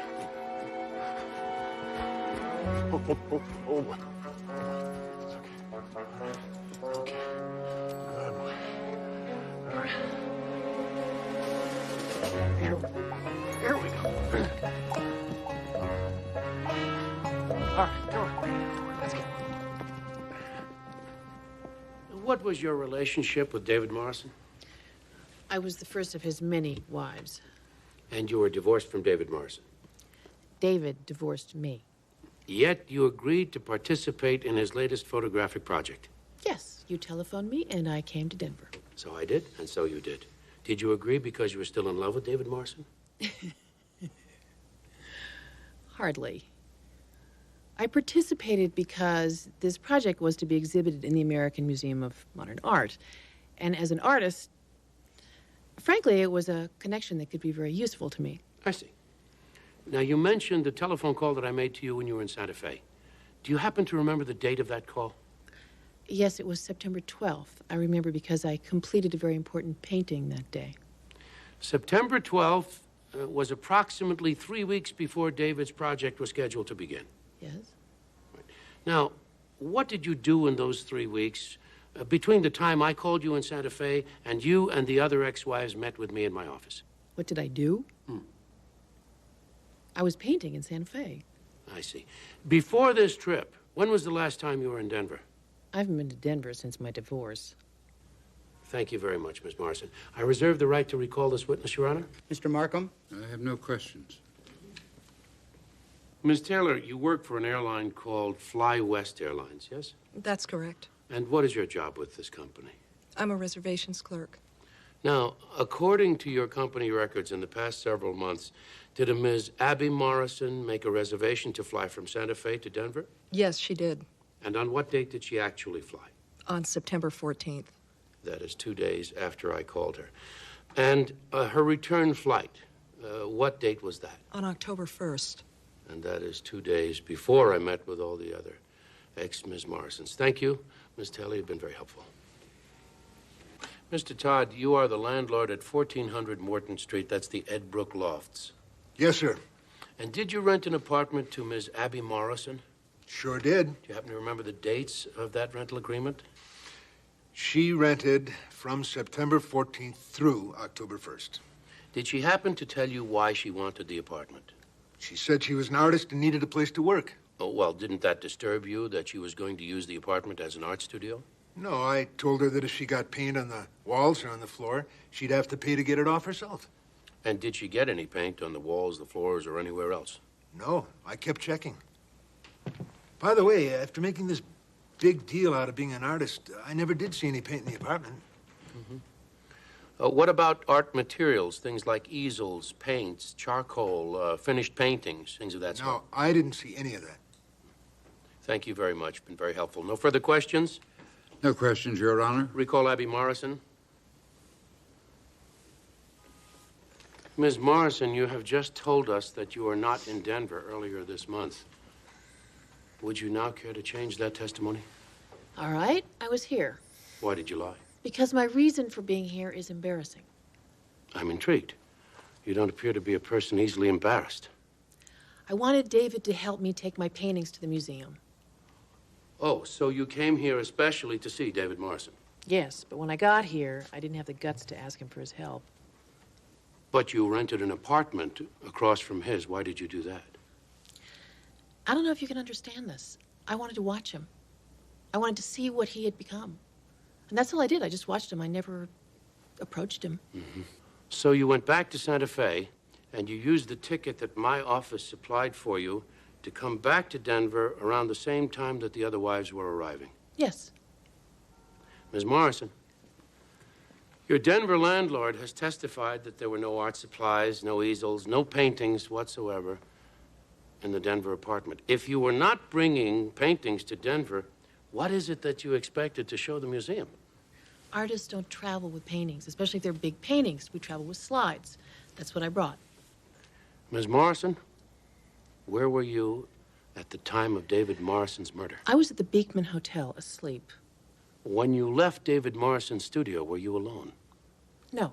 I left the studio with the other wives. We went back to the hotel. Then I went to sleep. Do you recognize this woman? No, I don't think so. Ms. Wilson is a maid at the Beekman Hotel. She is prepared to testify that you didn't sleep in your bed that night. I am not on trial here. Your Honor. Ms. Morrison, where were you at the time of David Morrison's murder? Where were you, Ms. Morrison? I spent the night with a friend. May we know the name of this friend? I can't tell you that. Why not? You don't remember? You're unwilling? Why can't we hear the name? He's married. And I love him, and if I were to expose our affair, it would ruin his marriage. It would ruin his life. What is his name? I can't tell you that. Your Honor, will you please tell the witness where this is going? Miss Morrison, you must answer the question or be held in contempt. No. Miss Morrison, this court holds you in contempt. Perhaps after a night in jail, you'll be ready to answer the question. Bailiff?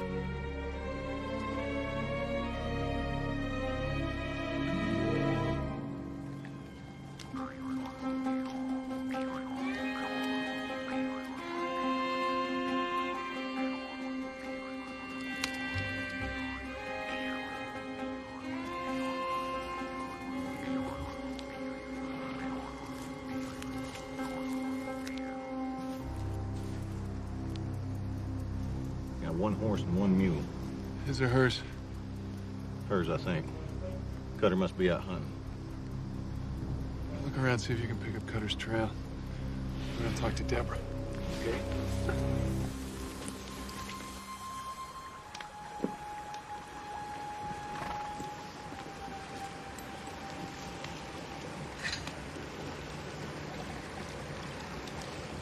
Hello, Deborah. Or should I say Margot? You had no business following me here.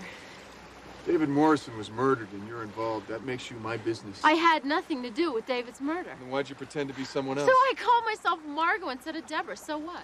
Might just call myself something else tomorrow. The blonde wig, the makeup? It's called changing your look, Molansky, all right? Models do it all the time. It's fun. You should try it. Why'd you run?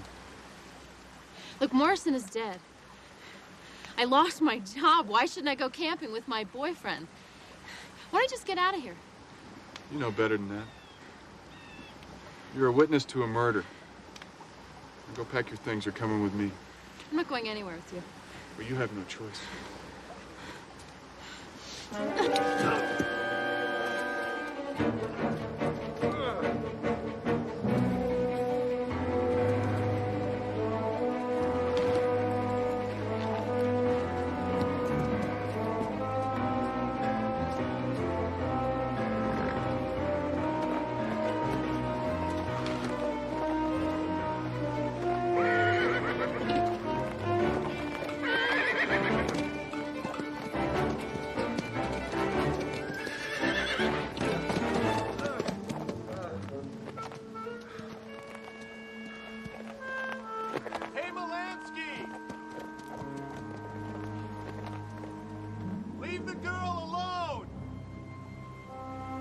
Unless you want to be charged with obstructing justice, she's coming back with me. I don't think so.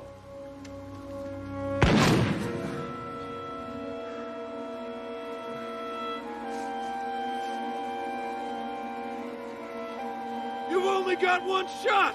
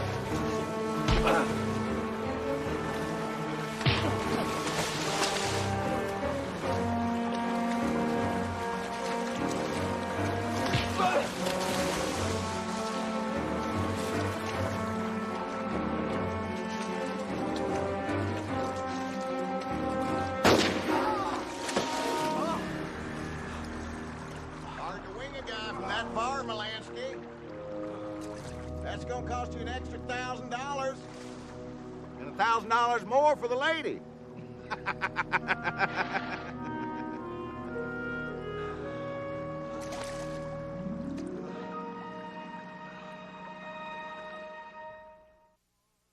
Jenny was a pretty girl, Lord only knows.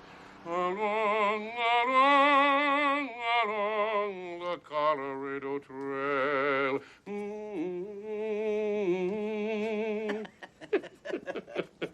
You know what Denver is?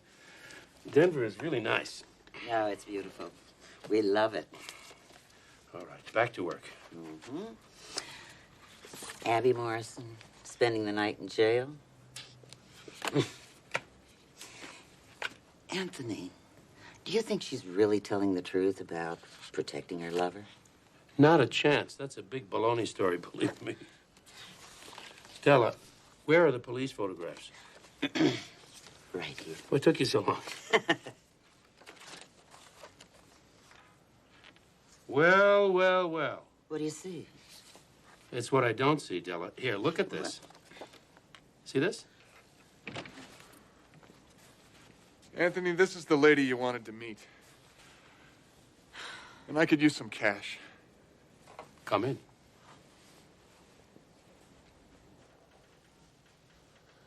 Ms. Morrison, I am sure your night in jail is not an experience you want to repeat. So please, make it easy on yourself. Tell us where you were and who you were with at the time of David Morrison's murder. I refuse to answer that question. In that case, Miss Morrison, the bailiff will return you to jail. Your Honor, if you please, I would like to go past that question so that Ms. Morrison may continue her testimony. The court finds the witness in contempt. But you may continue, Mr. Caruso. Thank you, Your Honor. There is a young woman in this court. I'm asking her to stand. Ms. Morrison, do you recognize this woman? Yes, she's Margot, David's assistant. When did you meet her? On the first day of shooting. Did you know her before? No. No further questions, Your Honor. I reserve the right to recall this witness. Mr. Markham? No questions, Your Honor. Will you please state your name? Deborah Walters? Not Margot Rentel. No. And where are you from? Santa Fe, New Mexico. Who are your parents? David Morrison. And Abby Walters Morrison.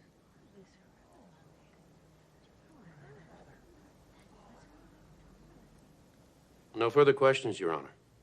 Mr. Markham? No questions, Your Honor. Thank you, Ms. Walters. You may step down. I am recalling Abby Morrison.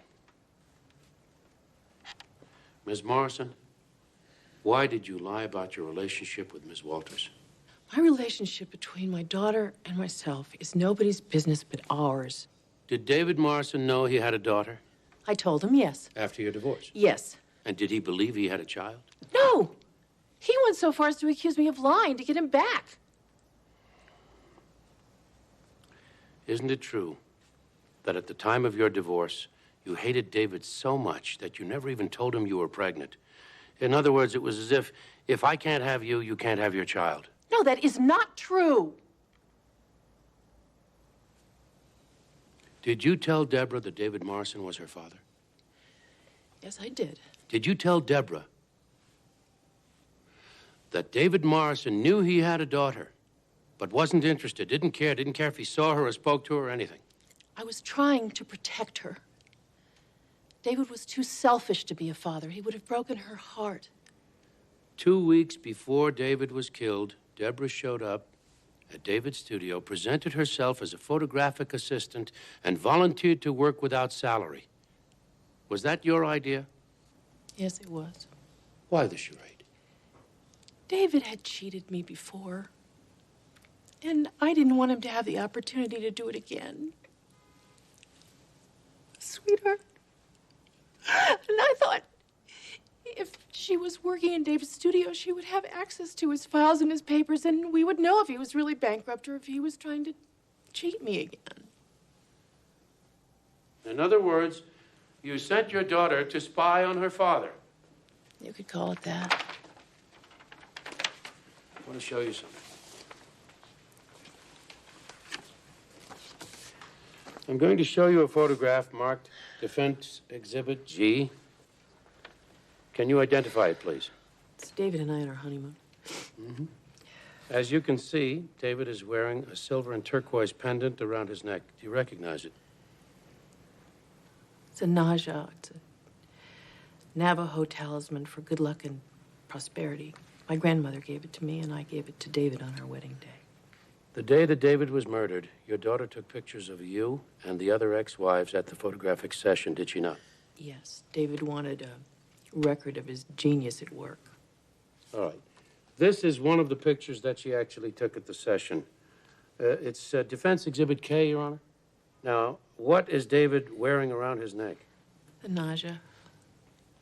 And David was wearing the Naja the night he was killed.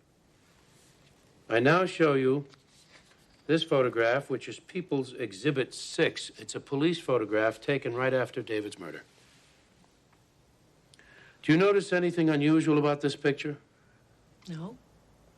The Naja is missing, and the broken chain is lying next to him on the floor. I don't see anything significant about that. Oh. I think you do. No further questions, Your Honor. Mr. Markham? I have no questions, Your Honor. We call Deborah Walters, please.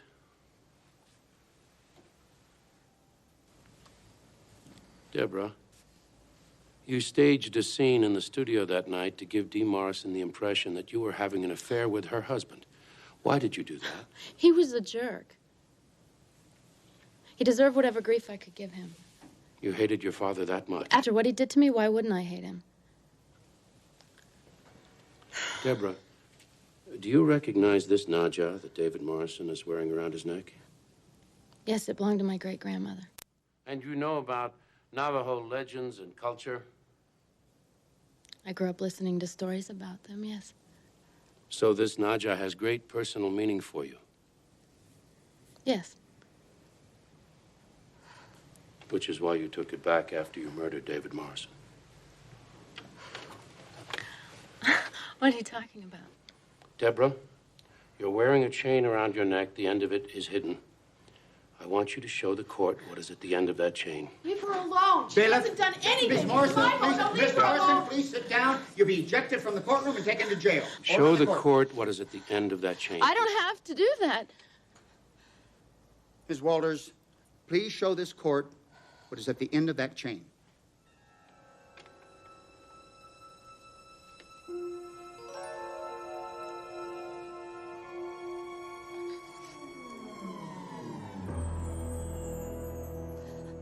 Isn't it true that your mother realized what you were going to do and she raced from her hotel room to try to stop you. I called her and I told her I was going to kill him. She begged me not to. She said she was going to come right over. But she was too late. You had already murdered your father. Yes. But I am not sorry. Because he never left me. That's what you told me, Mom. He never loved me. Your Honor, in view of this evidence, I ask you to set aside the charges against my client, Dee Morrison. Mr. Markham, The people agree? the charges against Dee Morrison are dismissed. Bailiff, please take Miss Walters into custody. This court is adjourned. He loved all of them, but he never loved me. All rise.